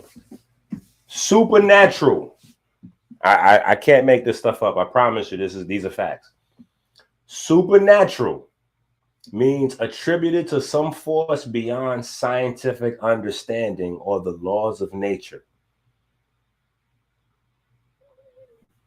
Attributed to some force beyond scientific understanding or the laws of nature.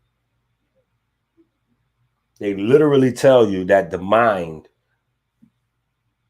is beyond the laws of explaining right now, which would make it beyond the knowable laws of nature. Like literally, I'm just telling you these things because you guys listen to this stuff and put so much stock into it.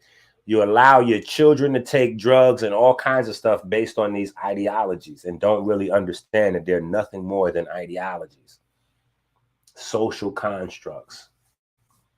Psychogenic, having a psychological origin or cause rather than a physical one. Now, if you don't pay attention, you will believe that psychogenic is something different than supernatural. But actually, psychogenic is just another way of saying supernatural. Having a psychological origin or cause rather than a physical one. The moment that it doesn't have a physical one, right? See? Or cause rather than a physical one, right? Rather than a physical one. What does this definition say? Attributed to some force beyond scientific understanding. So this means beyond the laws of physics. See, if you're not paying attention, they're going to put a different wrapper on the same package. It's called white labeling. Look, no mention of brain or neurons, huh? Look at psychological, the definition here. Of affecting or arising in the mind, related to the mental and emotional state of a person. Right? So no mention of brains or neurons here. So look, we done went to supernatural. We done went to psychogenic. We done went to psychological. We're going to go ahead and get rounded on off and stop at psychology. The scientific study of the human mind and its functions, especially those affecting behavior in a given context. Okay, so we're talking about the mind. So again, we still are not dealing with anything physical. The mental is defined as relating to the mind. Interesting. What is the mind? The element of a person that enables them to be aware of the world and their experiences, to think and to feel, the faculty of consciousness and thought. Now look at this, a person's intellect. Because now they just threw mind off on consciousness. You see, they keep sticking words into these definitions that, number one, is not physical. So we're still back to, as far as science is concerned, number one, which is supernatural, which I know y'all thought was crazy, but this is what it's based on. All we doing is following the breadcrumbs. All we doing is following the breadcrumbs. In the study of the human mind, intellect refers to, describes, and identifies the ability of what? The human mind to reach correct conclusions about what is true and what is false in reality and how to solve problems. Now, hold on. Hold on for a second. If intellect is defined this way, how many people know what's true and what's false?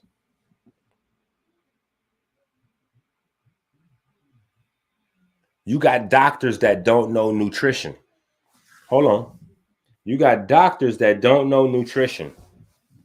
In a world where nutritionists don't know anything about biochemistry. Like, wait, that's all nutritionists study is biochemistry. No, they study it in a way that is detached from your human body. Because I am a certified sports nutritionist and I know what I had to study. I know what I had to study. And I'm like, wait. It identifies all the players in the game. It identifies lots of rules that apply to these players in the game of biochemistry. But it does not give me the game board of biochemistry. That's the best way I could imagine Monopoly. Imagine you went and bought Monopoly from the store and you unwrap Monopoly and you got the rules in there. So it tells you the rules. You got the pieces and you got some money. You don't got no board. That's what certified biochemistry nutrition. That's the biochemistry nutritionists get. Yeah. You don't got the board. You don't understand the body still. Most of the textbooks for biology, when you look at cells, what's missing is the water. So they talk about protein folding, the DNA, RNA, endoplasmic reticulum, blah, blah, blah, blah, blah, blah, blah. None of them proteins work dry. The water is the thing, the cytoplasm is the thing controlling all of the movement inside the cell. But that they leave out in the textbooks. Mitochondria can't function without melanin. You never hear about melanin for mitochondria. Like when they leave out these key pieces, nothing else makes sense. And any understanding you try to build without knowledge is psychotic delusion. Literally. The textbook definitions. right? So can we conclude that this is a completely non-physical thing going by these definitions, right? Or that they have no clue what mental health really is or where it comes from, right? We just went through everything here.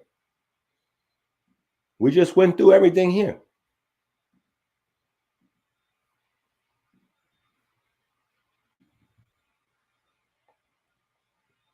So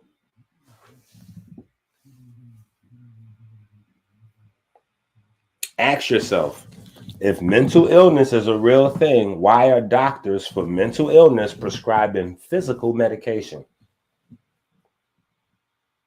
Even worse, why does the physical medication actually get good results? Simple thing, simple answer. It's because mental illness is fraud. What we know of as mental illness is all biochemistry and neurochemistry.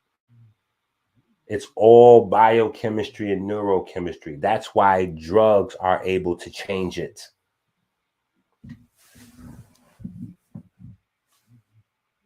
It's all biochemistry and neurochemistry. That's why drugs over the counter or by prescription are able to change a person's behavior, because their behavior is all based on biochemistry and neurochemistry.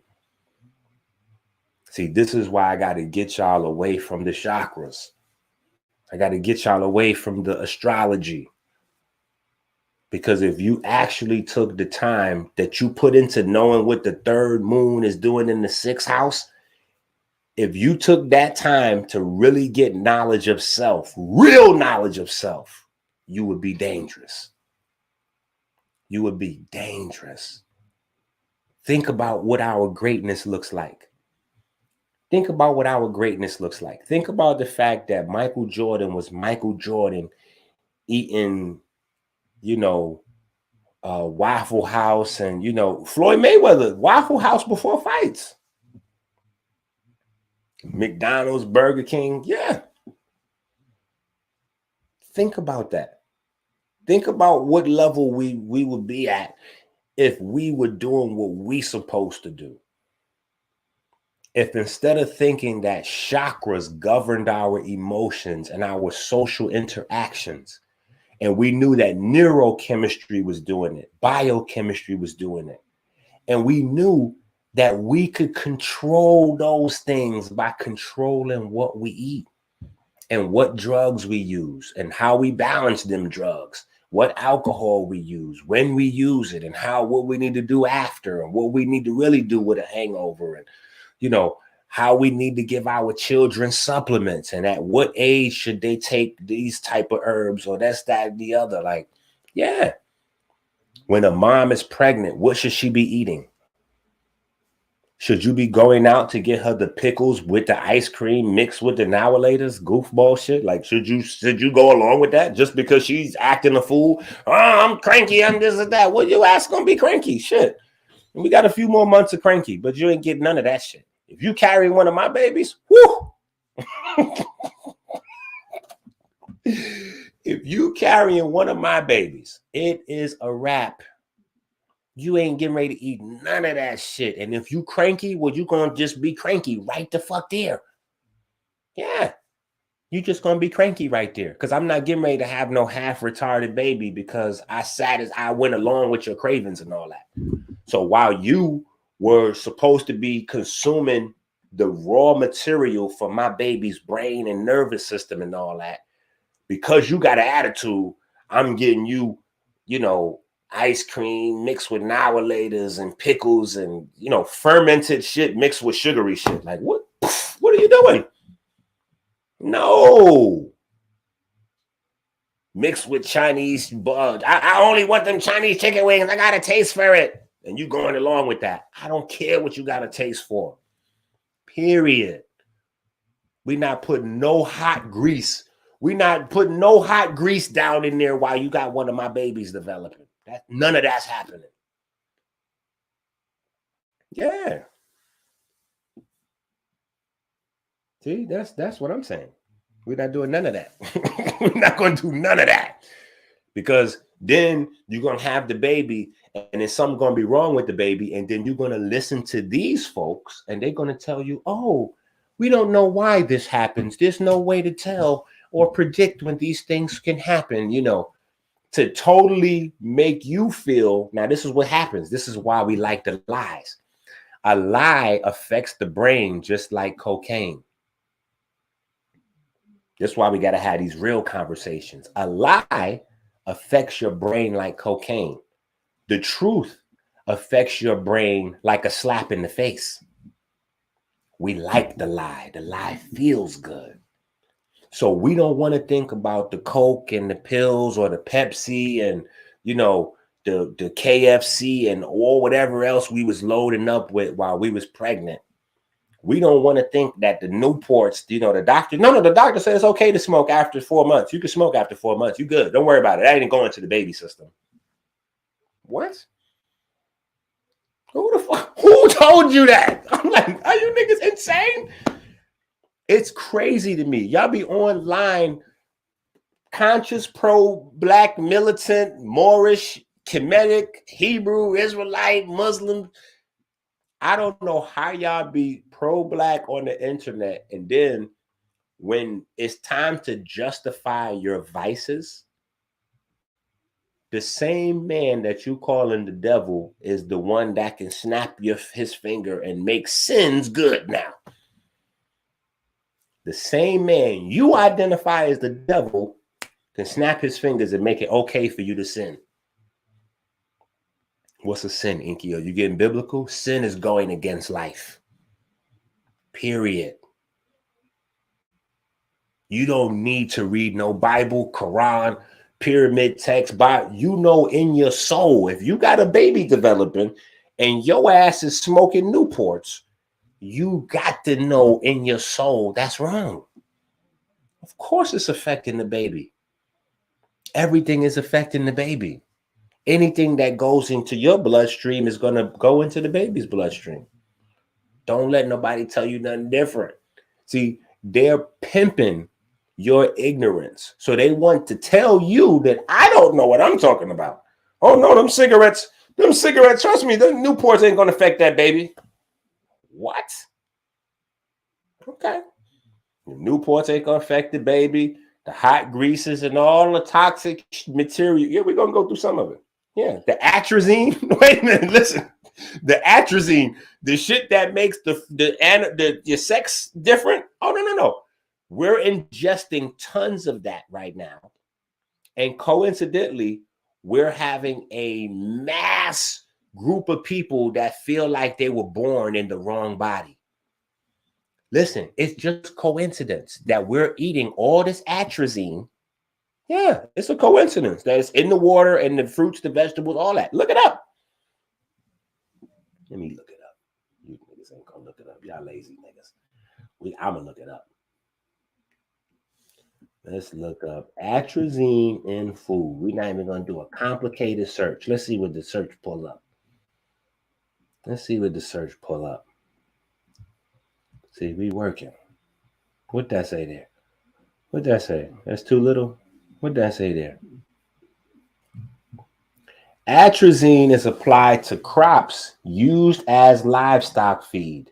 Its residues are not only in crops, but also in milk and meat. See, it's concentrated in the milk and the meat. So if you eat less milk and meat, you'll typically be exposed to a lot less of this. While not considered acutely toxic to people, atrazine's long-term human health concerns include reproductive, developmental, and possibly carcinogenic effects. Yeah. So you got to think about it. You're thinking in your mind about these chemicals individually, but you're not thinking about the radioactive parts of the Newport once you consume it. and then it combines with the little atrazine here, MSG there. Oh, yeah. You damn near about to have CMOS for 9 months when you carry my baby. You get ready to have salad until you damn near growing roots. Yeah, we're not playing no games. AmericanHealer.website. And listen, you want to do it like that. You want to do it like that. If for no other reason, if something does come out wrong with your baby, you want to know that you really didn't play no role in it. You don't want something to come out with your baby. Meanwhile, you do coke, or you addicted to, you drink 4-5 coffees a day, and they're telling you, oh no, I ain't gonna do nothing to the baby. Bruh, everything is doing something to the baby. The quality of the air you breathe is doing something to the baby. Everything. The TV shows you watch, the music you listening to, everything is doing something to the baby. Yeah.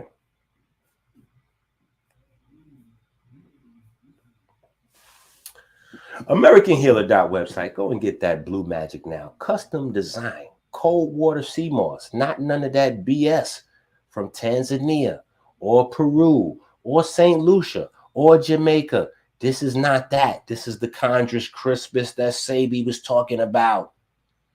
Yeah. $50 suggested donation. Hit that Cash App. $ Minister Enqi. One time for the one time. If you learn something, spend something. If you learn something, send something. Okay? That's what every version of me is saying. Yeah. This is the overweight Enqi. This is fat Enqi. This is like right here. This is pre-40-day fast Enqi. This is how I'll be looking anorexic after the fast. And this is just regular cool ass Enqi right here. This is regular dad bod Enqi right here. That's dad bod Enqi. Okay, so this is fat Enqi, anorexic Enqi, and dad bod Enqi. And they all saying they passing the hat for you to send something on the Cash App. In the study of the human mind, intellect refers to, describes, and identifies the ability of the human mind to reach correct conclusions about what is true and what is false in reality and how to solve problems. How many people do you know with the real knowledge of self, meaning they know divine mathematics, right? Divine mathematics. What's divine mathematics? That is the mathematics designed by Dr. Enqi to teach you how your body works. Yeah, the real knowledge of self. How many of you actually know supreme mathematics or the actual facts? If you don't know any of these things, chances are you don't know what is true and what is false in reality. Think about it. We just had multiple tests, multiple group tests, group experiments. Think about this. How many of you at home have seen the experiment of the little girl, and they say, and the little girl's got 2 dolls, and they go, which little doll is ugly? And then they pick the black doll. And they say, which little doll is smart? And then they pick the white doll. We just did shit like that right now. Which city is the drug addicts? Which city is the people who strung out on weed? Everybody said, Detroit, New York, Philly, Atlanta. Shit, Enqi. Every city you've been at. Yeah. Wait, what the fuck is going on? Which cities is they doing the most cocaine in? Just in case y'all didn't know, remember I showed you crack and cocaine identical, right? It's just cooked crack. I mean, cooked cocaine. So most cocaine includes that, right? Which cities are doing the most cocaine? Detroit, LA. Somebody said, where the black folks is at? None of that. So think about that. You have an inability to discern what's true and what's false. You didn't know, like many other people. And we think we know, but we don't. We think we know. And it's the things that we put stock in, like the things that we sure that we know, but we really don't know those things. Yeah. That's where the problem comes in. Y'all need to think about that. I'm gonna have a bathroom break. I'm gonna have a bathroom break while y'all think about that. Hold on. I got y'all. Yeah, we right here. We ain't going nowhere. Yeah. We still in Morocco, and we still ain't found a chosen prophet or apostle. And we still see rappers die every day like Pop Smoke. They gon' do you like P&B Rock at Roscoe's. Ain't take off, the chain don't take off, we still got shot though. Gotta bite my tongue on this one, wanna say a lot though. For real, I wanna say a lot though. Yeah, we still in Morocco, yeah, but we still on the block though. And we still getting chased by the cops though. And we still gotta slide on the ops, bro. Cause when you live fast, you gon' die slow. What I live for, I'ma die for. When you live fast, you gon' die slow. I just hope I die in Morocco. Yeah. We still in Morocco, and we still screaming free El Chapo. Still need a plug like Pablo. Got a guy that's look like a model. She mulatto. Same thing that I live for, it's what I die for. It's survival, still gang cause it's tribal. You can never leave the streets behind you. With so many ops and rivals, I sleep with it with my eyes closed. Locked up where the time go. Back out, now you grind slow. Money funny, we ain't laughing though. Wearing guns like fashion though. The Black Miles, Black Capone, Crip Jesus book, chapter 1. We still in Morocco, but we still on the block though. And we still getting chased by the cops though. And we still gotta slide on the ops, bro. When you live fast, you gon' die slow. What I live for, I'ma die for. When you live fast, you gon' die slow. I just hope I die in Morocco. Yeah. And the empire of Morocco seized the devil and bound him for 1,000 years, throwing him into the bottomless pit forever and ever. Amen.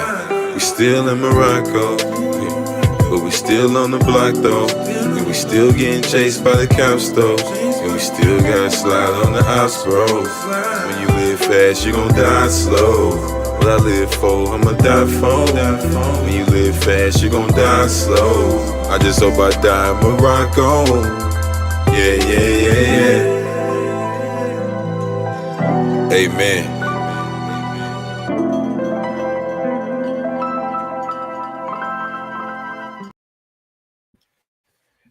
Yo, stop acting like y'all not really looking for that song now. Yo, that song is growing on you. You like that? Yeah. That shit's kind of hot. Right?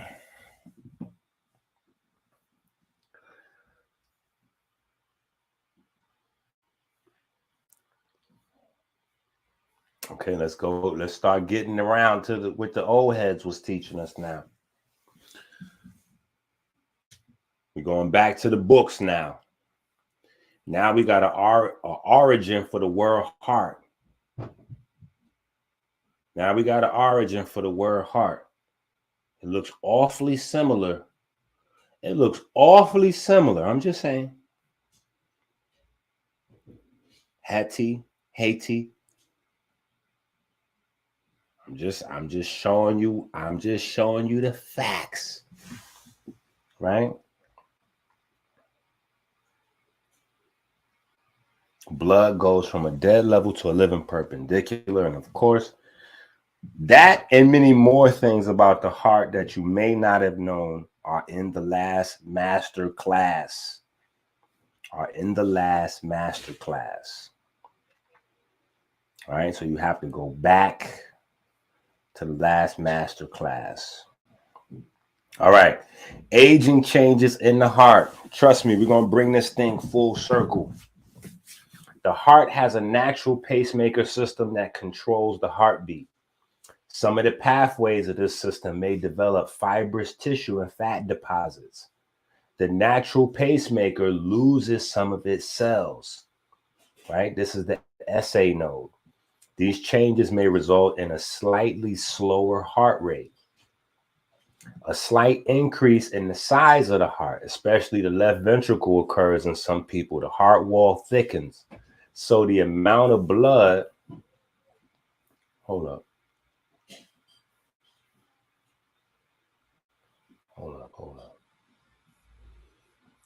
Oh, matter of fact, let me see if I could get some,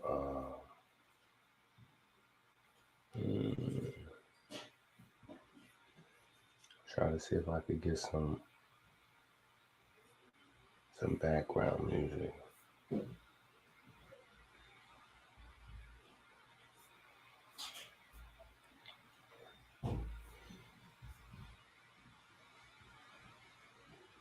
While I'm reading, you know.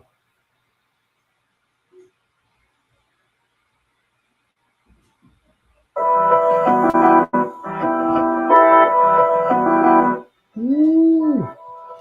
Okay, yeah, that I could do. I could read now. Okay.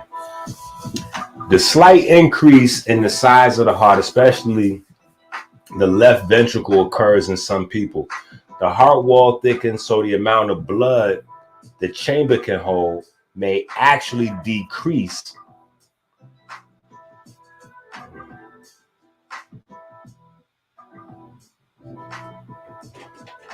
There we go. Despite the increase in overall heart size, the heart may fill more slowly. So this is almost like the heart is getting swollen. It's not getting bigger, like larger, like an athlete's heart. It's actually swelling with inflammation.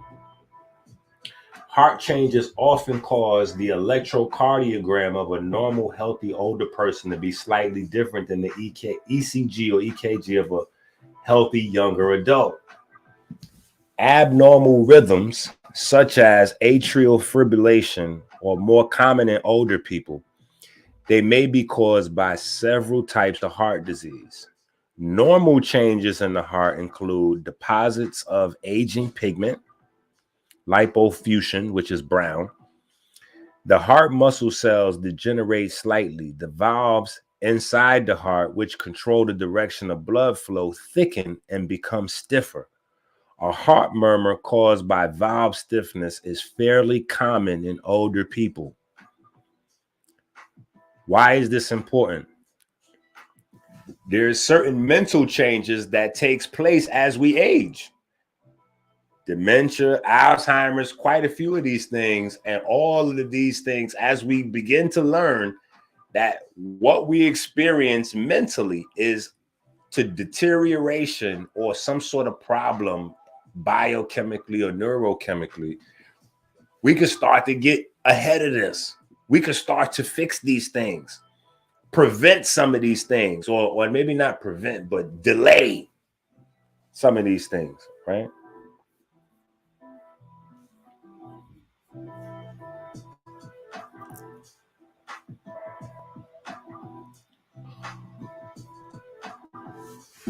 The blood vessels. Receptors called baroreceptors monitor blood pressure and make changes to help maintain a fairly constant blood pressure when a person changes positions or is doing other activities. Baroreceptors become less sensitive with aging. This may explain why many older people have orthostatic hypertension, a condition in which the blood pressure falls when a person goes from lying or sitting to standing.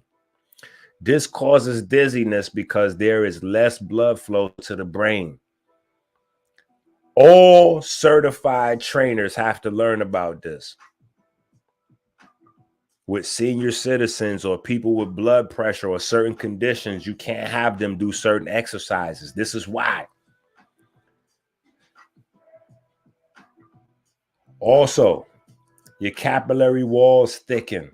This causes slightly slower rate of exchange of nutrients and waste. The main artery from the heart becomes thicker, stiffer, and less flexible. This is probably related to changes in the connective tissue of the blood vessel walls. This makes blood pressure higher and makes the heart work harder, which may lead to thickening of heart muscle. The other arteries also thicken and stiffen. In general, most older people have a moderate increase in blood pressure. See, they tell you that this stuff is normal. Oh, yeah, it's normal for your heart to get swollen and stop working and all that. All this is normal. Don't worry about it. Don't worry about it. Just sign. Just take. No, we got you. We're going to give you some medication. Take 2 of these here. Yeah, don't worry about it. Your insurance cover it. Yeah, you're good. It's normal. It's normal to take drugs. Yeah, as you get older, it's normal to take drugs. By the time you're 60, most people is on 7 or 8 different medications. Wait. By the time I'm 60, being on 7 or 8 medications is normal? What the?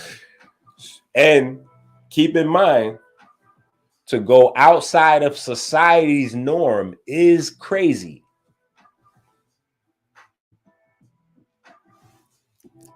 Just keeping y'all on point here. All right, so look, we talked about aging changes in the heart, the blood vessels, and now in the blood. The blood itself changes. Normal aging causes a reduction in total body water. As part of this, there is less fluid in the bloodstream, so blood volume decreases.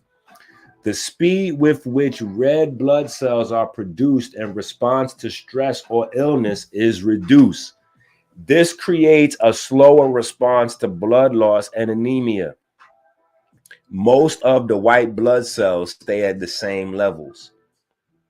Although certain white blood cells, important to immunity, decrease in number. And with them, obviously, the ability to fight off bacteria or resist infection. So what are they also telling you here? They also telling you that not only, as we've saw so far, that mental illness is associated with the heart and the blood, but also is your immune system. As your blood volume goes down based on water, your red blood cell count reduces, and some of your white blood cell count reduces. Well, there's a cheap way to deal with our immune system. Just stay hydrated.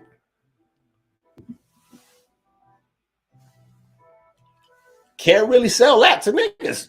You can't really sell that to nobody, right? You can't sell that. That ain't making no money. Hey, if you stay hydrated, damn near 90% of your immune problems are, you're good. You can't sell that. Ain't nobody get no money off that. So they're not going to say that. Not even your fake herbalist is going to say that. No, they too busy selling you burn saturated fat.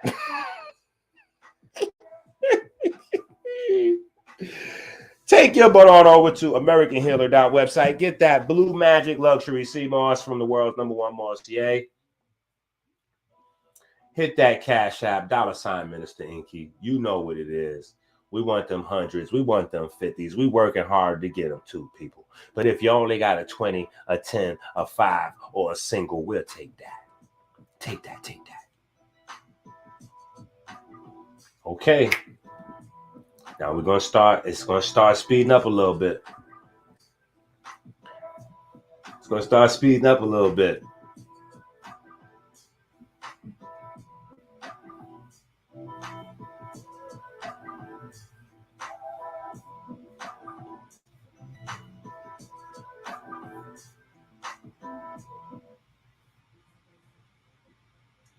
The stomach.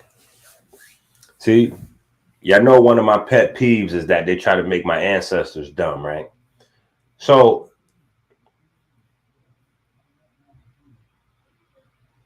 when they laughing at Kemet,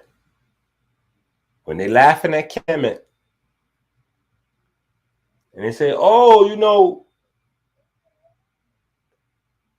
in Kemet, they didn't know what they was talking about clearly because they called the stomach the mouth of the heart. The rib is actually the stomach. Ra'ib, the mouth of the heart. Ra, the R, mouth. Ib, heart. The mouth of the mouth of the heart, the rib. Y'all thinking that somehow this ain't that. All of that Latin, including all of the Latin science or the science encoded in Latin, it still comes from the original. So when you look at the stomach being the mouth of the heart, what did the Greeks name it? What did the Greeks name the stomach? The same thing. In Kemet, it's the mouth of the heart, Ra'ib. The Greeks then literally just called it the mouth, which is stomach comes from. Now, let's talk about copper. Why do we need to talk about copper? Because your stomach is literally layers and layers and layers and layers of coiled copper. IBM and others are using copper instead of aluminum in the most powerful computer chips they manufacture because of copper's superior electrical conductivity. This technology, damn, I turned off the music.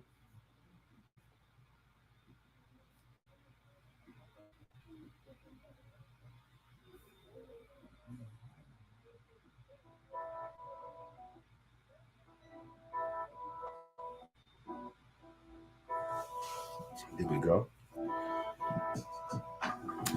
Because of copper's superior electrical conductivity, this technology enables conductor channel lengths and widths to be significantly reduced.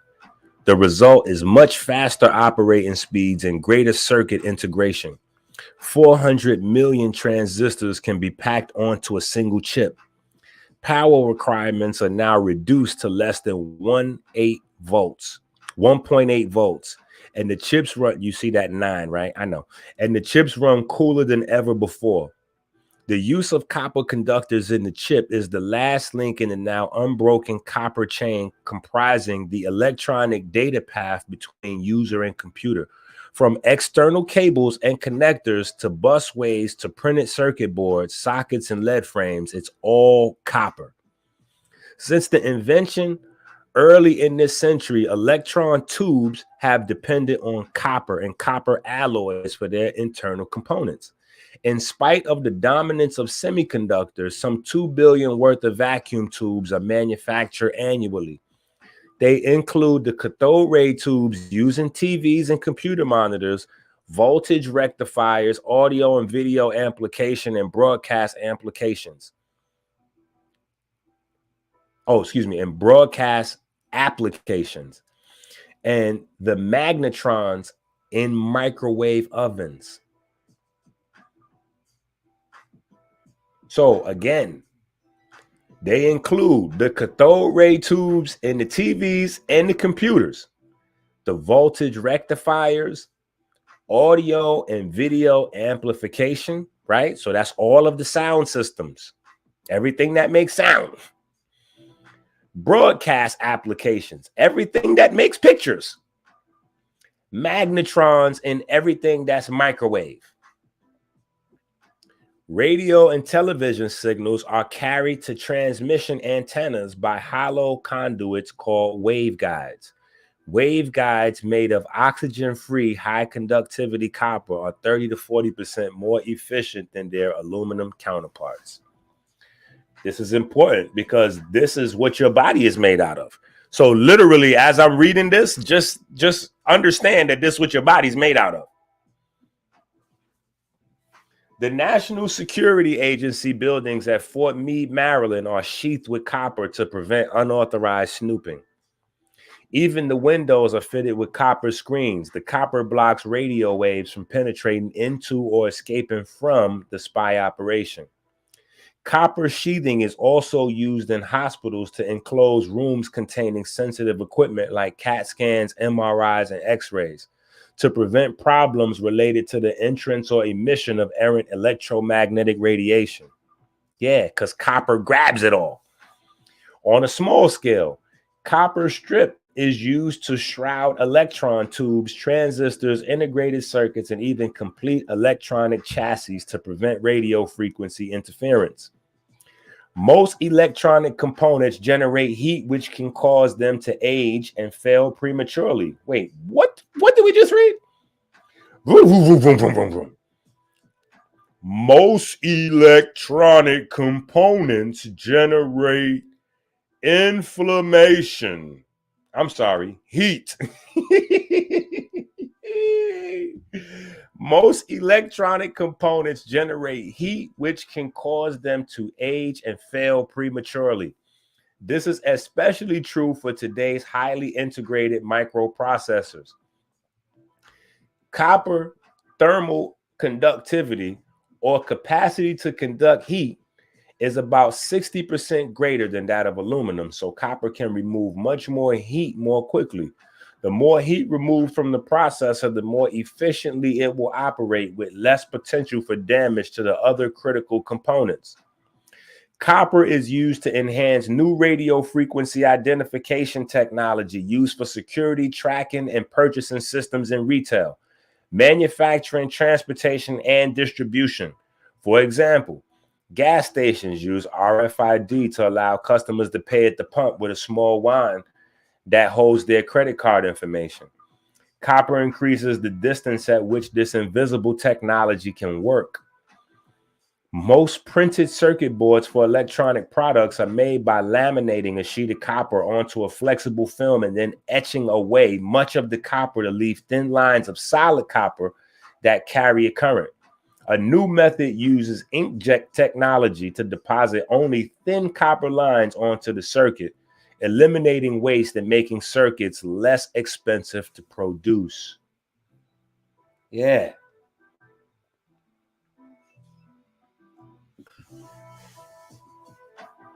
This guy.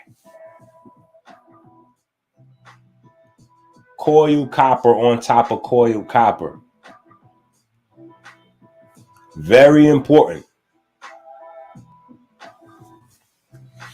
Previous experiments on guinea pigs using both skin sheets and vertical skin sections and carefully controlled histochemical technique, we have been able to show that in the female ovarectomy produced marked inhibition of melanogenesis. I want y'all to stay focused. Let me give y'all some backdrop real quick. Okay, so not only is your stomach loaded with copper coiled up all over the place on top of one another, copper is also required for the enzyme that produces a lot of your melanins, right? So tyrosinase, we talked about tyrosine earlier, the aromatic amino acid, but the enzyme that turns that into dopamine, which is one of the main neurochemicals, also turns that same thing into melanins. Yeah. So that whole process, is mediated by copper also. So copper is there in both spaces. Yeah, that was mad rude. I apologize again for that. That burp sounded a little scary. Okay, so we're looking at the work right here, and what where I stopped is the ovarectomy produced marked inhibition of melanogenesis. Wait a minute, hold on. What are you saying, Enqi? Hold on now, because now this shit's starting to get real. Take out your notebook. Because we done had so much fun. Y'all don't even know what y'all learned tonight so far. Take out your notebook. Get to the notes. Let's take some notes real quick.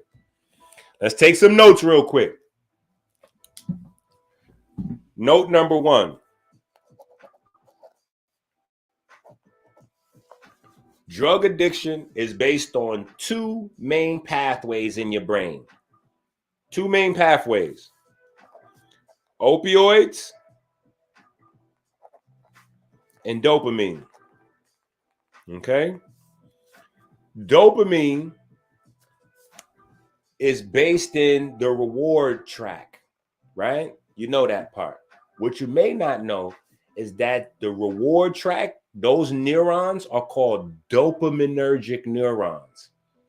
Those are the neurons with the most neuromelanin. So it's neuromelanin that controls the reward track. The very same reward track that tells you to keep getting the sugar.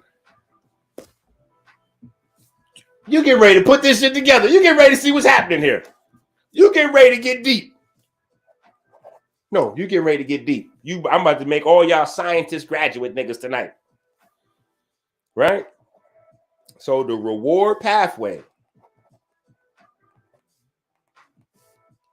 is the dopaminergic neurons, because they got different types of neurons, but the dopaminergic has the most neuromelanin.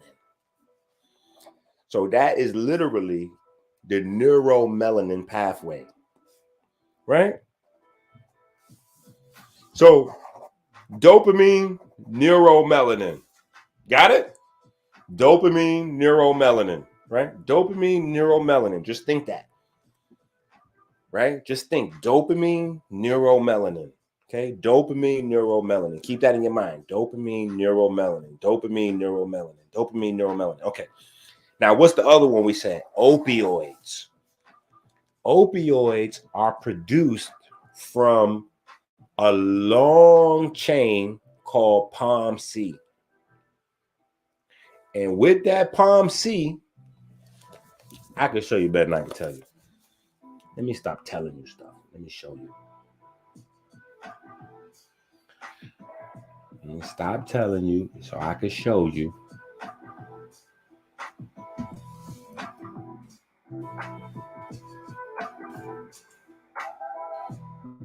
Okay. POMC, right? Hold on. Stop that. Okay. All right, hold on. Okay, look. Let's get this now. Look. The reward pathway. Remember, dopamine, neuromelanin. Matter of fact, let's do that first. Let's just type this in so we see what happens. Let's type in dopamine and then neuromelanin. Let's see what happens. Look at that. Neuromelanin in human dopamine neurons. It's a wrap. We ain't even got to look hard to figure this thing out. Look, neuromelanin is directly biosynthesized from L-dopa, a precursor to dopamine. And what's the next thing it says? By tyrosine hydroxylase. Listen, I don't have time to make up stuff. Right? These niggas that can't read, they think I be making this stuff up because they don't read. I spent 35 years studying this. I don't have no time to make up nothing, and I have no reason to. Okay? So we got that. Dopamine, neuromelanin. Okay? So anything that's an attack, right? Anything that is attacking the dopamine is also attacking the neuromelanin. Can we now agree on that? Anything that overproduces or underproduces the dopamine, anything that works the reward system is directly attacking the neuromelanin system, because the neuromelanin system is the reward pathway. See, this is one of my pet peeves. When niggas think that they so smart, they could talk about you and like you stupid, so you don't know what they saying. Yeah. That's what they're doing. Every time they get you, a brown person or a black person, to have a conversation about the reward pathway in the brain, whether they're talking about sugar, cocaine, whatever, it's disrespect. They think you dumb. They think you don't know that that's the neuromelanin in the brain. They think that you don't know that the crack, the coke, the sugar, all those things directly affects the neuromelanin. And look at y'all niggas at home saying, Enqi, we don't know. God, we learned it from you right now. I can't tell. My Cash App didn't go off. I can't tell. Nobody learned a damn thing during this video because I can't tell. Look at my Cash App. Nope. Michael Carter. I got to shout out Michael Carter. Hold on. Damn, a few people learned something.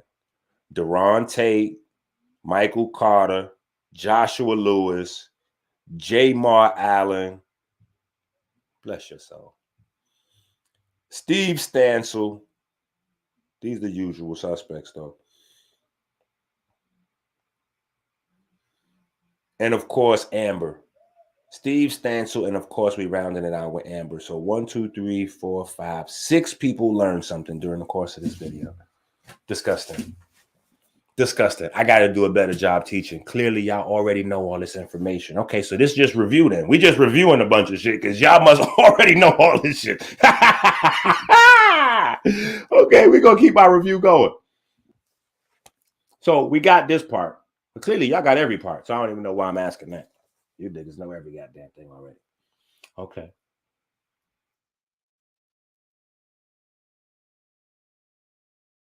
Opioid receptors. Hold on. And watch this now.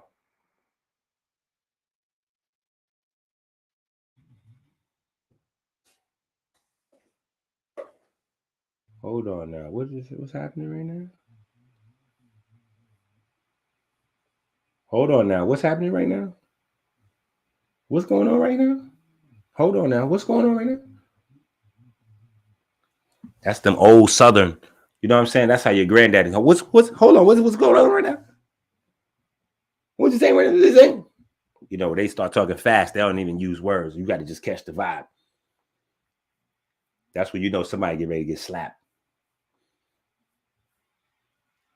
Once you start outsmarting the southern old black folks, they just get the violence. And you should be reading this right now, figuring out that somebody done outsmarted somebody. The opioid receptors regulate melanin production in melanosomes and hair follicle pigmentation growth. And what is happening right now? Did you know that opioids have something to do with your hair color?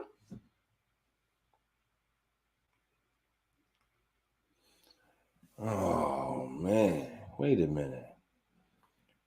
Opioid receptor mediated regulation of alpha melanocyte stimulating hormones. Wait, what is going on? So the opioid receptors. Now, wait a minute. This is opening up. Let's go here. Let's go here. Watch this. Now let's go to Palm C. Now let's go over here to Palm C so we can really look at this thing and see what's happening there. No, we want to see a picture. We want to make it simple. Make it plain, Brother Malcolm. No. We want to see a nice, good one. This looks good. This looks simple. This looks perfect. Okay, now. Pay attention. Do y'all see this?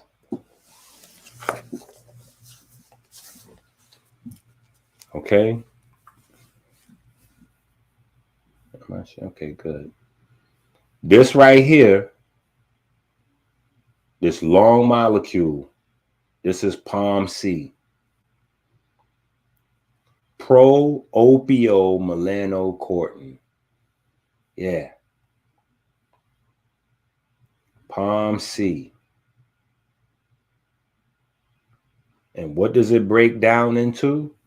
Your cortisol, adrenaline-based hormones, your fat-based hormones, and your endorphins. And all of them have melanin-stimulating hormone with them. Every part of this molecule, every part of this breakdown Look at that. Mice got the melanin. Dogs got the melanin stimulating hormone. Everything. Everything. So the opioids, right? Now check this out. Now the opioids. So we got this. Hopefully this is starting to sink into here. What's where the mind fuck, right? Hopefully it's sinking in. So now we got the opioids are tied to melanin stimulating hormone, or we just say melanin hormones to make it super simple. Melanin hormones, and we got dopamine tied to your neuromelanin.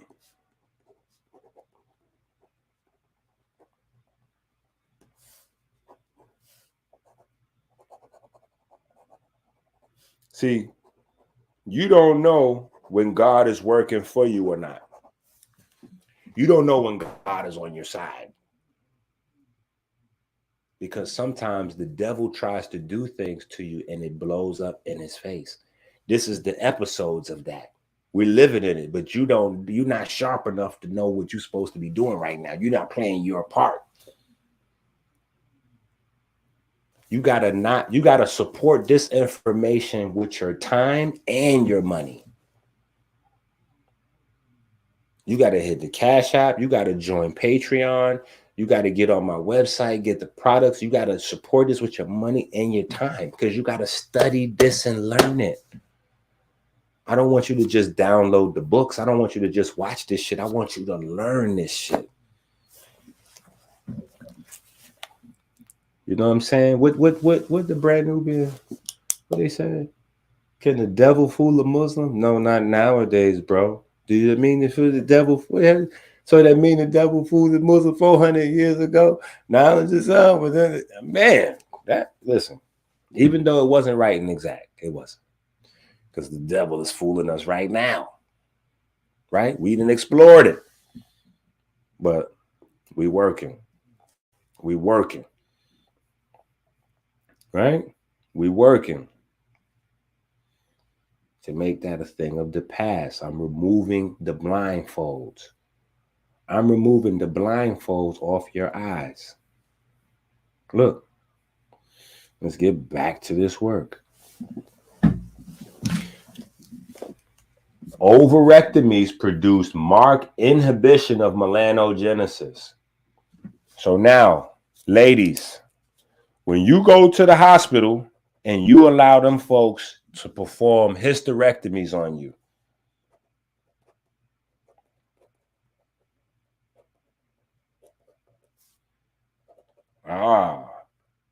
did they tell you that the hysterectomy also had anything to do with melanin? No? Did they left that part out too? Oh, okay. Yeah, they left that out. Okay. They left that out. Because, see, all this is going on, and you think this somehow ain't going to affect your babies. Now, everybody is carrying weapons. Why is everybody carrying weapons? Because everybody's living in fear. But I just showed you the nucleus that controls the fear. Produces what? Melanin stimulating hormone. It works, or is regulated by melanin stimulating hormone. We just looked at that. You got to follow along. You see, as the stuff started, we're going to put it together for you, piece by piece. That's why these are called master classes, right? So ovarectomy produced marked inhibition of melanogenesis, while the administration of estrogen and to a lesser extent progesterone produced the converse effect.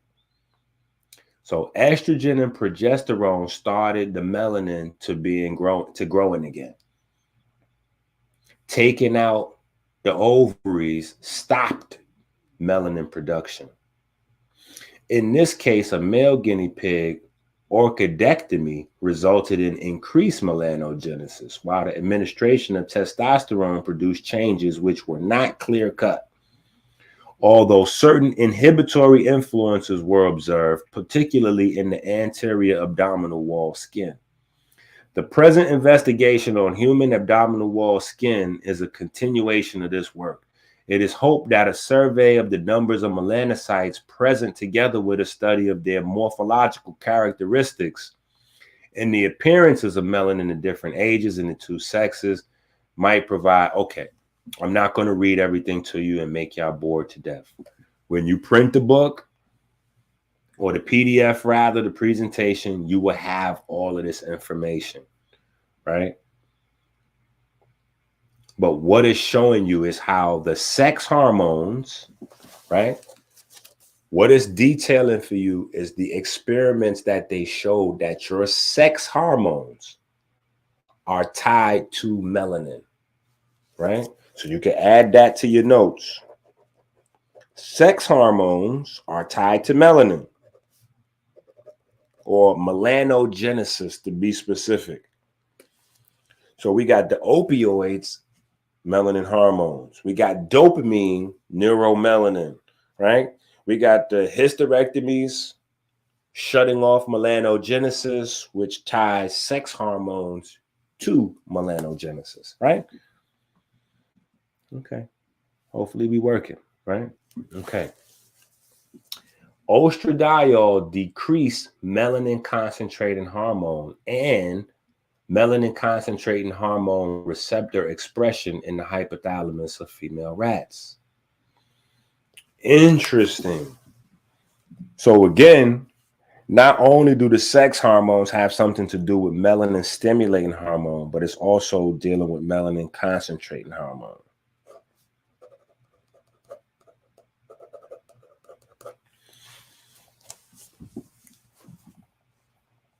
Melanin concentrating hormone is an orexigenic neuropeptide produced by neurons of the lateral hypothalamic area. Because genetic MCH deficiency induces hypophagia and loss of body fat, we hypothesize that MCH neurons may represent a specific LHA pathway that, when inhibited, contributes to the pathogenesis of certain anorexic syndromes. Pull up the article, deep dive. Is mental illness related to mental hormones? Coronary heart disease and mental illnesses are among the leading causes of morbidity and mortality worldwide. Decades of research has revealed several and sometimes surprising links between coronary heart disease and mental illness, which has even suggested that both may actually cause one another. Huh?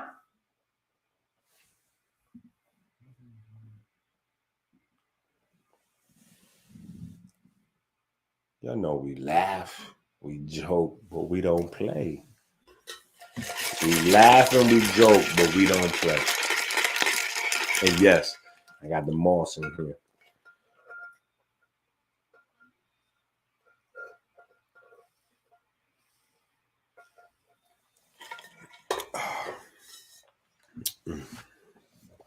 Yeah. Yeah. That's what your ancestors said. That's what your ancestors wrote on them papyri. That's what your ancestors wrote on them papyri. And I know because I got them. I got the papyri. I'm not going to Google search the papyri and tell you about the papyri. I have the papyri. They're open on my bed.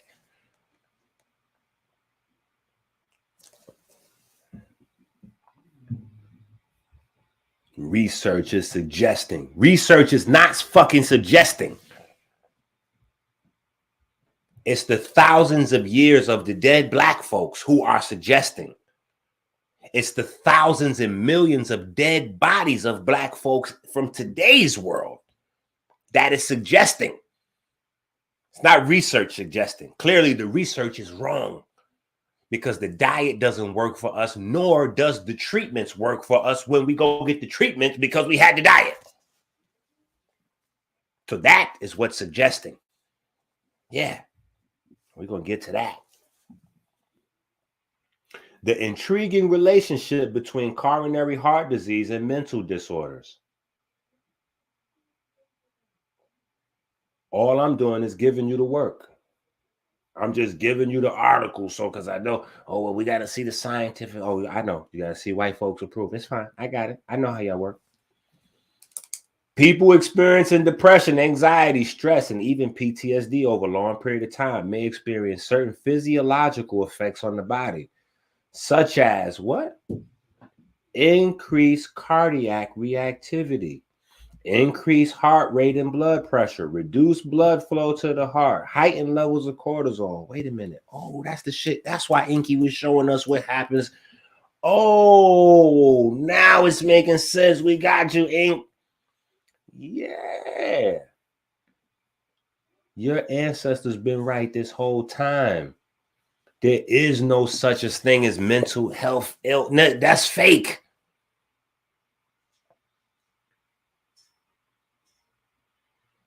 What's happening is you don't have real knowledge of self. You don't know how your body works.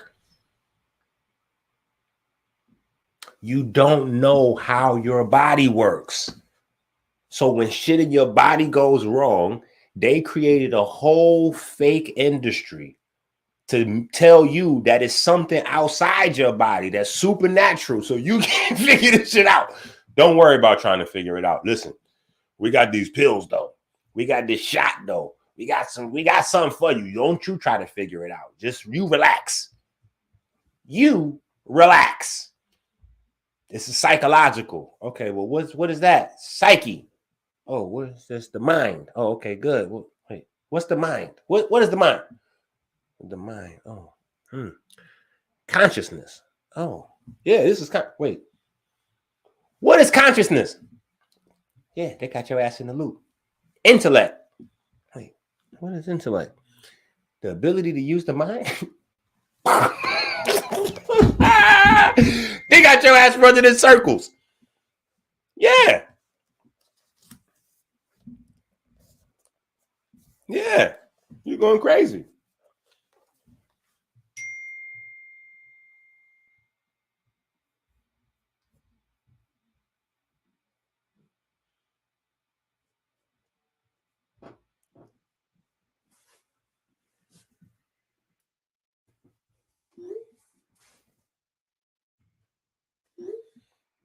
Yeah, they got you going crazy. That's what I'm trying to show you. What is the connection between mental health disorders and heart disease? A large and growing body of research shows that mental health is associated with risk factors for heart disease before diagnosis of a mental health disorder and during treatment. These effects can arise both directly through biological pathways and indirectly through risky health behaviors. Wow. So now risky health behaviors got something to do with my heart now. Yo, risky health behaviors. Do you remember when the Scooby-Doo? No, this shit is serious with the Scooby-Doo. Do y'all remember watching Scooby-Doo and they used to always say red herring when they couldn't figure out what was going on? They say the red herring. The red herring is the Scooby-Doo. This is the red herring. Look, when AIDS was ripping, every single disease that's tearing folks up that they don't want you to really figure out. Risky behavior. Risky behavior, my ass. So you having unprotected sex is causing you to get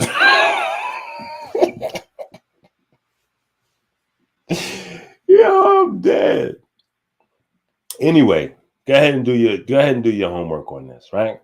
And while you're doing your homework, make sure that you are drinking, cooking, creating your sauces, covering your salads in that Blue Magic Luxury Custom Sea Moss from AmericanHealer.website, the world's first ever Mossier.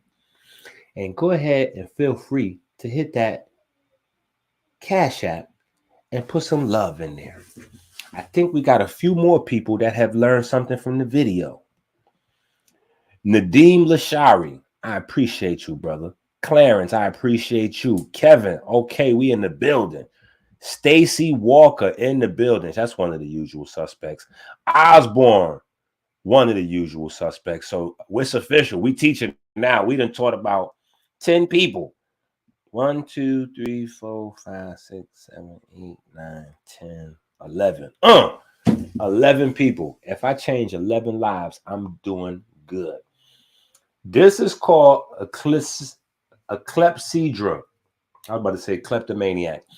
This is called the clepsydra. For those of you that read my paper on diabetes, you will remember that I referred to the third ventricle as a very complex clepsydra in that article. It is modeled on the third ventricle. Okay? This right here is modeled on the third ventricle and the heart. This is one of the ancient Egyptian timekeeping devices, but really, this was not really a timekeeping device. This was for the heart to measure the pulse. This was to measure your pulse. And now we get into the deeper information. I hope y'all still awake now. We get into the deeper, more important information. The clepsydra, modeled on the heart and the brain, right? It has 12 divisions in here, 12 divisions. Remember, we talked about 12 per second, the formation of time and space. Yeah, when that process goes wrong, that's what's the framework for mental illness, right? This is what we do at Melanin vs. Diabetes. We go further to demonstrate that this is the root of all mental illness. The mind or the soul is facilitated by the 4 ventricles in the brain, communicating with the 4 ventricles in the heart to create that hidden one, your spirit. This is done by transfer of information or wisdom by red blood cells as they demonstrated in the weighing of the heart ceremony. The vessel that symbolizes the heart is literally a clepsydra. And I know y'all like, wait a minute, Enqi. We went over the weighing of the heart ceremony 1,000 times. Where is that part at? Okay, now remember what we talked about. Hold on, let me go to something that's you're more familiar with. This, right? Remember, we talked about the heart representing magnetism and the feather representing electricity. But the symbol is a symbol of a symbol. The symbol is a symbol of a symbol. What are you talking about, Enqi? In Kemet, it's a vessel. It's a clepsydra that they show as the heart. Doctors use these. The sunus, that's what they was called. Doctors use these to keep track of the pulse.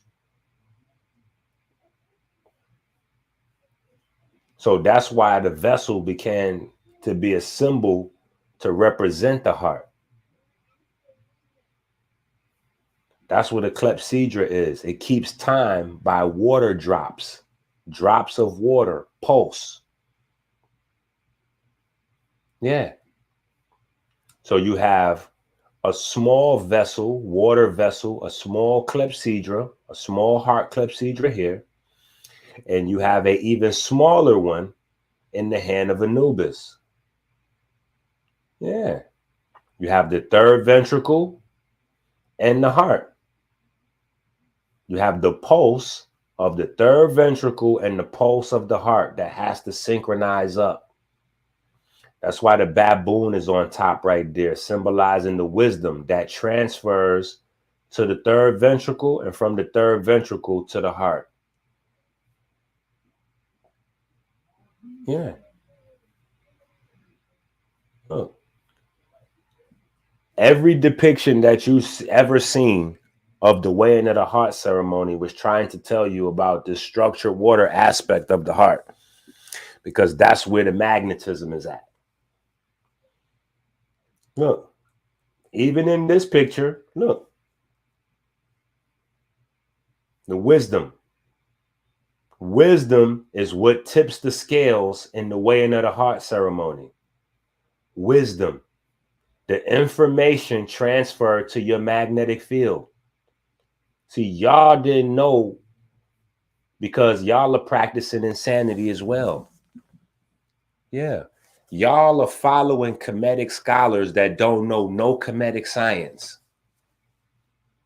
That's insanity. How are you following Reggie and Jabari? You can't know Kemetic science if you don't know American science. Duh. You can't know Sumerian science if you don't know American science. If these Negroes do not know biochemistry, they cannot know the science or recognize science of any era. Listen, if you don't know how the human body works today, you cannot examine Sumerian whatever for the Hebrew Israelites or the people into Enqi, frauding. You cannot recognize no science in those religious texts, the clay tablets written on the walls, written in the coffins, nowhere, because you don't know science. So if you don't know what science looks like, how are you going to recognize it in a symbol? It's not possible. So you following people that don't know shit to try to learn something. Respectfully, though. That's why we slow. It's the blind leading the blind. And they gotta hate on me because I'm not the one-eyed man. I got two eyes open. Listen, in the land of the blind, the one-eyed man is king. The two-eyed man is getting hung. He's the threat.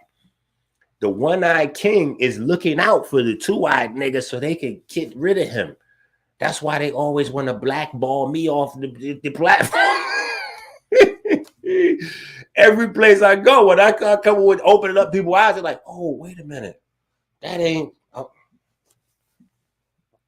Yeah, see? So look closely.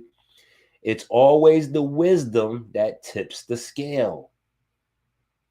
It's always the wisdom that's tipping the scale, regardless. It doesn't matter which depiction you look at, right? The wisdom is always going to be there, right? The wisdom is always going to be there. Look, the wisdom is always going to be there, right? And this is the same technology the pyramid is built off, right? Remember, I told you that these shaft angles always at 26 degrees, the same as 26, that number from the Bible, that magnetism. Well, your heart angle is just like the same thing. Your heart is always angled that same way. Yeah. And the pyramid ran on water the same way. This is the same technology. I'm trying to show you. Look, here's different depictions, right? Here's two different ones. Look. Now look at this one. You got the heart, another heart, and look what you got sitting up top. You got the wisdom. You got the wisdom. Same thing here again. The wisdom sitting up top. Every time it's going to be the same way. Your ancestors didn't tell you no lies.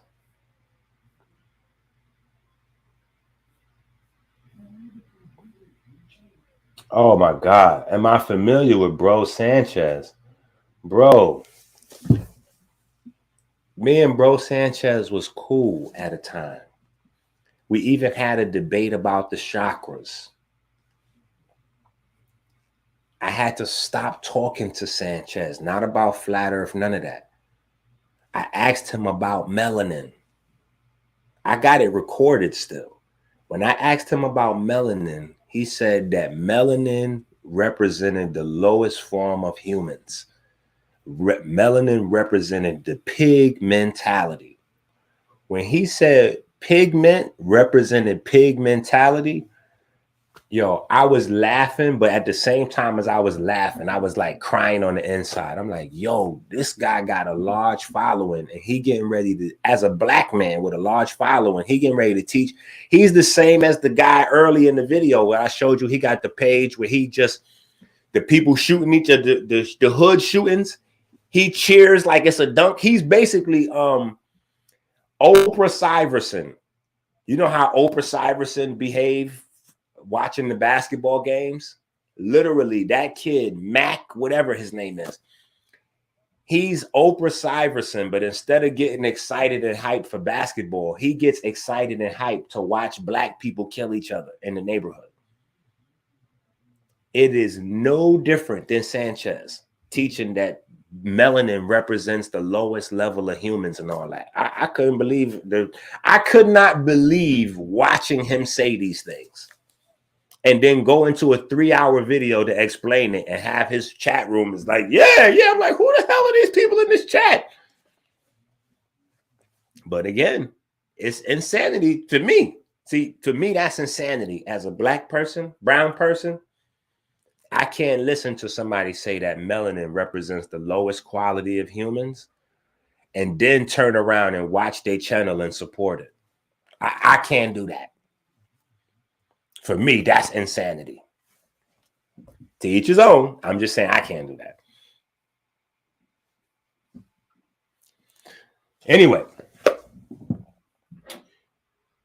it is well known that some serotonergic drugs and neuroendocrine tumors producing serotonin may induce valvular heart disease by stimulation of proliferation of valvular cells.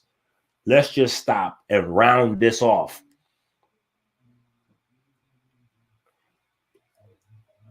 It is well known that some serotonergic drugs and neuroendocrine tumors producing serotonin induce heart disease, valvular heart disease. So again, serotonin is one of those neurochemicals that when it goes unbalanced, now you got bipolar disorder and this, that, and the other. And they telling you it's something to do with your mind, not your brain, and definitely not your heart.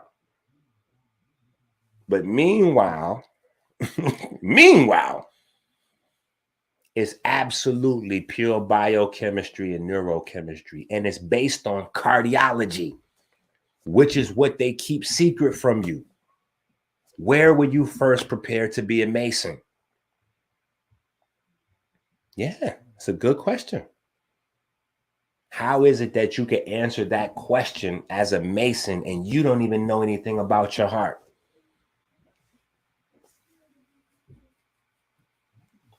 Wait, what happened?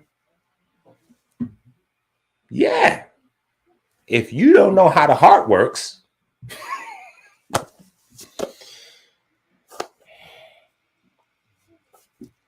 so unbalanced serotonin levels, whether it's due to drugs or tumors, can cause heart disease. Which means on the flip side, heart disease can also cause an unbalancing of serotonin. Do you know why? It goes back to that old relationship that your ancestors was trying to tell you about. The stomach is the mouth of the heart. We're going to talk to you about this relationship of the stomach to the heart. Forget the brain and gut. We're going to talk to you about the heart and gut. These European folks be trying to make their own slang sound cool and get you to buy into it so that you remember their mnemonics instead of your ancestors. Your ancestors already gave you a mnemonic by giving you rib, to let you know the relationship between the heart and the stomach. Focus on that. Don't focus on the stomach and the brain. That's you skipping over the heart to get there. You got to skip over the heart to get to the brain. That's where it's at. right? That's where it's at. We're going to look at it though. We're going to get to it, right? We're going to get to it. The original lessons of structured water are Kemetic. Now look at the word for jar. When we talk about the clepsydra, right, being the jar for the heart and the pulse and all that, look at the word for jar. The word for jar. Interesting that the word for jar just so happens to also be the same word for vein and artery and vessels of the body.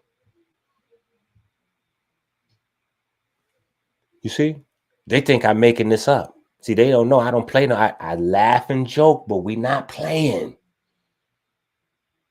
Look, it's also the same word for the Nile god, the god of the Nile, emission. So when the god of the Nile has an emission, which is an ejaculation, in case you don't know, which is why you see the phalluses there, right?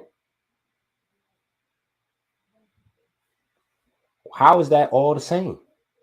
The jar, the clepsydra, the veins, the arteries, the vessels of the body, the ejaculation of the water god. And coming in last but not least is justice, which is where meter comes from. You thought meter came from England. No, no, no. It's right here. Balance. Huh? Yeah. This is how this goes. This is how this goes. Now, again, you're going to get this in your book. You're going to get this in your book. You're going to get this in your book. So you'll have this, right? All the way divine mathematics. Each heartbeat cost 0.0023 calories on average, right? This is a part of divine mathematics. You'll have this when you get the book, right? I think we talked about the parasympathetic relationship and the sympathetic relationship to the heart enough. You will have this in your book. You will have this in your book. Okay? You will have this. Okay? But we cooking now. Right? So you got 60,000 miles of blood vessels and your heart has to pump blood through all of that, right? Now add to that the fact that it's not liquid, it's a gel. Remember, structured water is a gel. So how does your heart pump gel through 60,000 miles of straw? Come on now. I'm only asking you that to get you to admit that you, and not maybe not just you, but just science in general, either they don't know or they've been lying to you about how the heart and the blood works all this time. It's no way in hell that a heart could pump gel through 60,000 miles of straw. Think about that. You could barely blow up a balloon. What make you think that your heart that's relying on the same thing? Listen, your heart is attached to the lungs. The diaphragm sitting right there. So what make you believe if you can't blow up a balloon that your heart can somehow push a gel through a crazy straw? You know, a crazy straw is the straws that's all occur. How your heart gonna push gel through a crazy straw that's 60,000 miles long? Come on now. I just need you to unlearn so you can relearn. And while you're doing that, get that blue magic gel from AmericanHealer.website. That is the luxury custom design CMOS, and hit that Cash App for $ Minister Enqi and drop a little change in it. Know what I mean? Now, these are some of the discoveries that we made that are pertinent to our study. Okay? The cause of mental illness is clearly a disruption of the Real cycle. Oh, yeah. the heart and brain connection. Now, I'm getting ready to show y'all something that I'm going to show y'all. I showed y'all in the beginning, but I'm sure we got different people in here. I'm going to show y'all this again real quick. And then we're going to go to breaking it. We're going to go back to the info and then breaking it down, then back to the info and then breaking it down. We're going to, I got to show y'all this.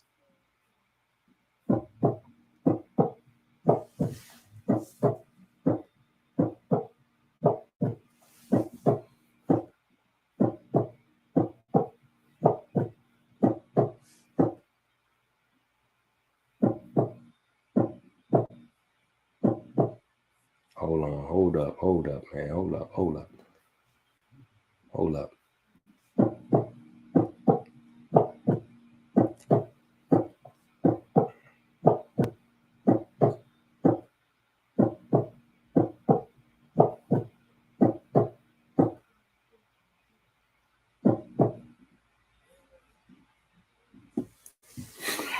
Do y'all know what y'all just seen? Listen, if I'm not the coldest nigga ever, do y'all see what I just showed y'all? I showed you the brain beat. The brain beat. Your brain got to beat with the heart. Your brain has to beat with your heart in sync in order for you to have a balanced mind. This ain't got nothing to do with no whatever that other shit is that we read. Psychosis and this. No, your brain, I told you, God is music, Christ is a frequency. Are you willing to learn yet? I need you to at some point come to the realization that there's some shit you don't know that you need to learn. Yeah, these are not just videos designed to get shock and awe and likes and views. I need you to learn something. This is a movement. We're changing lives here. I need you to understand what's happening here. You have never seen the actual brain beating and pulsing with the heart. You ain't never seen that shit before. Get your ass out of here. If you ain't learned nothing, don't send nothing. But if you learn something, you got to spend something. You ain't never seen no shit like that in your life. You ain't never seen no shit like that in your life. Listen, I'm trying to explain something to y'all. Now y'all willing to listen now, huh? Y'all willing to listen now? Now this real cycle shit might be real, huh? Now it might be real. Yeah. I told y'all, and I've been telling y'all for years. No, that's not how it goes. That's fake. The heart is getting from the third ventricle and the goat in the brain. And y'all thought I was just playing with this information. Y'all don't get it. I healed my daughter's broken neck and spine. Yeah, it's niggas that was going to be dead. Yeah, I can't make it no claim that's still alive now. Yeah. How do you think I'm doing that? How? If the doctors say it can't happen and then I come and make it happen, how? Either it's something they don't know or something they do know that they're refusing to admit. Either way, you're not going to learn it listening to them because they're not going to share it with you. And since I showed you that they're making $1 billion a day from heart disease and stroke, chances are they don't want you to know about this. This is why when you look up the causes of mental illness, you research this shit on your own. The cause of mental illness. They're going to have your ass spinning your wheels forever. Forever. If you're lucky, you're going to narrow it down to the 3 major causes. Supernatural, psychosomatic, whatever. Listen, we went through them all.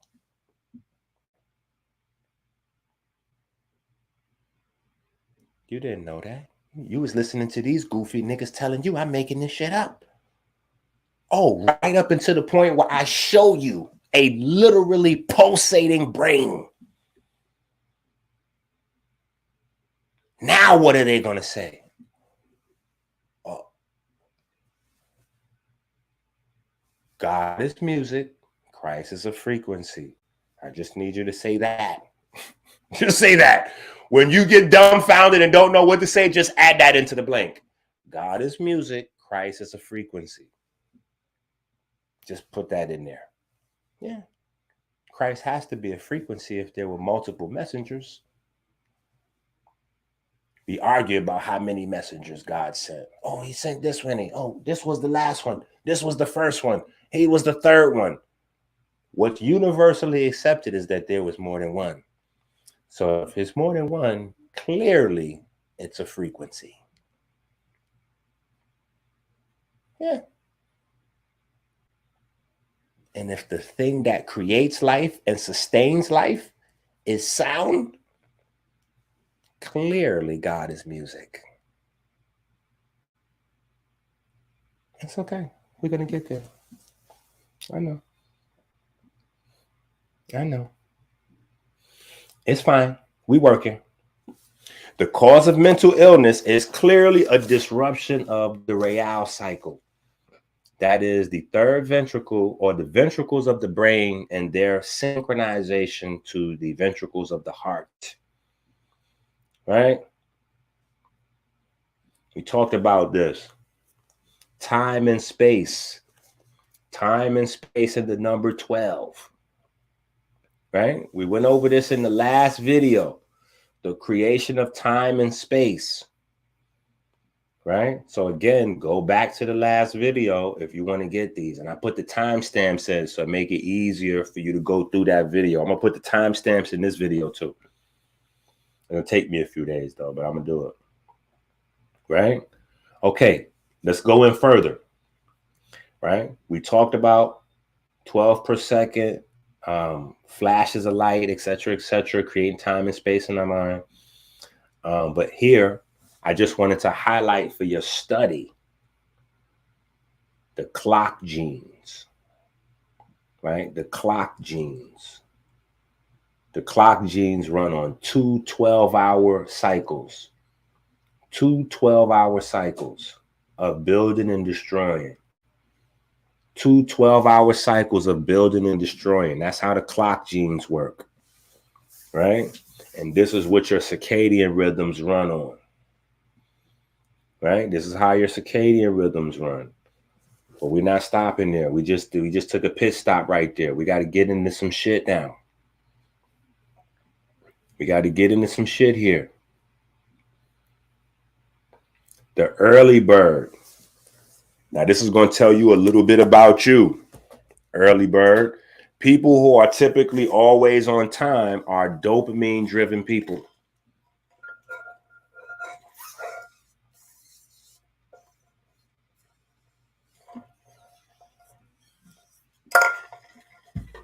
People who are typically late are serotonin-driven people. So again, we're going to shatter the mold of CPT, right? You should know better than that now, right? Now that we know that dopamine is neuromelanin based, well, clearly,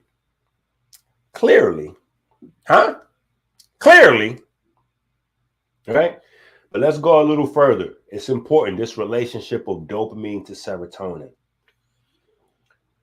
We talk about 12 slides per second, creating the illusion of time and space, right? 12 hertz, which equals the beta waves, your basic beta waves of consciousness. The speed at which the level of perception is the same as zooming in on the camera. It's the same as zooming in on the camera. The closer you zoom in, the slower time seems to move. This allows for maximum observation. What are we talking about here? Remember, science. We observe, we collapse waves into particles, right? Potential into actualities, right? We creators, right? Co-creators, mini creators, big G, little G, all that works, right? But it's the power of observation, right? So now we're going to talk about the time perception, right? We talked about the creation of time and space in the last video. Now I'm going to show you how your neurochemistry controls that. Even that is neurochemistry, meaning when you're somewhere doing something and the time is passing by fast, that's neurochemistry. When you're somewhere and the time is passing by slow, that's neurochemistry. When you playing basketball and you in the zone, you know what I'm saying? And you could see homeboy getting ready to reach to the right before he do it. So you hit him with the cross.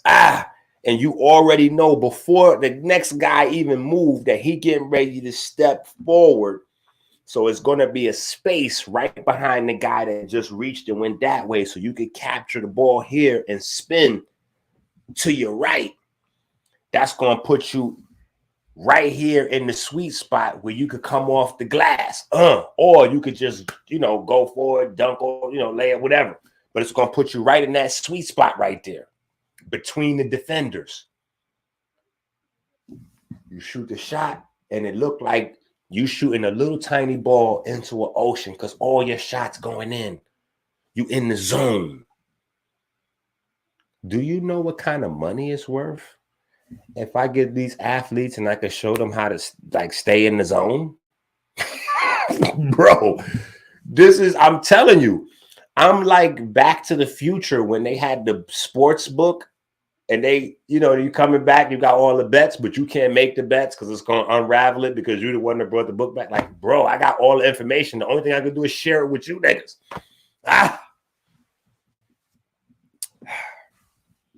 All of that's neurochemistry, all right? And it plays a role into psychotics, psychopaths, sociopaths, mental illness is layers, right? Okay, so now this zooming in is where your brain likes to learn at. This is where your brain likes to learn at. So if you want to be an advanced learner, a real master student, you got to get into this because this is the sweet spot where you learn everything the most, right? You have to stimulate the dopamine through pleasure or norepinephrine through fear. Dopamine and norepinephrine, when they start pumping, they make everything slow down. So you could get the maximum observation and the maximum memory. You could remember everything in fine detail. Everything in fine detail. You could remember the smell, the feeling, everything. Because either that fear or that extreme pleasure is slowing everything down for you. Now,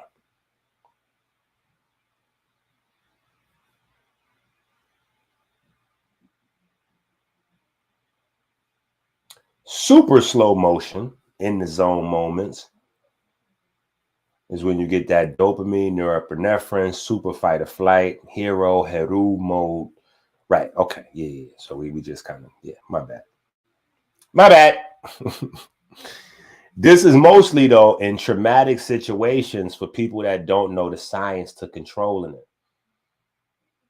Right. So this is you don't know about this. So it's something that you just happens to you. You don't know that it's something that's arising from inside of you. You don't know it's neurochemistry and it's controllable. So usually sex and violence is the only thing that's creating this. So for most people, it's just traumatic situations, right? Fear releases high amounts of norepinephrine and it slows things down. Why? Because of fight or flight. Think about fight or flight. Fight or flight is you to get out of danger. So a part of it is making sure that you see things, you remember things. It wants to go in your memory. When it goes in your memory, it creates future fear, right? So you don't repeat the same mistake, right? So we're getting the cause and roots of fear, right? Trauma, right? I want you to understand the foundations of what you're learning, right? Also, look at this. This is the origin of what? See that at the bottom? The origin of what down there? What'd that say?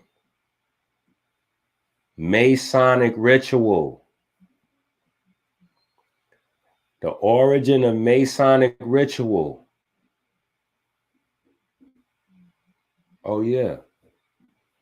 There's neurochemistry. Absolutely.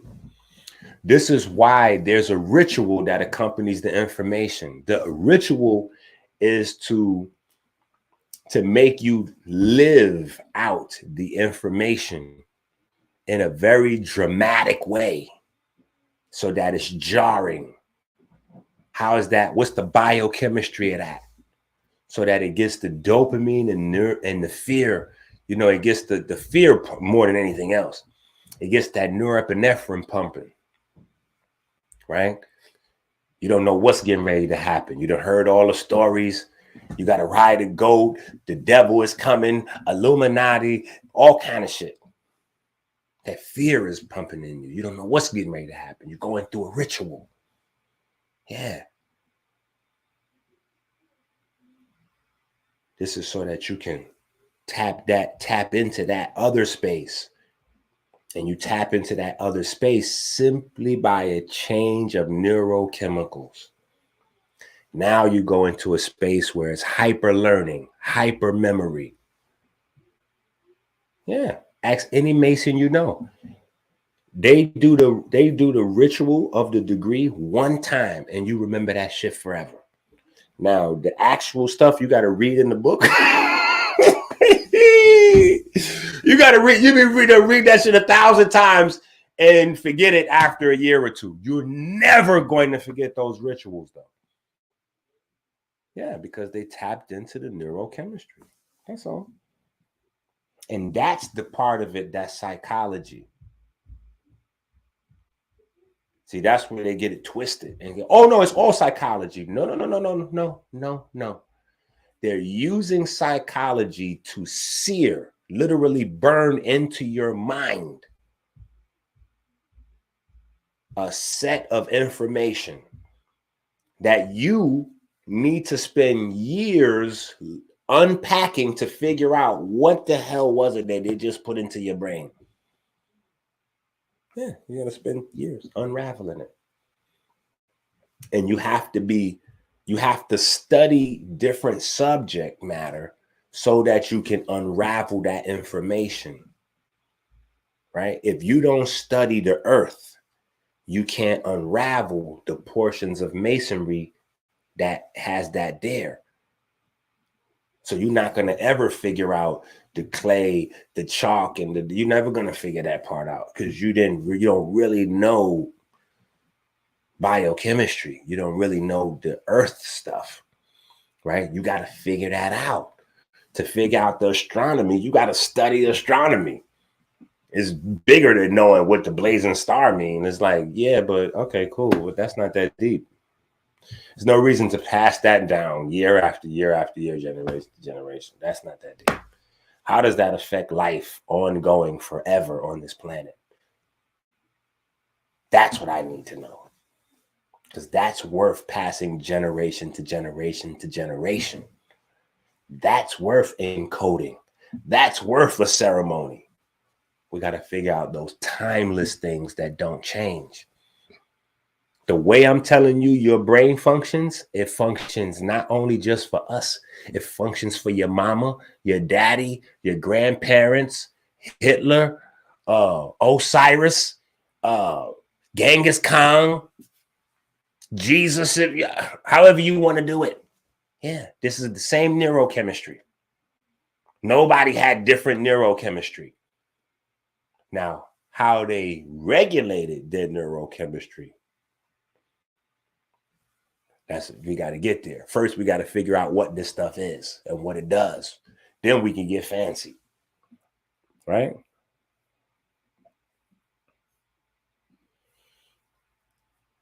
Okay. All right. The speed at which the level of perception is the same as zooming out on a camera. The further you zoom out, the faster time seems to move. This allows things to pass and life to go on. This process is serotonin. This process is serotonin based. Now, 90% of your serotonin is produced in your stomach. 90% of your dopamine is produced in your brain. I just want you to know this stuff. 90% of your serotonin is produced in your stomach. 90% of your dopamine is produced in your brain.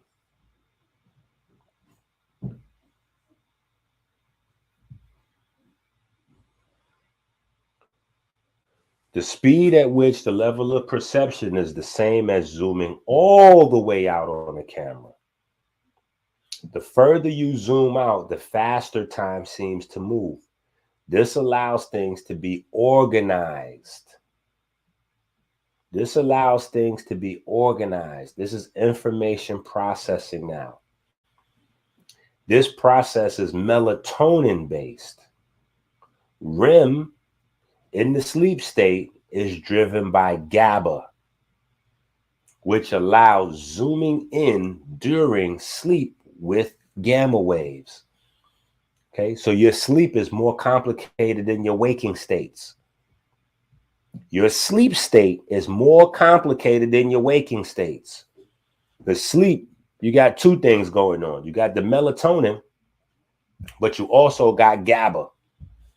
Now, here's the slick thing about GABA. GABA not only regulates the brain activity, but GABA also regulates insulin activity. Yo, I swear I can't make this shit up.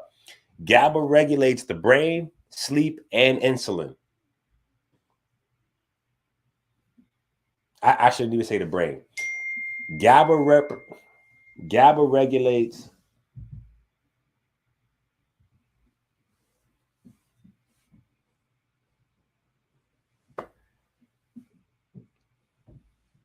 my dog is acting a fool right now. But GABA regulates the neurons. Let me say that, because you got neurons in the heart and neurons in the stomach. We don't think about that. They talk about the neurons in the stomach, or the neuropods, right, in the stomach, but they don't talk about the neurons in the heart.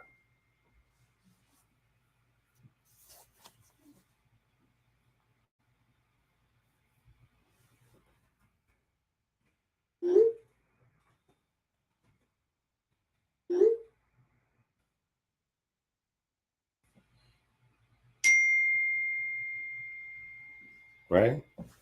Hold on, we working. So now pay attention to this. Not only do you zoom all the way out, when you zoom all the way out, it seems like you're what? Out of body. When you zoom all the way out, that's melatonin. It seems like you're out of body. Because at the same time as your body zooms all the way out, the ACC is turned off. This is your rationality or reality filter is turned off.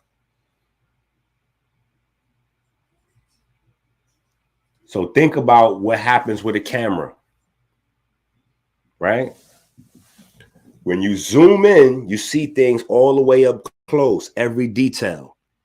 When you zoom back out, you can still see it, but you're getting a lot of other stuff in the picture as well, right? So zooming all the way in, that's either dopamine or norepinephrine. When you zoom out to like the basic, like on your camera right now, when you hit it, your normal camera picture, that's serotonin. When you zoom in, that's dopamine or norepinephrine. right? And then you go back to normal, which is the serotonin. But then you go, when you zoom all the way out, that's melatonin. That's the state that you're in when you think you're having an out-of-body experience. But I promise you, you're not having an out-of-body experience. Yeah, that's not real. Yeah, that's fake too. It's a fact. And they allow you to play games with all these ideas that's not real, so you never get to the real shit. Yeah, these are all facts. Think about it. Why do you think a person wake up instantly when you wake them up? They wake right up. If their mind was literally on Jupiter or at the sun, or I traveled to outer space, right? Okay, well, when I woke you up, you was right there, though. You was right there.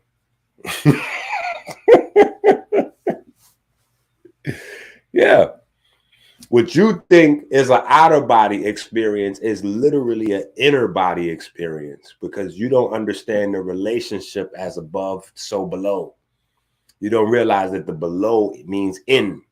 The world of Asar is within.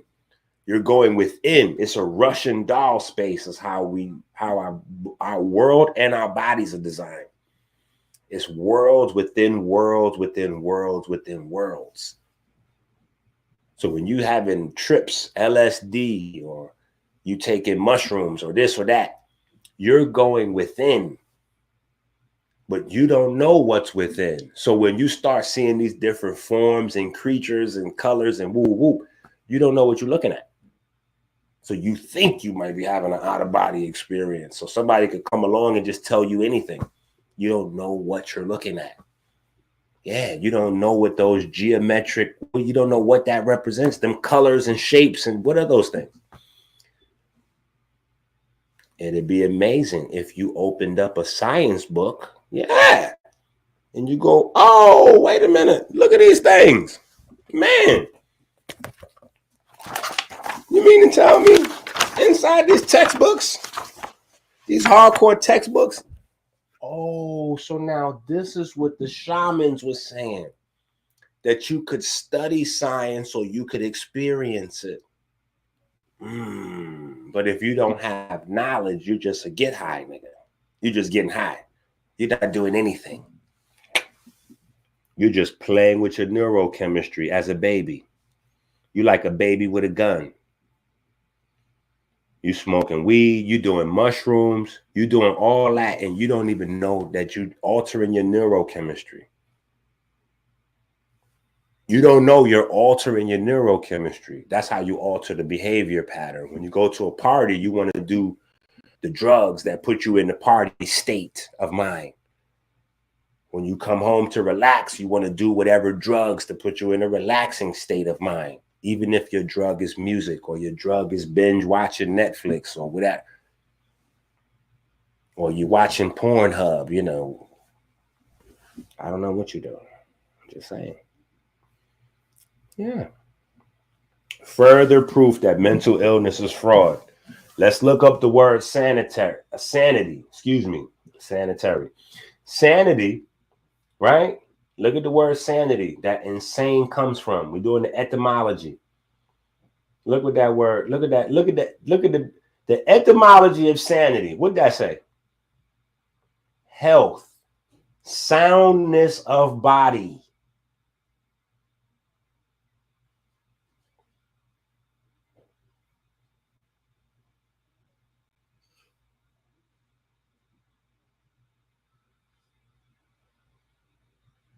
Can people be manipulated with this science?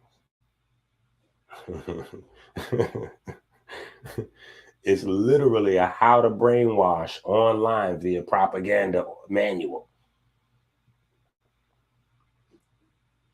Right? But it's targeted at you.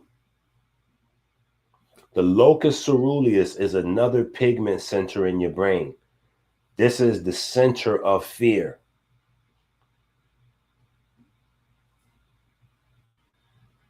This is the boogeyman in your brain.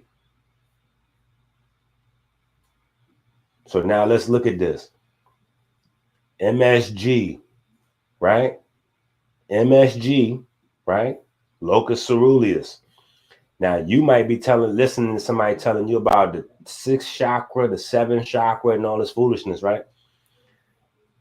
What you need to know is that this is a fear-based nucleus pigment center, and it is glutamate that regulates this. So anybody that's dealing with fear issues, bipolar, this, that, and other boo, yeah, all they having is glutamate issues that need to be worked out. This is why when you really change your diet for real, you change your behavior. That's how I changed from a street guy into a minister, and this is because I made changes in my diet. When I got rid of the alcohol and the meat, 90% of the violent thoughts that I had dissipated. Yeah. Yeah. This stuff is in your food. The fear. You think you need to carry a gun all the time. Yeah, because you live in fear. And most of the fear is generated by things that you have already done that you're scared somebody's going to repay you for. So, MSG, right? We live in a fear society where people are being regulated and ran and brainwashed through fear mechanisms, fear tactics in the media, but they getting MSG from the regular food, and then the smart niggas, you know, the vegan chefs and all them, they making the food with MSG also. They just switching from Bragg's liquid aminos to, you know, the coconut aminos or whatever it is. And really, it's just glutamate in a bottle, because glutamate tricks the brain. Yeah. It's an excitotoxin. It tricks the brain. It makes the neurons fire. It makes the body believe that whatever you just tasted was electric and full of life, when it's not. You know, you could put that on anything. That's why it makes everything taste good. Chefs will tell you, oh, them liquid amino acids, that MSG, oh yeah, it make everything. Why? Because it tricks the brain. And over time, it leads to decline of the brain, because you got what's called astrocytes and glial cells. It's like they surround neurons. Once they get oversaturated with glutamate and they can't keep the brain clean, you're going to start having like shortages throughout the brain. That's from glutamate. Those shortages is going to be panic attacks. Yeah. That's why in children, they have that ODD. It's fear-based. They losing their temper, arguing with adults all the time because they are in fear of what's going to happen to them if they don't say something or stick up for themselves or this or that. And so they're being looked at as angry and spiteful, but really these are children that are living in fear. This is why talking helps more than medication, because you're able to address their fears. And most fear comes from lack of knowledge.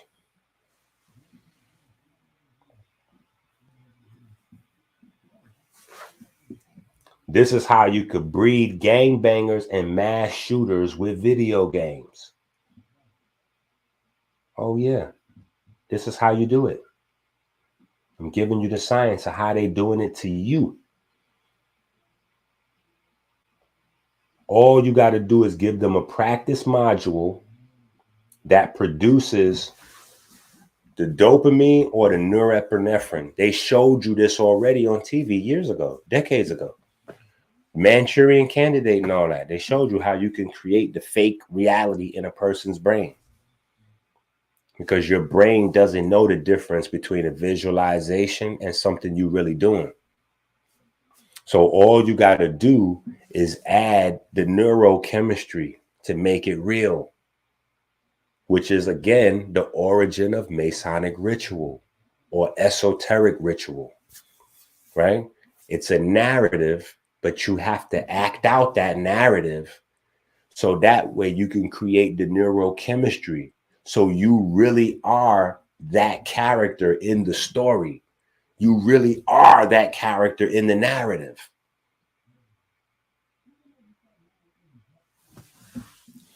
It's neurochemistry.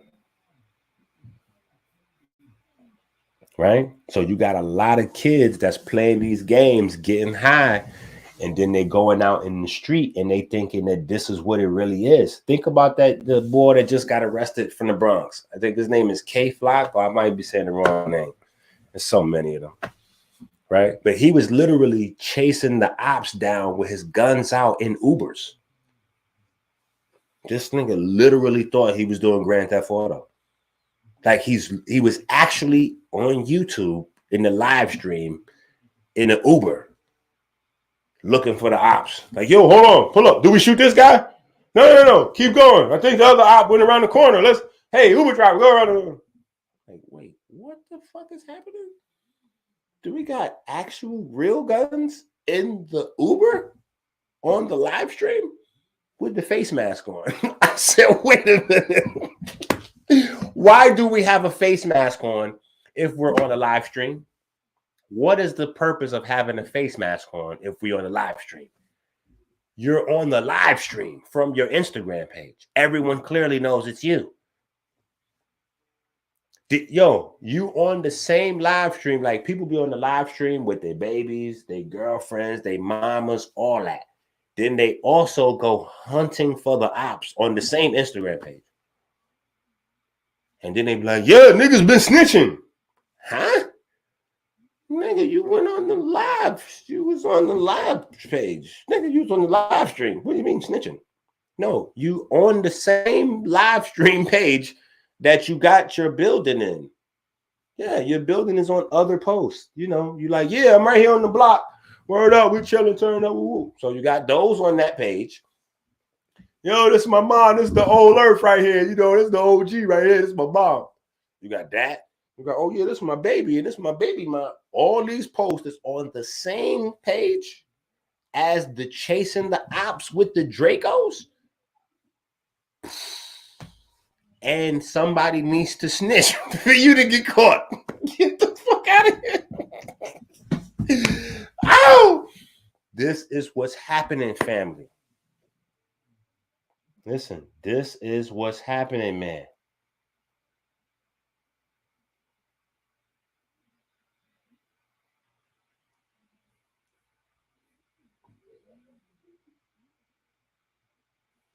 Yo, this is what's happening, family.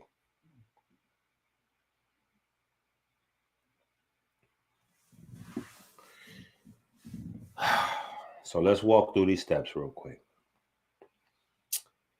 Here's how it happens. After a break in the biochemistry, which we went over a good bit, you need a trigger, right? Something to release that dopamine, norepinephrine. Some sort of stressful event, or maybe an extra exciting thing, too happy, too sad, anything, right? Something that you can't understand. The next thing is, because you have a lack of knowledge, your pattern recognition device gets to work, because that lack of knowledge is creating anxiety. So to quell your anxiety, your pattern recognition device gets to work and creates a pattern based on assumptions and emotions, not facts. Excuse me. So that you can have comfort, which means to stimulate that neurochemistry releasing. This results in psychotic delusions. When you put a pattern together that's not based on knowledge, when you have understanding without knowledge, that is psychotic delusion. This can happen alone or in a group that has the same experience, right? So like a big explosion, big panic, a global pandemic, all of these things can create mass fear, which will create a nice little window where you can program some folks, right? And the people that are also in the delusion will think that they're not in a delusion because they will be talking to each other and they will use each other as references to their insanity, right? Think about it. There's certain platforms on YouTube right now where you have people teaching quote unquote scientific literacy, but they don't know how to read. Yeah. And you have people tuning in to learn scientific literacy from niggas that can't read. Yeah.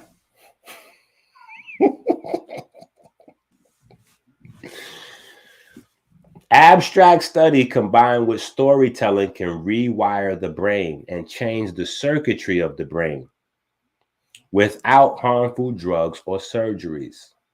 This is the physiological evolutionary purpose of having a sense of humor to overcome fear and anxiety.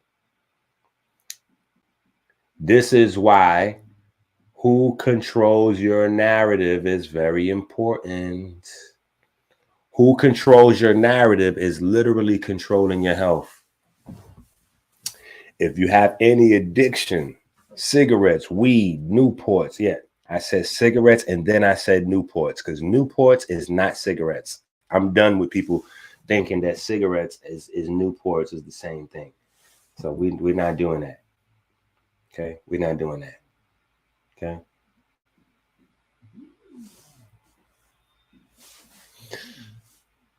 Newports is a totally different animal. Anyway, beer, liquor, pills, coke, dope, lean, meth, porn, caffeine, clicks or likes.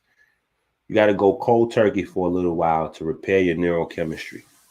You got to have the understanding that when you're using external substances to produce your neurochemistry, your body slows down on producing that.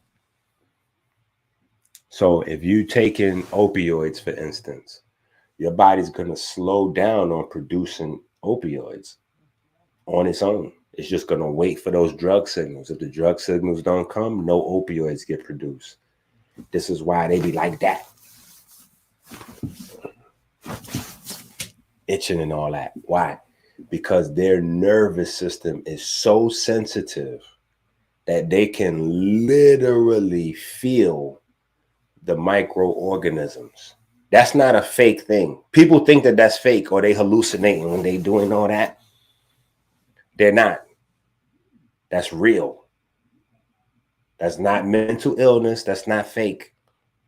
They actually feel the microorganisms on their body.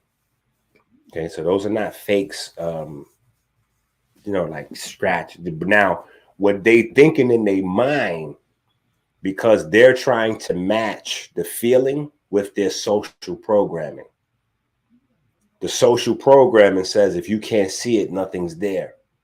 Science says that we're covered with millions of little tiny creepy crawly microorganisms. Yeah, too small for the eye to see. But we got millions of them on there. You're not crazy. I want to let all those people dealing with opioid addiction and recovery know you're not crazy. You're not imagining shit crawling on you. There is shit crawling on all of us. But our nervous system is adjusted to our environment. So our sensory system and our feedback mechanisms are balanced with our environment. So our filter, our brain has already filtered out all that low level and basically got us to the right level where we don't feel those little creepy crawlies, but we do feel anything right. It just got to be right, balance. Ma'at is about your biochemistry as well, balance everywhere. Balance, ratio is what governs. Ratio is art. Ratio is also balance in your biochemistry. That's how it works. So when the pain receptors is turned, when the pain signal is all the way up, because you've been suppressing it with opioids, right? That makes, the more you suppressing it, the more like sensitive the nerves will be when you coming off of it. And that's why you feeling stuff creepy crawling on you. It's not because you're crazy. Don't let nobody think you're crazy. That's fake. You're just having stuff going on with you that either they don't know the answers for, or they don't want to share the answers with you. Right? So we're talking about how to change this. Now, learning a new language changes the brain's division of labor. Bilingualism for dementia, right? So learning a new language, abstract study, allows for you to build plasticity in your brain so you can rewire it without drugs, without surgeries. Having children changes a man's brain. As you get older and you build your family, your brain changes. So it's not possible for a man that's 40 years old that has a family that he takes care of, children that he takes care of, to necessarily identify completely with a 40-year-old man that doesn't have any children. Not saying that something's wrong, but his growth is stunted. Because as a part of a man is creating, as part of a woman is creating new life. And as you do that, women, your brain changes. As you do that, men, your brain changes. So if you have a 45-year-old man that doesn't have any kids, and you say, yo, you act like a kid all the time. Yeah, because his brain's still stuck around 20, 25. His brain hasn't taken the necessary changes in his life, socializing, relationship, making a baby, for his neurochemistry to change. The neurochemistry patterns must change for the maturity level, the mind state to change.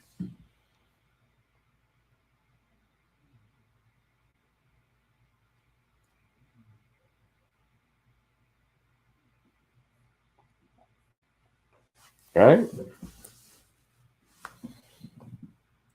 So freedom is truly a freedom.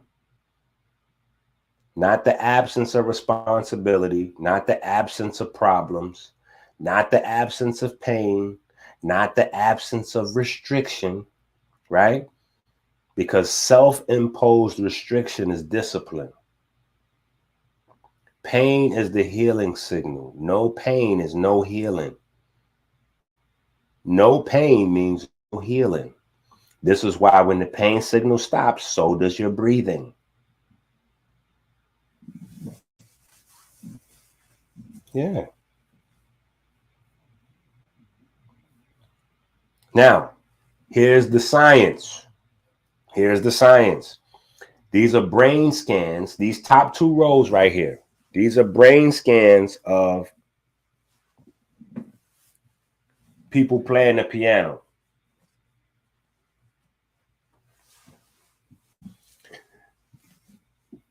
That's physical practice. The next two rows are mental practice. These are people imagining to play the piano. And then the bottom is the control group. Notice, the brain cannot tell the difference between the physical practice of the piano and you visualizing yourself playing the piano.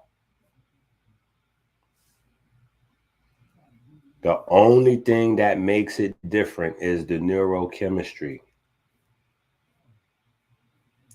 So when you riding around in the game, shooting the ops, carjacking, doing your thing in video game world, your brain does not know the difference. When your kids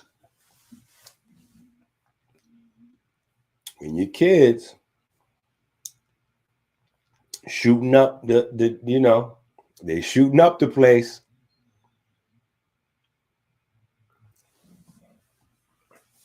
They don't know the difference.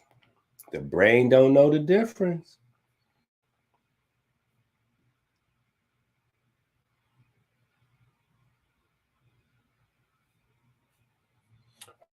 All right, let's go. This is the Real cycle. This is the Real cycle. Matter of fact, I'll just paraphrase it since I'm the Real. Right? But we're talking about the brain condensing information to be transferred to the heart. Your red blood cells do that. It's called the Foster. Yeah. We're gonna look some stuff up. We're gonna look some stuff up for you.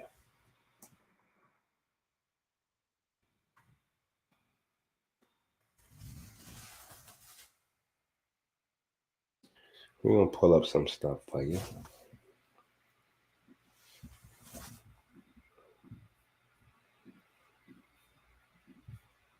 Yo, this nigga's the smartest nigga on earth. What the fuck's going on? All right. This is the Foster resonance energy transfer. Right? This is very important here. This is what's happening between your red blood cells and your pineal and your third ventricle. This is what they work together to do. This is why the pineal is made out of crystals. This is why the pineal is made out of crystals. Right? This is how energy or light is transferred. This is how energy or light is transferred in your body from amino groups.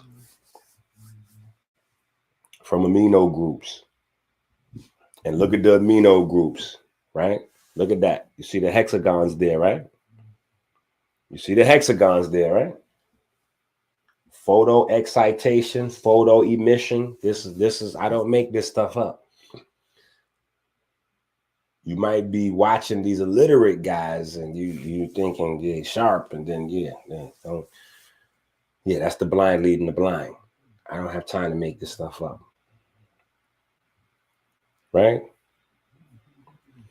But this is what happens when your red blood cells pass through the third ventricle, right? This is how the information is transferring from the third ventricle back to the heart space, right? So anyway, you got that, and you'll have it in the book, so you guys can go deeper. And of course, we'll do some more future classes on it, blah, blah, blah. Right? But I wanted to put that here so you guys get it. Right? Ferritin is a blood protein that contains iron. The mechanism, Foster mechanism, is centered around copper and iron. So remember, we spent a lot of time talking about copper. Copper is in your red blood cells. We talked about that last video as well. So go back there and you'll get it. Right? Here. This little video could do more than explaining than me reading that everything to you at 11:30. Y'all been with me for a minute now. This is officially classified as a marathon. We're going crazy right now.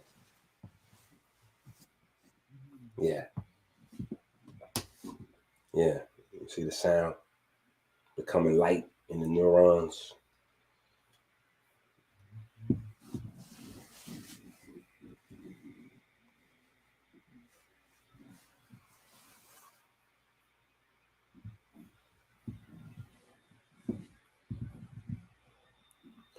Go to AmericanHealer.website right now and get that CMOS like I told you already. Get some of that batana too.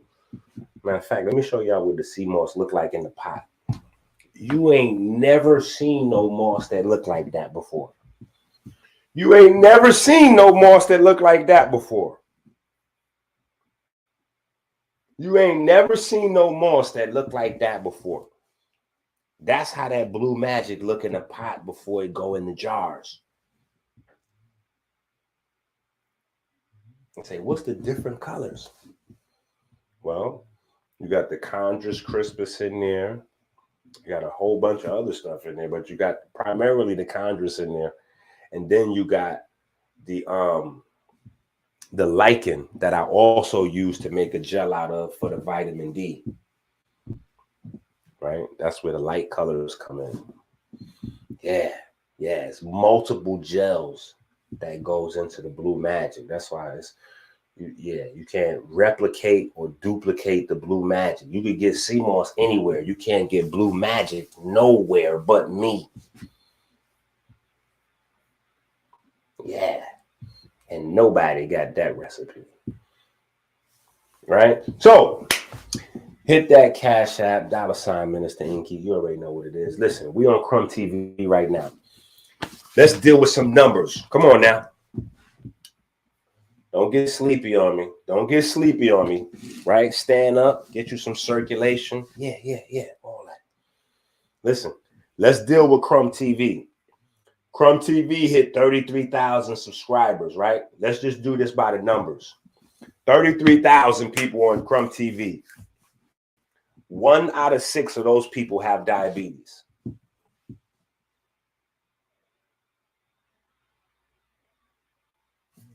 One out of 6 of those people are diabetes.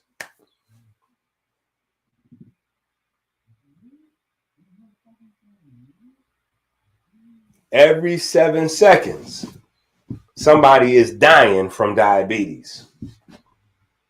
Let's do that again.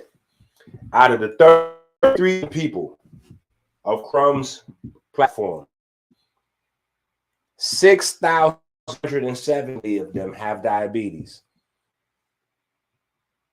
Every 7 seconds, somebody is dying from diabetes. Talk to me. Talk to me. So which one of you viewers are playing Russian roulette with your life?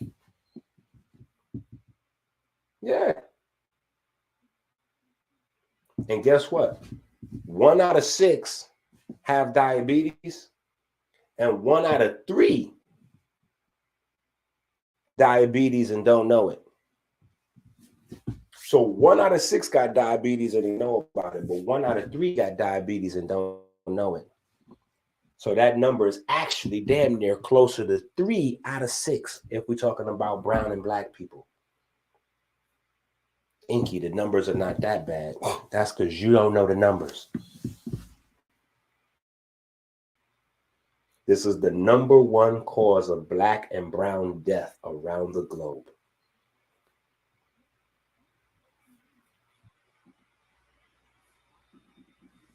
Hold on, let me go back and fix it.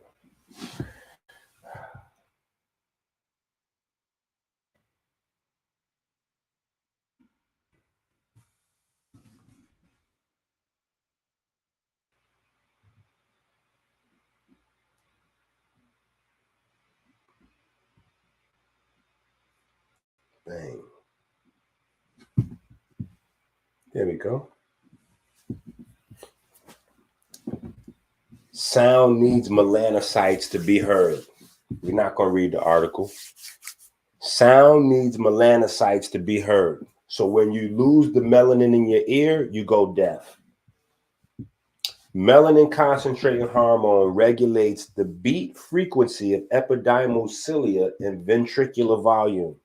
What is happening?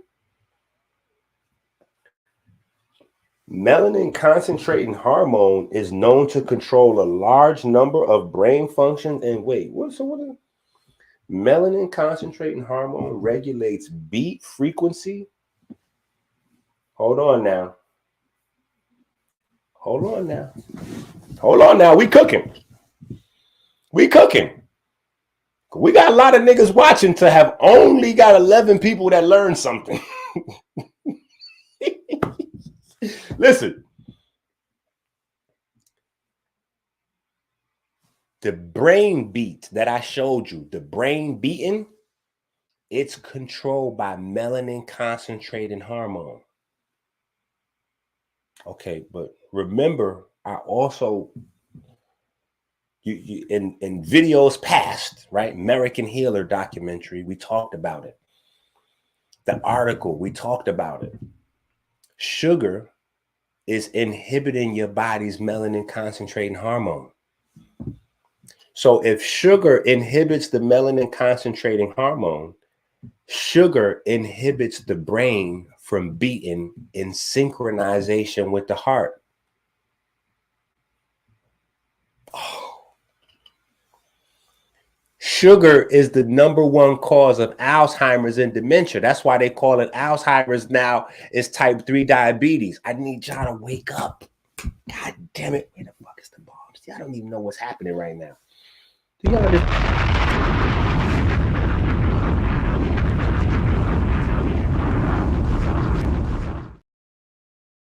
It ain't no fun when the rabbit got the gun, you heard?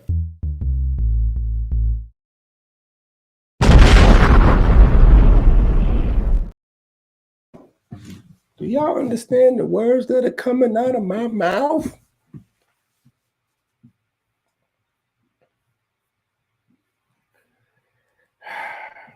Let's keep working. Fat, the gift and curse of neurons. Saturated fat and trans fat are problems because the body will attempt to use them as structural fats.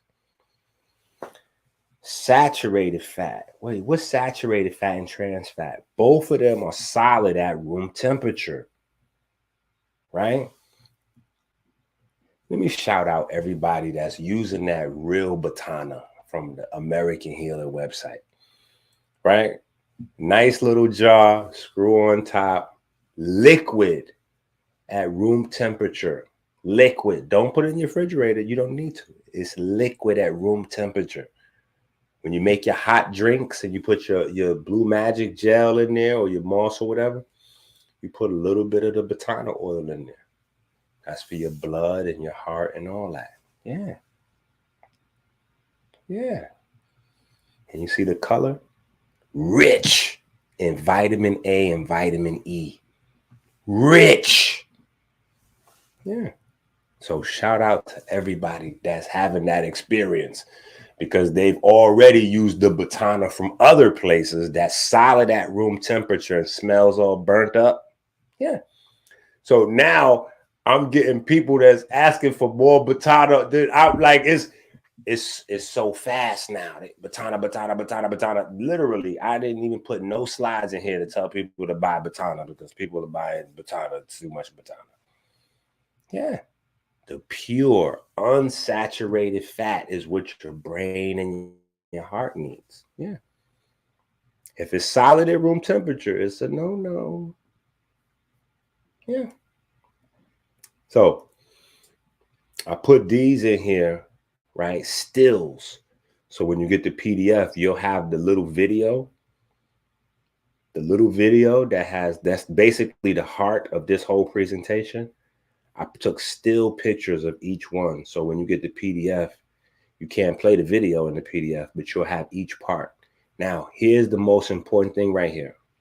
Pay attention. This right here that the arrow is pointing to is melanin inside the heart. This melanin regulates the SA and the AV nodes. This melanin regulates the heartbeat. This melanin right here in your heart is what regulates your lifespan. This literally determines how long you're going to live or not. Melanin. is doing that, not something else. Melanin is doing it. Pay attention.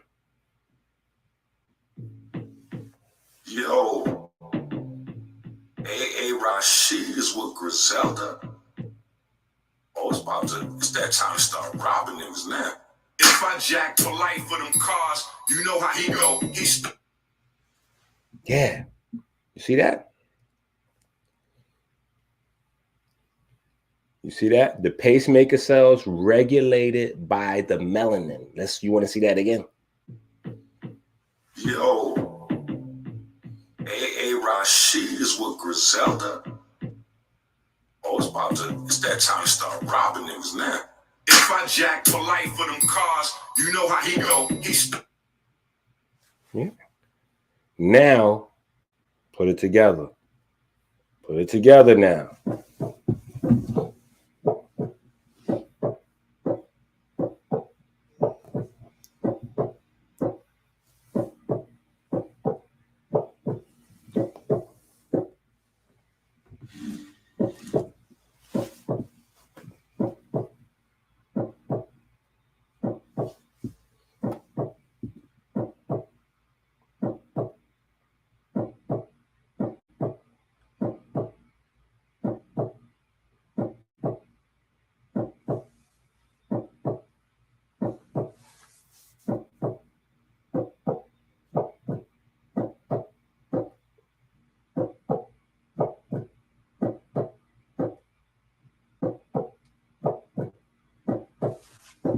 It ain't no fun when the rabbit got the gun, you heard?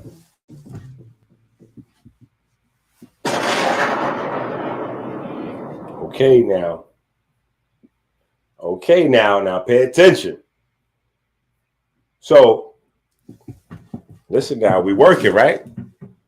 So, the beat in the brain is controlled by the heart and melanin concentrating hormone. So, you got melanin concentrating hormone produced in the brain, allowing the brain to synchronize with the heart. Now, what do you have in the heart that's generating the heartbeat? The actual melanin, the actual melanocytes.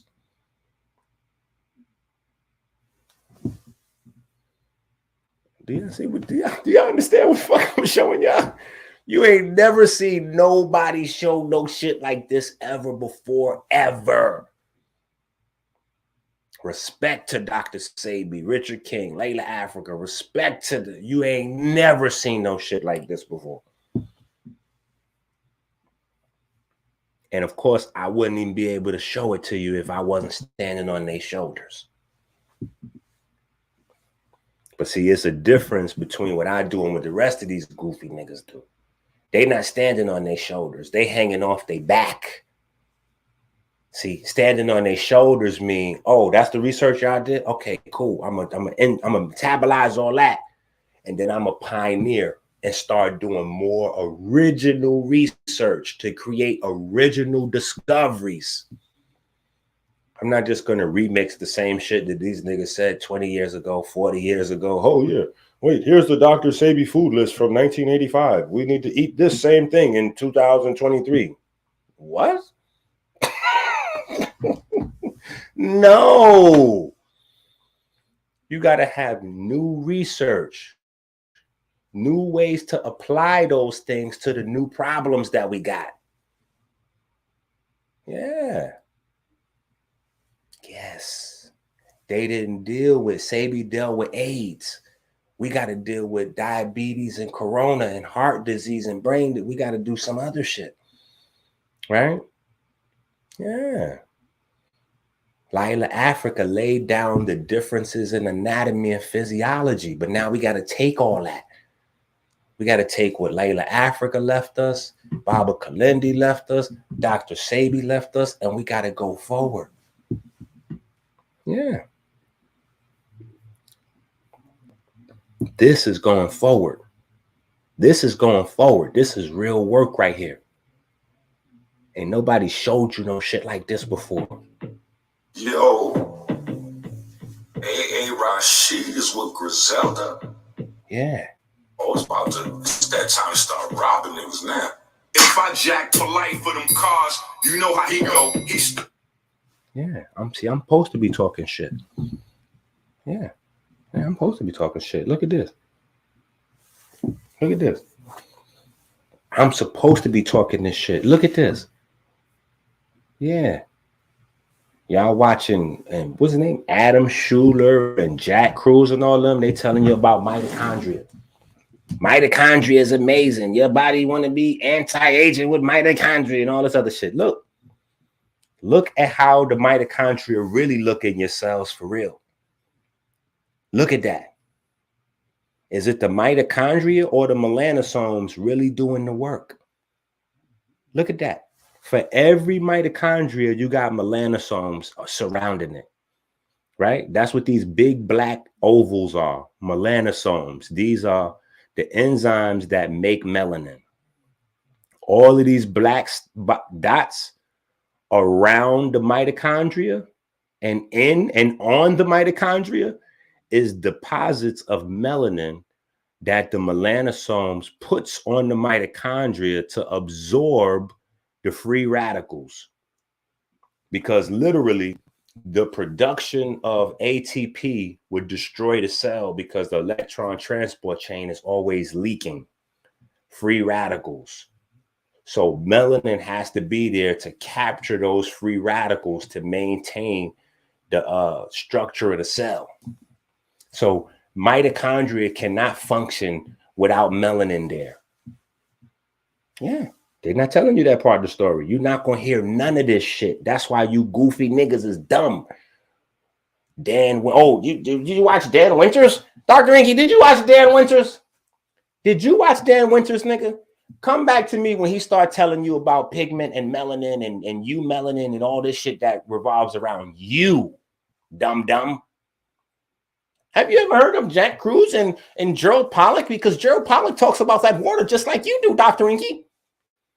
No, he don't talk about that water just like I do. Again, when you find the Gerald Pollack videos where he explains to you that the pigments in your body are hydrophilic surfaces that structure water, then you could tell me that Gerald Pollack talks about the structured water like I do. Until then, you're disrespecting me by telling me and him doing something similar. We not. He's showing you that tables and straws structure water. What the do we want to know about tables and straws effect on water for? Why do I want to know that? Why do I want to know that? See, that's how they teach science in elementary school to make you tune out. You're uninterested. I don't care about what a table does to a drop of water. I'm not interested. I'm much more interested to know what my melanin does with it. Yeah. And does that have a reason that black folks is getting all the type 2 diabetes and the heart disease and all that? Is that tied to that? You mean our lack of understanding the relationship of pigment to water is why we sick? Oh, is that what you're showing us? Yeah. Look, I'm showing you right here. None of this shit works. None of this shit works without the melanin and the pigment. Nothing.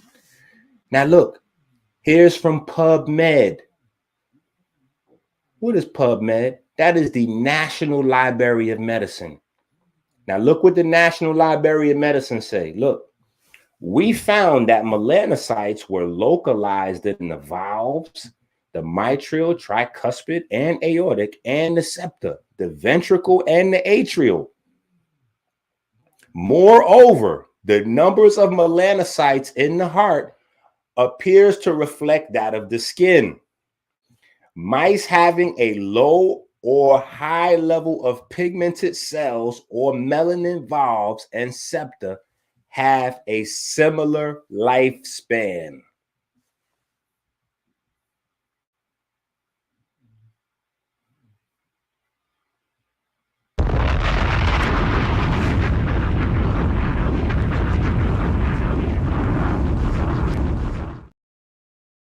You had to know I was looking for that button.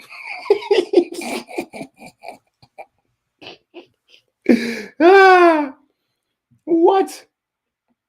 Your lifespan is based on this pigment? Come on now. Come on now. Come on now. We almost there. Stay up. Stay up. We almost there. Stay awake. Don't lose focus. Don't lose focus.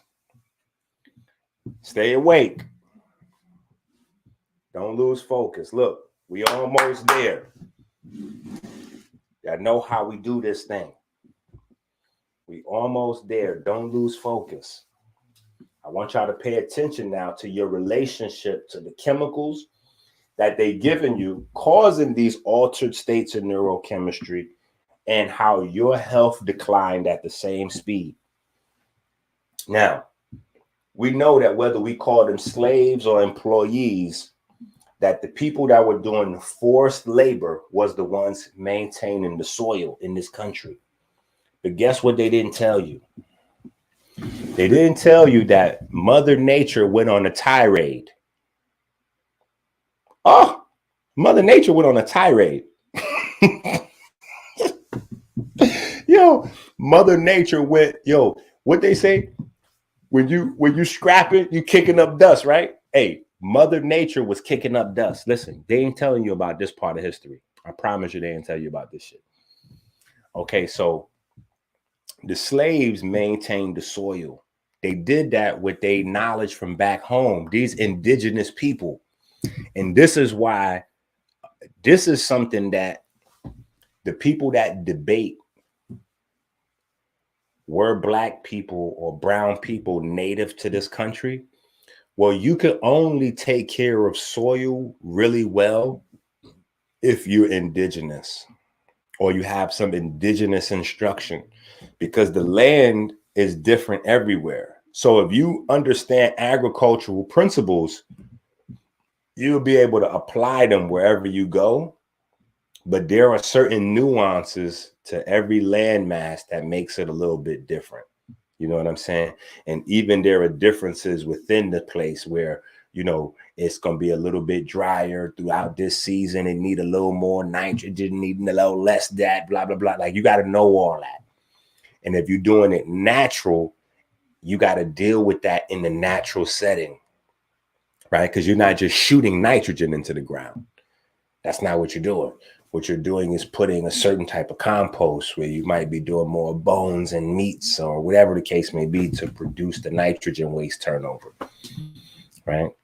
But the indigenous people that was forced to do the work, they had it on remote. They had it on speed dial. They knew what they was doing, right? So now, between 1865 and 1880, guess what happened? When these people walks off the land, they take the secrets and they stop doing the work. They're like, yeah, you got to figure out your own soil now. You got to figure out your own soil now. So guess what? The soil suffered. The soil suffered and began to die. After 1865, the soil in America went through its own form of diabetes. Yes, white folks had no idea how to maintain the soil.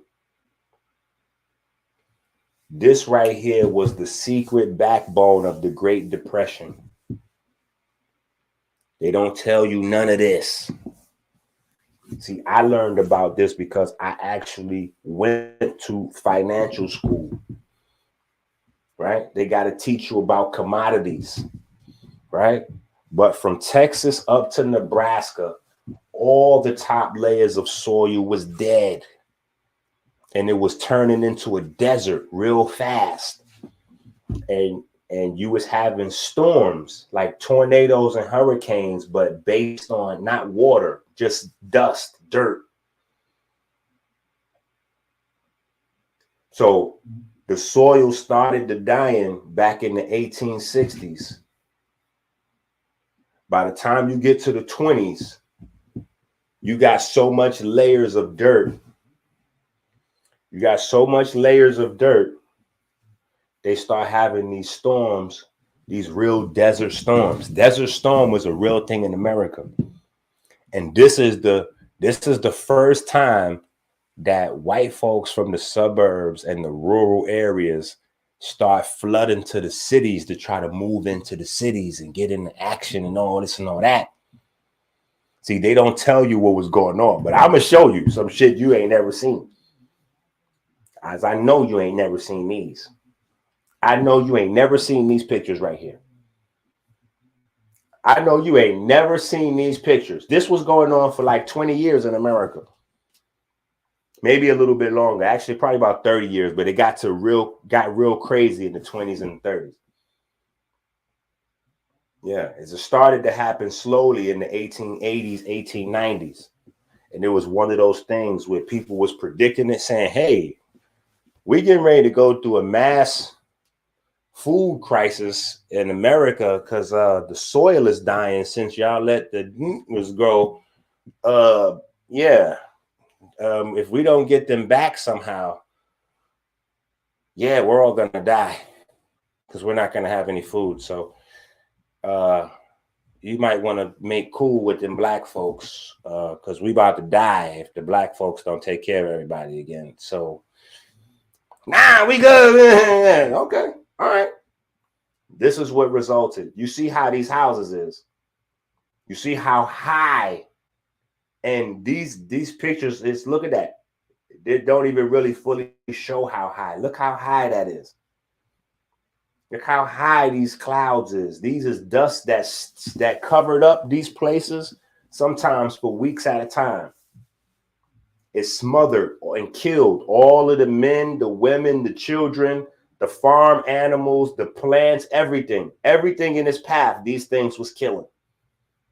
This is real American history they don't want you to know about. This is what happened when the slaves left the plantations. Look, this is what happened when the slaves left the plantation. I told you, Mother Nature was acting a fool. Yeah, yeah. You ain't seen these before. You ain't never seen these pictures before.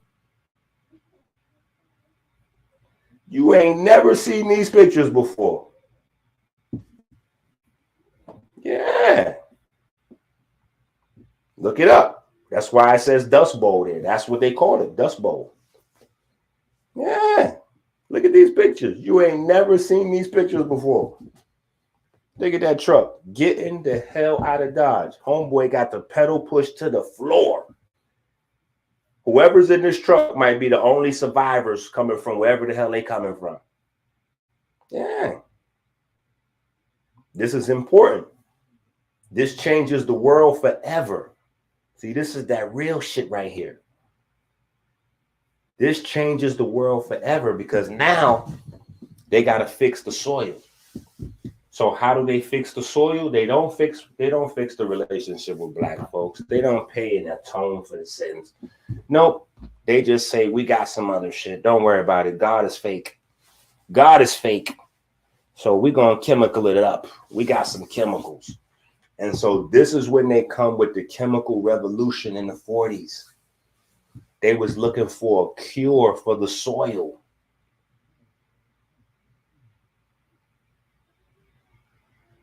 So what did they do? They started to putting that lime in there, right? The same lime, the same phosphorus, right? The same chemicals that your pyramid was built out of. They start putting it in the soil, right? And this gave them their first ideas on how to just extract. Okay, boom. Okay, so it's really is phosphorus. Oh, what's in this lime though? Oh, okay, yeah. So we got to get this nitrogen. Okay, boom. Got it. Now you get your chemical fertilizer development. Now you get your chemical fertilizer development. This is how this process went down. Started with this. Yeah. It started with this. This is what started. So when you see those videos and they show you the Great Depression, they show you all across the country, the people was having all them food, soup lines and all that. And everybody, you know, nobody had food. The reason the market crashed is because all of our food for decades in America was getting destroyed by those desert storms. throughout the whole Midwest. They just kept covering, killing all the cows, all the animals, all the plants, everything, and the farmers and their families and all that. Them things was just like smothering everything. Like when you seen, I forgot the Egyptian movie. It was one of them Egyptian movies of Osiris. And they showed like the sandstorms would come just guzzle people up, and then they'd be gone when the sand dissipate, the people and everything is going to. That's how that shit was.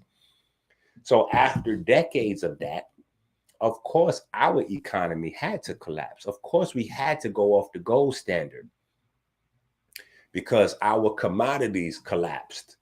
We could no longer feed ourselves, and we didn't have the money to facilitate international trade enough to feed all the citizens here.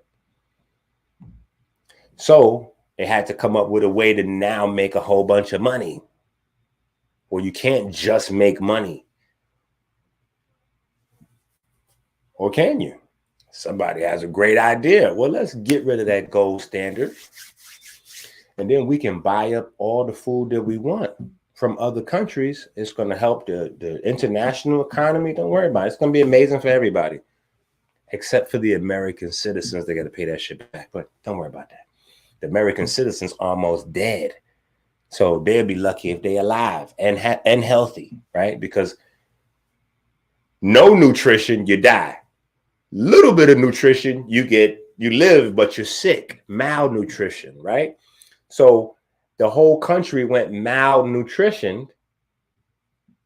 And then instead of going back to flipping the soil and using compost and the manure, what did they do? Because that's what the indigenous were doing. Flipping the soil, using composting, and using manure.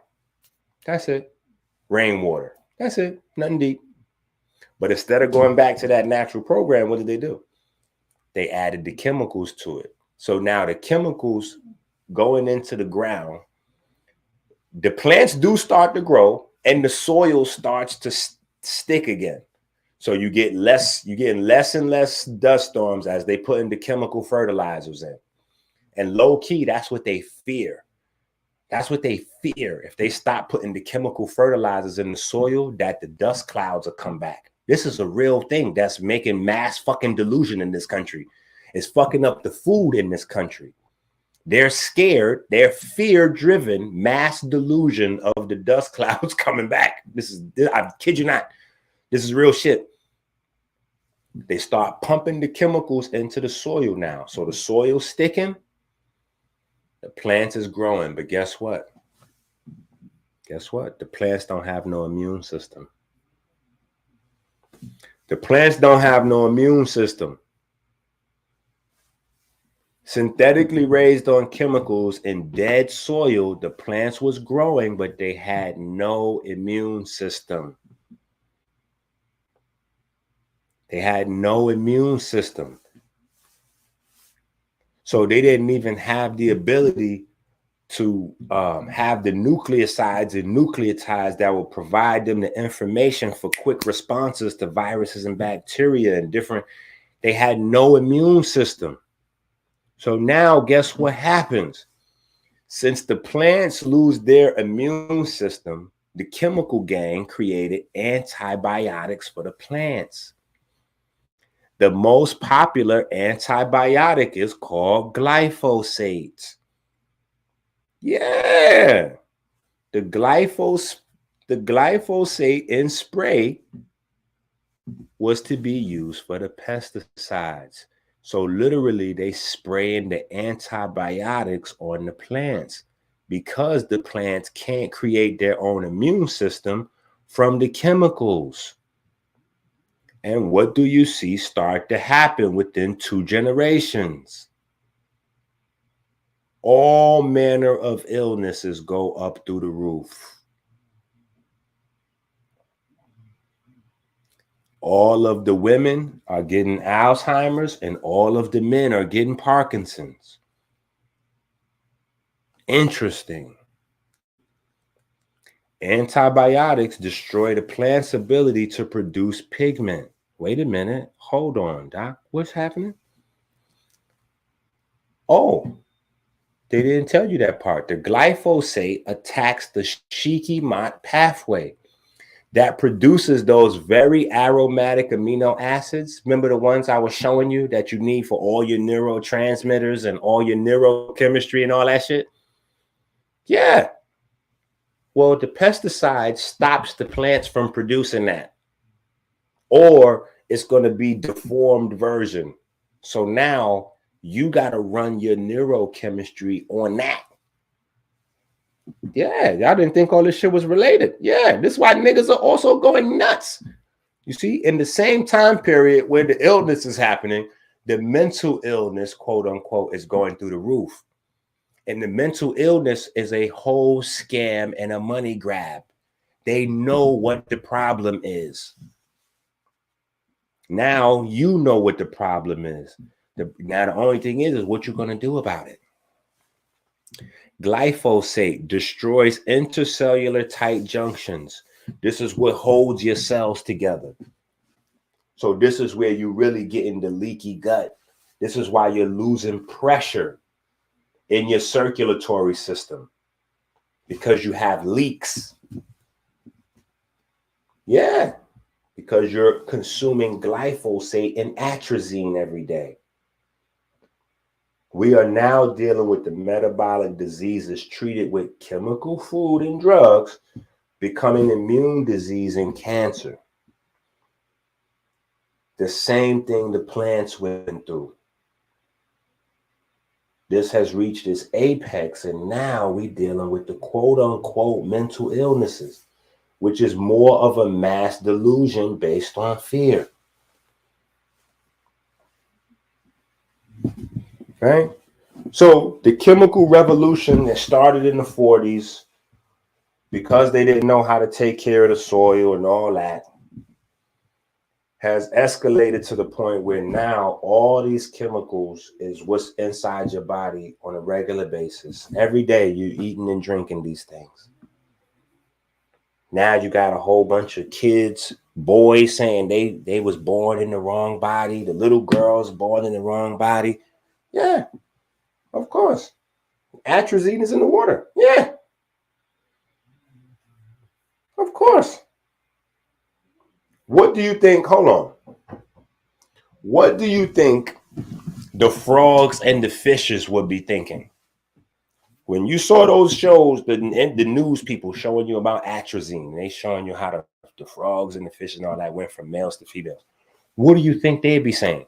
Obviously, that can't be wrong. It's natural. That's who you are. So clearly, if who you are is a lady, but you looking down at your body and you got male parts, you like, yeah, common sense tells me something's not matching. And what we've led to believe is that that's somehow a mistake, or it's that nobody knows what's going on.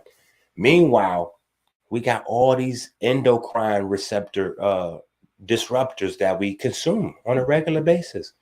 We got atrazine that has showed to flip-flop the gene, the sexes of, and I mean, yeah, we eating it, feeding it to our babies. Yeah. And we acting like we don't know what's going on, when the very thing that happens when you test these things on animals, that's how you test them on animals first. You see what happens to the animals, and then you go, oh, that could happen to us if we take it. Well, the very same thing that happened to the animals is happening now to the people. And guess what? Mass delusion kick in. Oh, we don't know why that's happening. What do you mean you don't know why that's happening? Nigga, we just saw the experiment. All the animals, you put that on, they turn like that. Now you putting it on us and we turning like that. So what the hell is going on? It's not confusing. You poured that shit on the frogs and the fishes. The girls turning the boys turning the girls. Now you're pouring it on people, and the girls turning the boys and the boys turning the girls. What do you mean you don't know what's happening? It'd be clear what's happening. You put that stuff on them. Shit. Yeah. So mosey on over to AmericanHealer.website and get that custom designed luxury sea moss from the world's #1 and only Marcer. Hit that Cash App. If you learn something, you gotta send something and spend something. If you learn something, you gotta send something, spend something. Start with the hundreds and the 50s, and then just mosey on down to the 20s and the 10s and the 5s and the 1s. I'm not sure if Cash App takes us change, but if Cash App take change, then shit, put the quarters and the 50-cent pieces and the nickels and put it all in there. Right? Okay, now I want to walk you guys through where you can go and look up some of this if you want to see what your ancestors were saying. If you want to see what your ancestors were saying, right? If you want to see what your ancestors were saying. Now, here's a example. I didn't do this for all of them, the sources I'm going to give you, or not even sources, just references, right? But I'm going to give you an example of how to do this, because when you go and look at these papyri, it's tough you got to get good translations, then you got to spend time decoding it and putting it together and finding matching resources and all kind of stuff. But I want to show you this. Alzheimer's, right? Alzheimer's, they have in the Ebers Papyrus as caused by a malfunction in your lungs or your respiration, right? If you don't know that your respiratory system is not just your lungs, but your mitochondria, you won't get the meaning between what you read in the papyri and what modern science is saying. You have to know that you have respiratory proteins inside the mitochondria, and you also have your lungs where your primary respiration is, or the beginning anyway. Those two spaces make up your respiratory system, with the circulatory system in the middle of the large cycle and the small cycles. Right? So you got to be able to do that research to figure out the relationship of diabetes and lung disease or your respiratory system, right? So do your research before you judge the ancestors, dumb, deaf, or blind. It might be user error. Anyway. Oh yeah, these are mental illnesses, mental illnesses or symptoms of mental illness that your ancestors already documented in the Ebers Papyrus. So I'm just giving you the sources and what they said. So you can go do the research. So you can see how I research, right? Because I'll spend years if I have to on just one of these things to figure it out. And then y'all be like, Enqi, how come these videos be so long? Nigga, it took me maybe 6 years to figure this shit out. I'm giving it to you in 6 hours for free. Shit. But anyway, the papyri is broken down into what's called rubrics. That's basically like paragraphs. And they label them. They label them so you can go back and find them. So you're not just groping in the dark for the Ebers Papyrus, right? So you got the papyrus and the rubric. Rubric gives you the section, right? We just walking through these, showing you how detailed your ancestors were and what they left us. And this is not all that's there. And this is only one papyri. They left mad information. I'm just giving you an example of how detailed they were. Look at that. Deterioration of the mind. The heart angle is wrong. Most people don't even know that there's a heart angle, or that angle changes over time and with sickness. Right? Feces in the blood. Yo, we got to have so many other conversations after this conversation. Right? But this is what your ancestors now If you already seen this before, feel free not to hit the Cash App. But if you never seen this shit before, oh, you got to hit the Cash App. Yeah. And make sure you go back and watch the other video, the other masterclass. See, this is a masterclass that we do. These are master classes. Or master's class. Let me say that. Right? Oh yeah, they was breaking down low vibration. Ancestors was doing it. Yeah.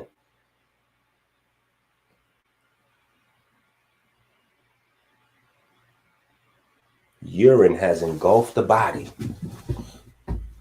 Oh, wait a minute. Enqi, drinking urine is good for you. Not according to the ancestors. Urine has engulfed the body,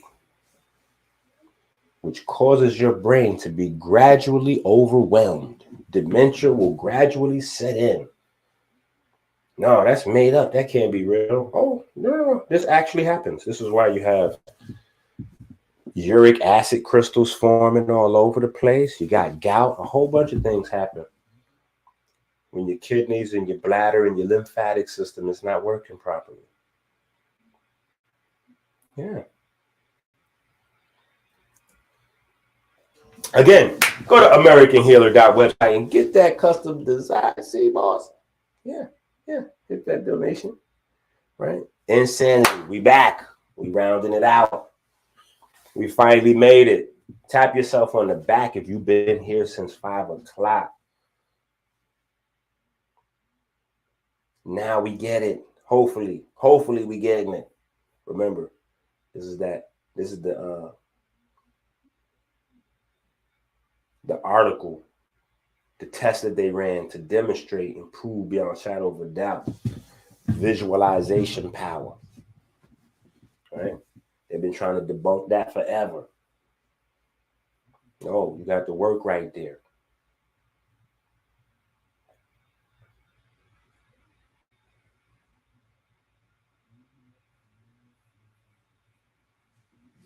Okay, come on. Now, a lie is much more popular than the truth because the truth feels like a physical assault. Literally. Let me put this up here. Oh, it's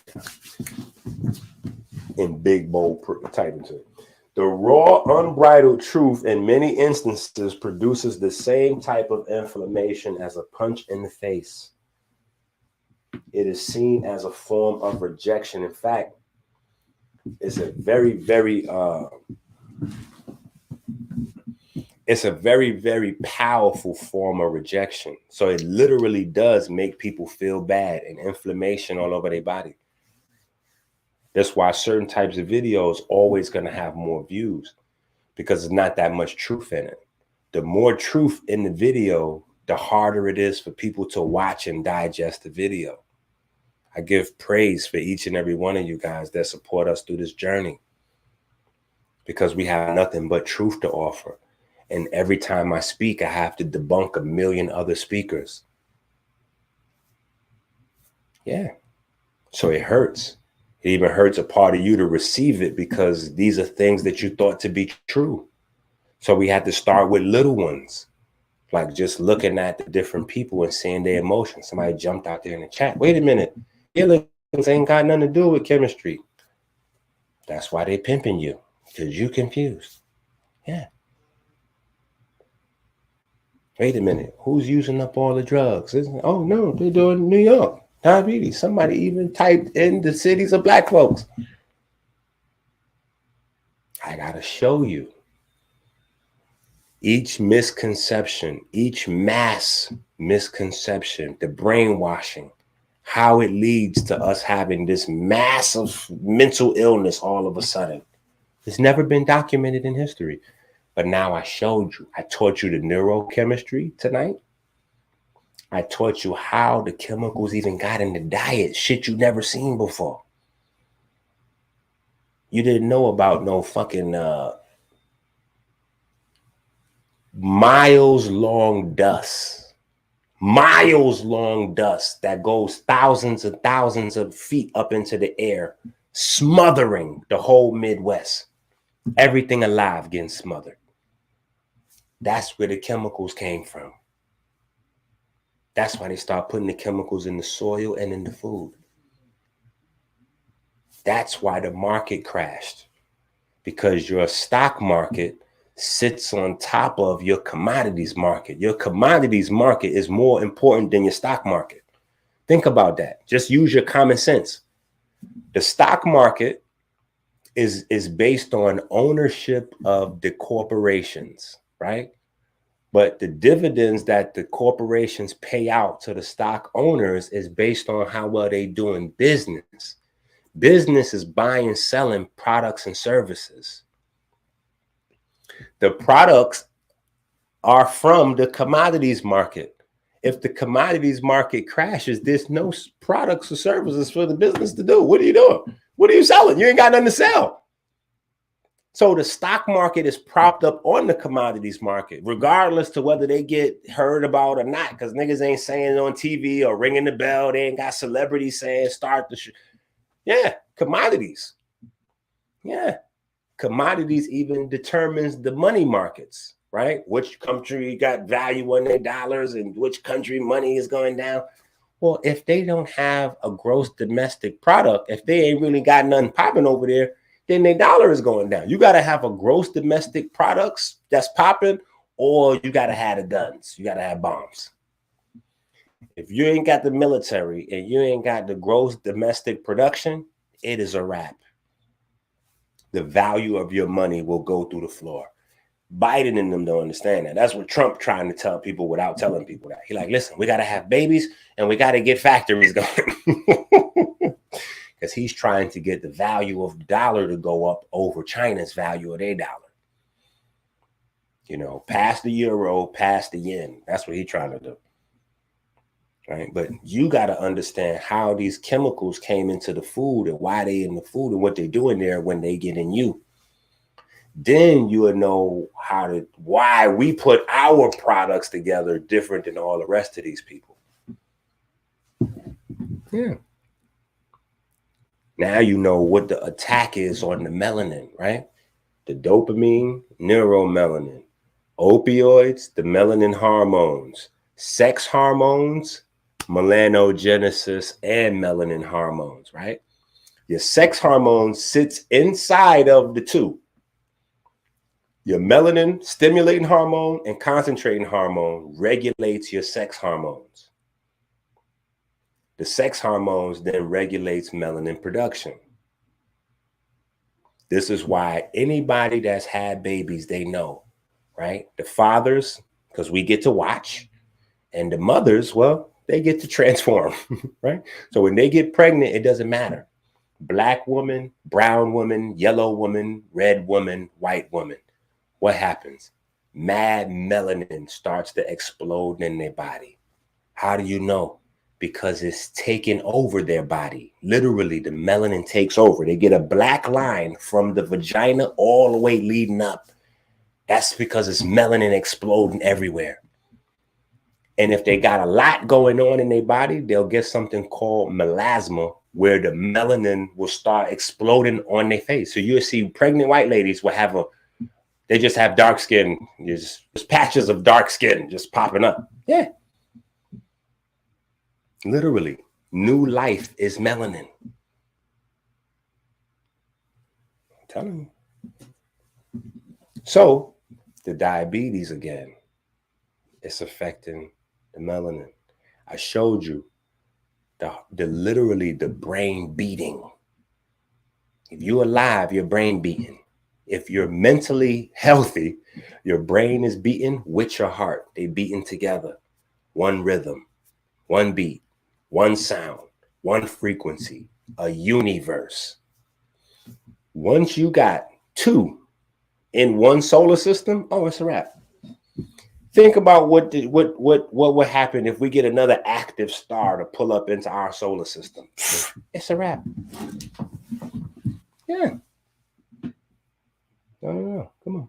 We still working. We still working. The truth is stranger than fiction. Come on now. We got to get through the science. We got to get through everything. Right? This is another reason, mass delusion. How do you think you alive without a creator? Come on, this is mass delusion. So what they had to do was go from the indigenous God to a fake God. Right? Atheists atheists lie. The atheists lie is that, number one, they're not a religion. They are a religion, and they're recognized as a religion. Look it up. The Constitution, the law, even recognizes atheists as a religion. They just replaced your God with a different God. So atheists, everything that your religion will tell you that God does or holds down or controls, they just they took out your God and stuck in gravity. Yeah. God, an unseeable force that's controlling things. Gravity, an unseeable force that's controlling things. Can you prove the existence of God? No. Can you prove the existence of gravity? No. Yeah. They tricked you. That's all they did. So instead of God organizing mass and matter, gravity is doing it. Instead of sacred geometry, you have geometry. Yeah. The idea that you have no creator or source is a mass psyop. Think about it. I've had these debates over the years. These guys have literally tried to explain to me how life came from rocks bumping into each other. Yeah. That's the other story. Because see, it's not just enough when somebody say, no, it's no God. No. There's no God that created life. Okay, cool. You can't just say, no, that didn't happen. You got to tell me what did happen. So if there's no God, there's no source, there's no intelligence. Cool. You go. Now you tell me your story. How did life form without an intelligent design? Oh, well, see, here's what happened. See, rocks was forming, and then they started to crashing into each other. And so when they started to crashing into each other, cells started to form. And then the cells started to crashing into each other. And then, some of them stuck to each other. And then, so animals started to form. And then the animals started to crashing into each other. This nigga is nuts. It is a mass delusion. So, of course, stars begin with two aspects of consciousness which build outward. They ejaculate the raw material that becomes a planet, and they maintain an umbilical cord to create life on that planet. That's the reason why Earth has life, is because it's in the umbilical cord of the sun. That's why we have the northern lights. That's the nutrients coming through that umbilical cord into our atmosphere. On Earth, there was only two sources of abundant phosphorus: the bottom of the ocean and the alkaline lakes that was forming. If you want to read the article where the science is backing it up, go pull it up. December 30th of 2019, the University of Washington proved my point. And I love the fact that they didn't do it. They the first ones that proved it scientifically. And their work is dated December 30th of 2019. I had already been teaching this for decades. Anyway, life guided by light self-assembles. Life guided by light self-assembles. Coacervates form in the presence of amphiphilic acids in ultraphosphorus and carbon-dense liquid. In these mineral-rich pools, the light provided structure to the water, which brought the acids and minerals together to form the strings of life that we are composed of. These pools not only have 50,000 to 1 million times the amount of phosphorus as the ocean and seawater, but it has the prerequisite cyanide for amino acid and nucleotide formation.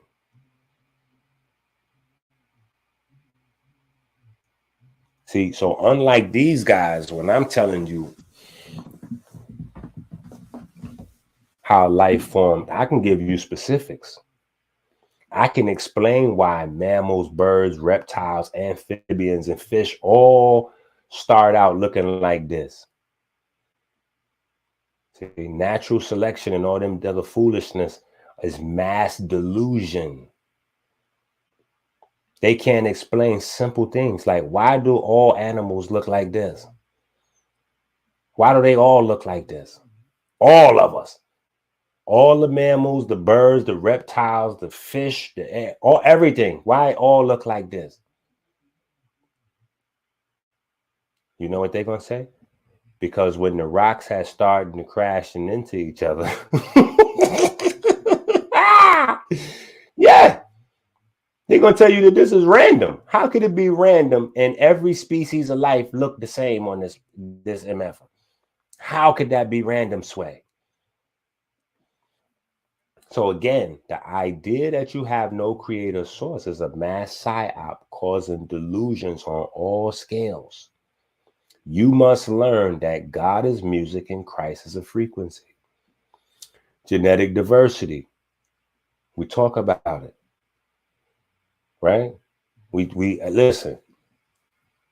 We talk about it. I run down all the differences for you, and I'm making this available to you for free on the website. AmericanHealer.website. Right, of course, I'm going to bed and then it's going to be tomorrow sometime, but my point is it's going to be there. So when you see the new updated version, it's going to say 1,700 something pages. But anyway, here's the indigenous God, right? Light, electricity, magnetism. Here's the replacement God, gravity. It has a pull. They can't explain the pull, but it has a pull to it. That's why the pull is in quotation, right? They can't explain that pull, but they can just tell you that it exists, right? Gravity pulls things. Well, why is it pulling things? I don't know. Are there any atoms of gravity or like single units, or is there anything tangible that we can use to prove gravity exists? Nope. Interesting. Can we prove that light, electricity, and magnetism exist? Sure, absolutely. Can we prove the dark energy, dark matter? Not exactly. What about the black holes? Can we, because no light escapes a black hole. So can we actually definitively prove it? Yeah, no. Well, what about the pictures of black holes? Are those actual pictures? Well, those are actually computer representations of aberrations in the sky that we've been able to observe.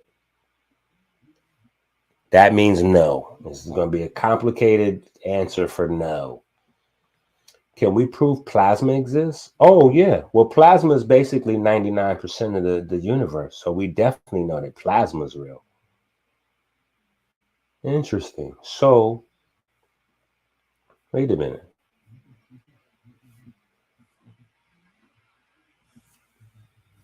There's a problem here if you notice.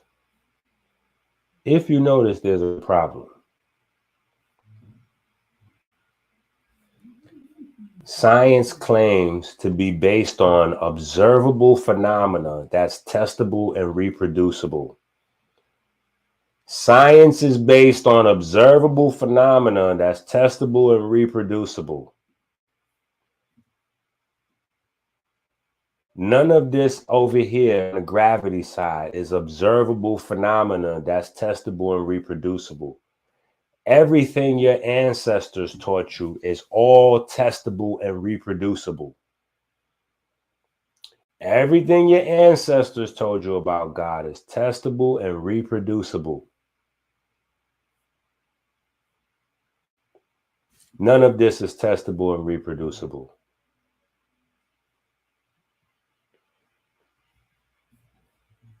Again, go to AmericanHealer.website, the same place that you'll be going tomorrow to pick up your free copy of this presentation and get that CMOS and that Batana.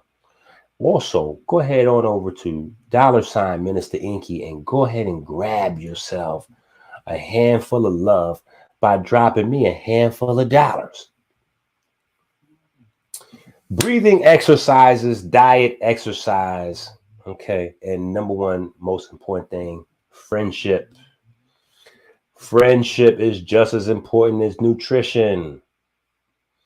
A lot of healers, I don't hear them talking about friendship. Friendship is very important. You need friends, real friends, not instant, not internet, real friends. Okay. So breathing, there's a lot of information on that. We talk about that. In fact, the last masterclass, you got plenty of that on there, right?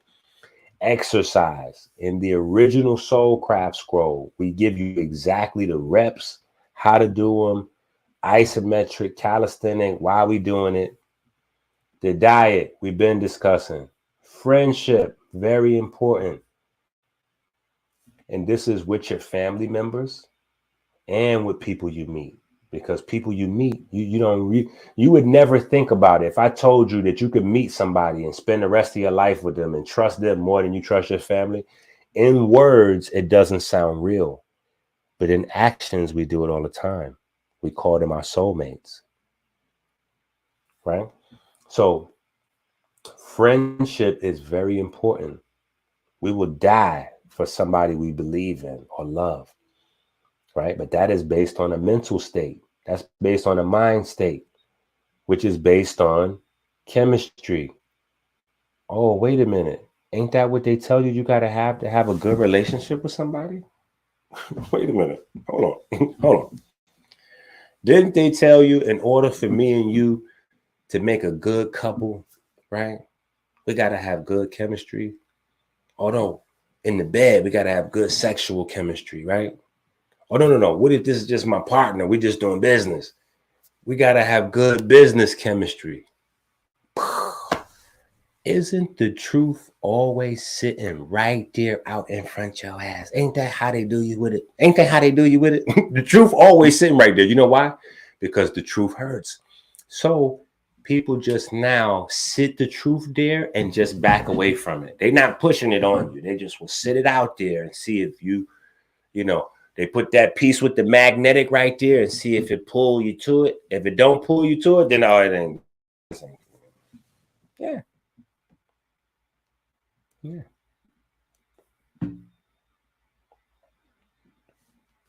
Yeah.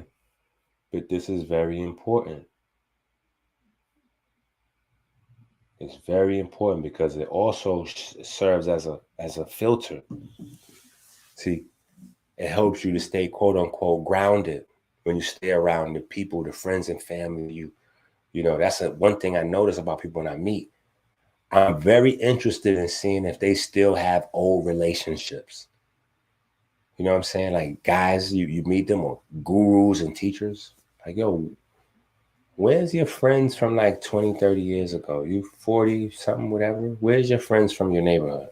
Like, do you still talk to them or no? Still talk to your moms, your cousins, your uncles?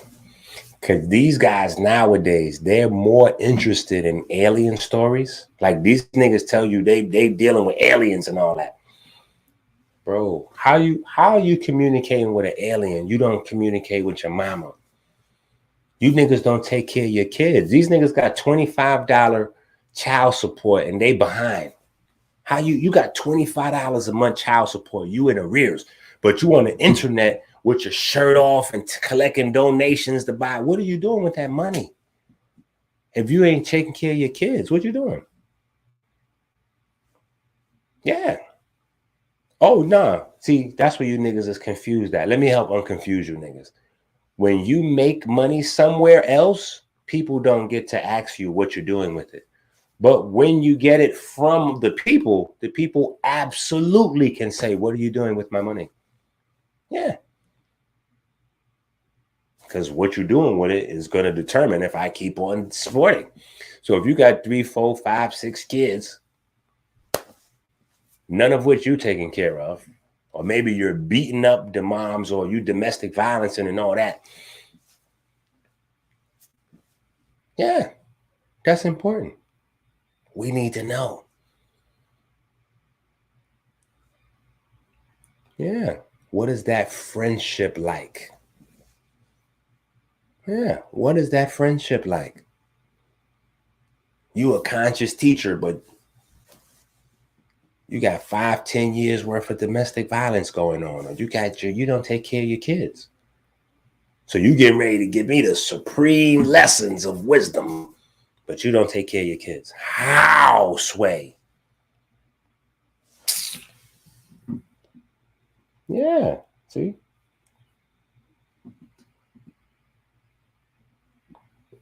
This is real shit, right? So you're going to get the breakdown. This is where snitches come from. Oh, snitching is a mental illness. If it ever was one, I'm going to tell you why. Because it's a mind state. It's not just about somebody doing some crime and then I got busted and then told where you was at. So this, no. It's about how the brain is wired. See, you got 2 different types of mind states. You got the mind state of a man built around achievement for himself and for his team.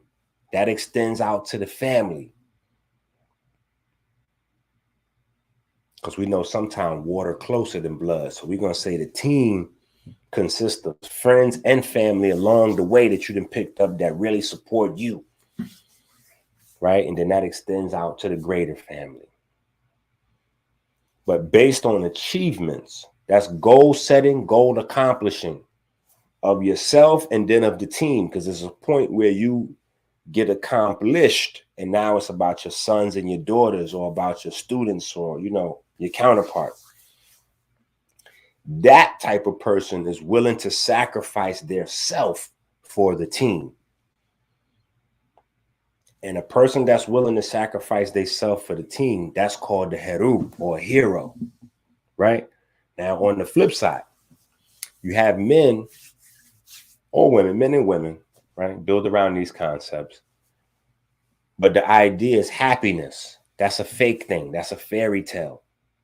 That's not reality. But that idea of happiness is where the root of selfishness comes from. That person is going to be willing to sacrifice the team for their self. This happens in a variety of ways. It's not just, oh, we did a crime and this person snitched on me. They told on me, so they a snitch. Troy Ave took the stand. They a snitch. He a snitch. She took the stand. No.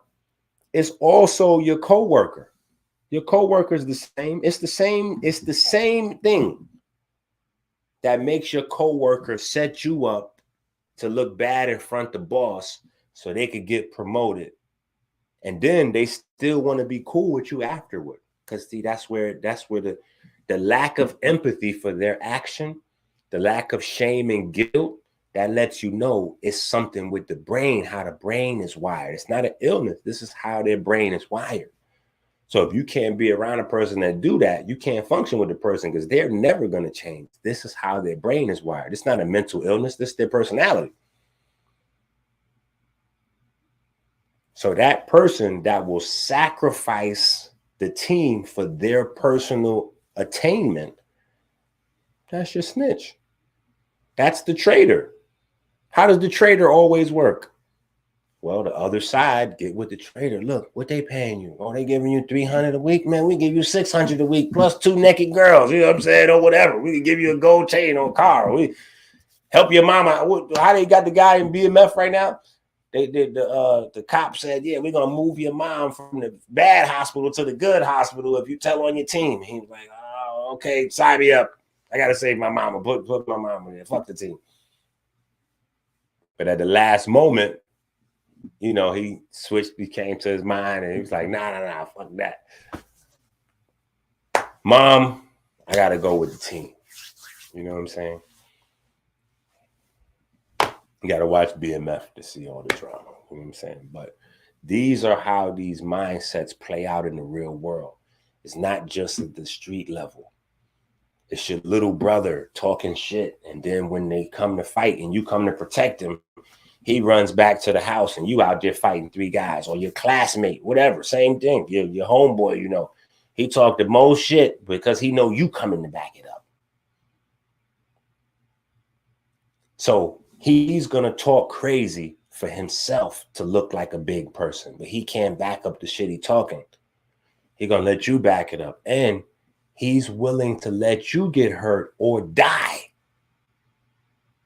He's willing to let you get hurt or die so that he could look big and strong. No, bro. No. See, that's goofballs. These niggas don't even know how to command an army. Just because you got people ready to move, you don't send them out on a dummy mission. You don't just allow people to get hurt and all that just because you can. No.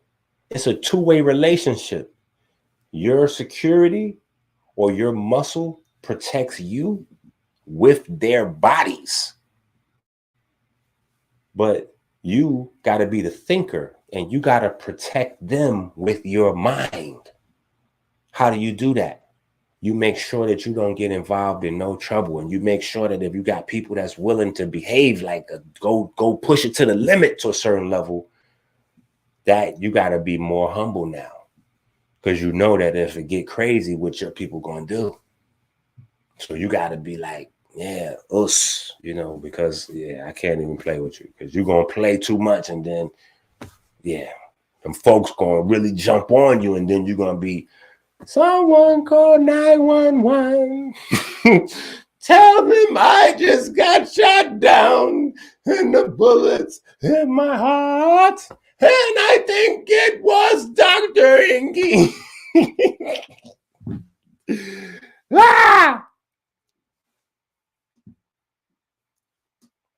So here's the core principles. Wealth is people. Power is freedom. Love is loyalty. Respect is acknowledgement. You're not taught that because they don't want to create that family mentality. The family unit has to be broken down. See, this is the family principles here.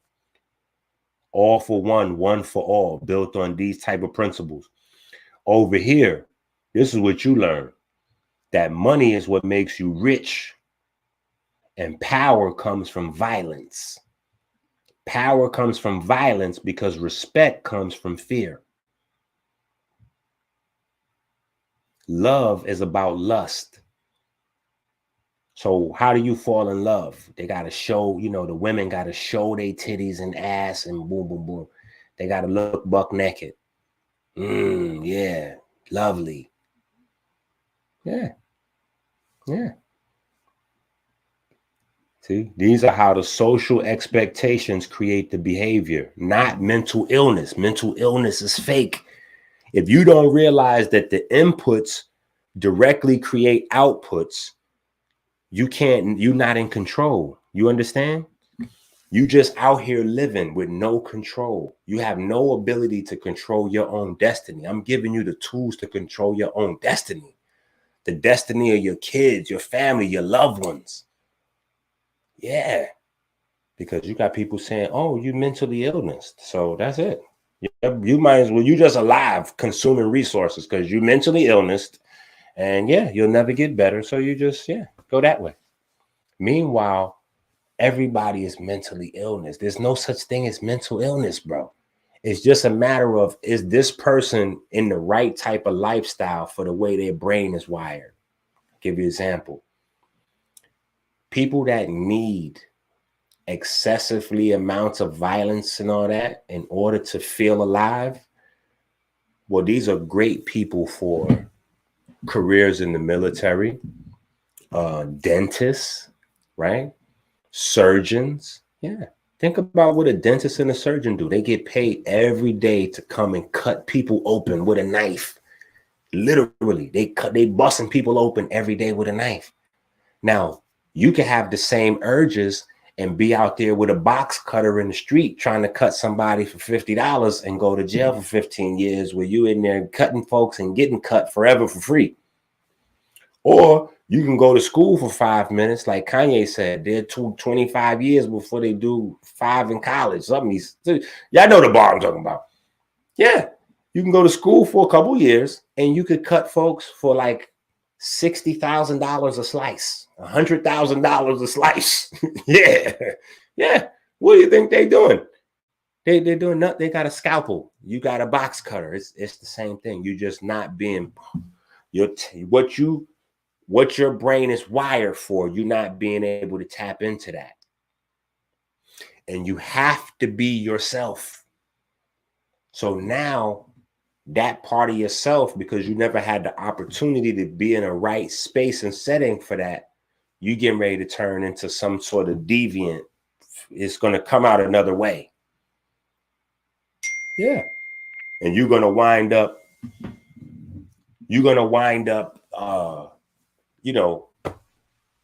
like Kareem Abdul-Jabbar's son. Kareem Abdul-Jabbar's son, he damn near killed somebody over throwing away the trash. The neighbor put the trash too close to his trash or some old crazy shit. He just snapped and went crazy, almost killed the guy. Yeah, because it's in you. So you got to be able to exercise it. Your thing that you're supposed to do in life is in you. It's based on how you're wired, how you see the world, how you interpret the world. Everybody has something and if they don't, if you're suppressed because you're locked into a job that, it doesn't allow for that side of you to manifest, and you don't have an afterlife, a work, your hobby world or whatever it is that you do, you don't have some other space to express that, and you're suppressing your true nature. Oh, you can't do that. So it's gonna snap. And then you're going to start to have people that say, oh, they bipolar. Bipolar where, bro? Bipolar where? Nah. That's the real him just popping out of the controlled him. Yeah. Yeah. Bipolar my ass. Some people is quintuple, quadruply polar. They got 10 poles. Listen, my ex had at least 15 poles. Are you kidding? And only one of them poles was cool. You know what I'm saying? The other 14 niggas that lived in her body, yeah, I don't know. Yeah, shit crazy. This is the real deal, though, right? So they categorize most of what we're conversating about under cluster B personality disorders, right? This is where your narcissists are. Right? You got people making whole YouTube pages about this, but never talking about the solutions or the causes. Just pointing out people with narcissistic behavior for views and likes. Right? Now, faulty MAOI gene. Very important for psychopaths and sociopaths. Too much serotonin. Too much serotonin. Too much happy sauce creates aggression. The MAOI gene is on the X chromosome. This makes it counterintuitive because it's passed down by women, right? Because it's on the X chromosome. But guess what? It's mostly exhibited by men. So most psychopaths are men. The reason being is because women have 2 X chromosomes. So if they have one chromosome where they have a messed up MAOI gene, chances are The other chromosome will have a good set, so they won't express the faulty wiring from not having those active enzymes to break down the serotonin. Whereas in men, we only have one X chromosome. So if we have the gene for the faulty MAOI, it's a wrap. It's just faulty, right? It's a wrap. It's just faulty. Yeah. But again, psychopaths make great team leaders, great CEOs. Look at Michael Jordan. Michael Jordan was an absolute psychopath, and the world praises him for it. Look at the documentaries. Look what they're telling you in the documentaries. He was beating folks. He was beating blood out of his teammates to win. They're like, yeah, that's what we want. Like, wait, what? Huh? Yeah, Michael Jordan was on, huh?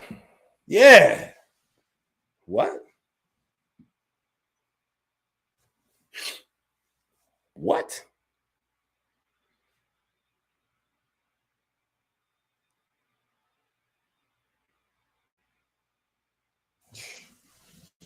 Psychopaths. But in the right place, yeah. Think about Lawrence Taylor. Yeah. In the right place. Now, what else could Lawrence Taylor have done? Imagine, listen, Lawrence Taylor, perfect example. Lawrence Taylor would have got life in prison. Imagine Lawrence Taylor working at the car wash. Imagine him working at Walmart. Imagine him working in corporate America, calling people in collections. I'm sorry. Did you notice that imagine if Lawrence Taylor was trying to pull this off? Hell no. He would have jumped over the counter. Somebody would have been trying to return their products or something. He would have jumped over the counter, killed the... Come on, bro. He was for the way his brain was wired, he was put into the right place. Yeah. Tiger Woods. Let me give you a better example. Tiger Woods, his father groomed, right? That's a part of parenting. You're literally responsible for wiring your child's brain. He created a little psychopath and a sociopath at the same time. But I'm sure he was only trying to create the psychopath, not the sociopath. Yeah. The psychopath, do anything to win, step on anybody, don't care about nothing. Yeah. Zero empathy. I got to do me.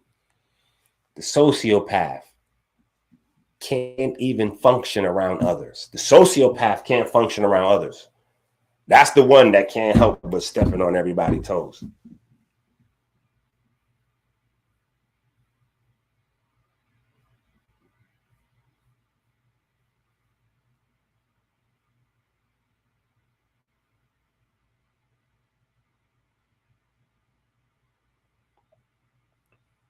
Man. So, lack of guilt and shame from deviant sex act plus lack of empathy and anxiety from deviant sex act. Lack of guilt and shame from deviant act minus the sex, all kinds of deviant acts. Lack of empathy and anxiety from deviant act equals what? A different way to assess risk and reward situations. What part of the brain is dealing with that? The neuromelanin. What do we also see in the brain? Different levels of limbic and dorsolateral prefrontal cortex activity. And that is because any activity that leads to pain, the body seeks to reduce. So constant exposure to situations will make those situations more tolerable. And then if exposure continues, the victim will begin to search for and create those conditions as they only feel right in high fear or high pain or deviant sexual or deviant chemical induced versions of those situations. That's how somebody goes from getting raped to becoming a rapist. Or that's how a kid goes from getting bullied to being the bully. Yeah. That's why you hear a lot of champion fighters start off, oh yeah, when I was little, I was getting bullied. Okay, so you was exposed to a lot of fear early on. Yeah, and you kept getting bullied so much that you learned the whole process. You learned, oh, now you're the bully. See, it's the same way your body creates a tolerance to alcohol or tobacco. The first time you had a cigarette or the first time you had a sip of liquor, oh, it was super toxic. It was super toxic to you. But guess what? Your body developed a tolerance, and then after the tolerance came the addiction.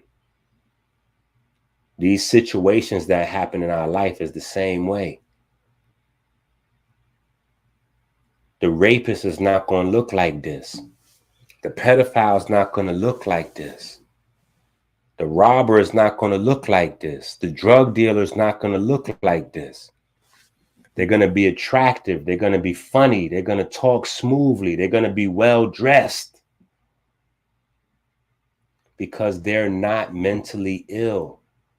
They just have different ways their brain is wired. That's what they was trying to communicate to you in Silence of the Lamb, that the maniac cannibal, right? He was actually very intelligent, great conversationalist, multi-talented musician. He just also liked to eat people. It was exposing to you the fallacy of mental illness right there. And you got a lot of people that like to eat people now. They just go hunting and eat raw animals to keep it regular in society. Right? You have conscious community psychopaths and sociopaths, right? Like Wesley Muhammad, Rizzi Islam, right? They promote milk to lactose intolerant people. Or you got the leaders that say the black woman is God and then rape them and beat them, right? And these types of people are funded and rewarded by the online community. Yes. We got to start putting fatherhood over neighborhood. Right? We almost finished, people. We almost there. This leads to the metabolic illness and opioid addiction that we know we're dealing with right now. Casomorphine preps the children's brains for the opioid use. This war is for your soul. Yo, A.A. Rashid is with Griselda. Oh, it's that time to start robbing niggas now. If I jack for life for them cars, you know how he go.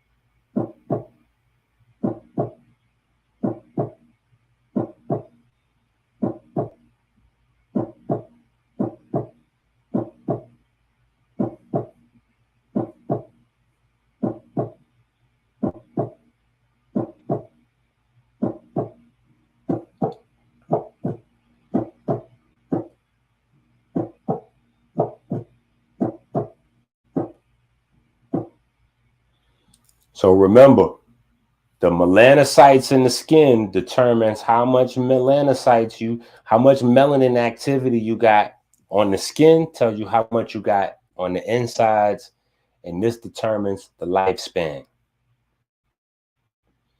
Again, we want y'all to go ahead and hit that Cash App, go back, watch the last video, and we're going to definitely end with a shout out to the Bronx Vegan Botanica, as well as the Flower Vegan Network. Thank you, family.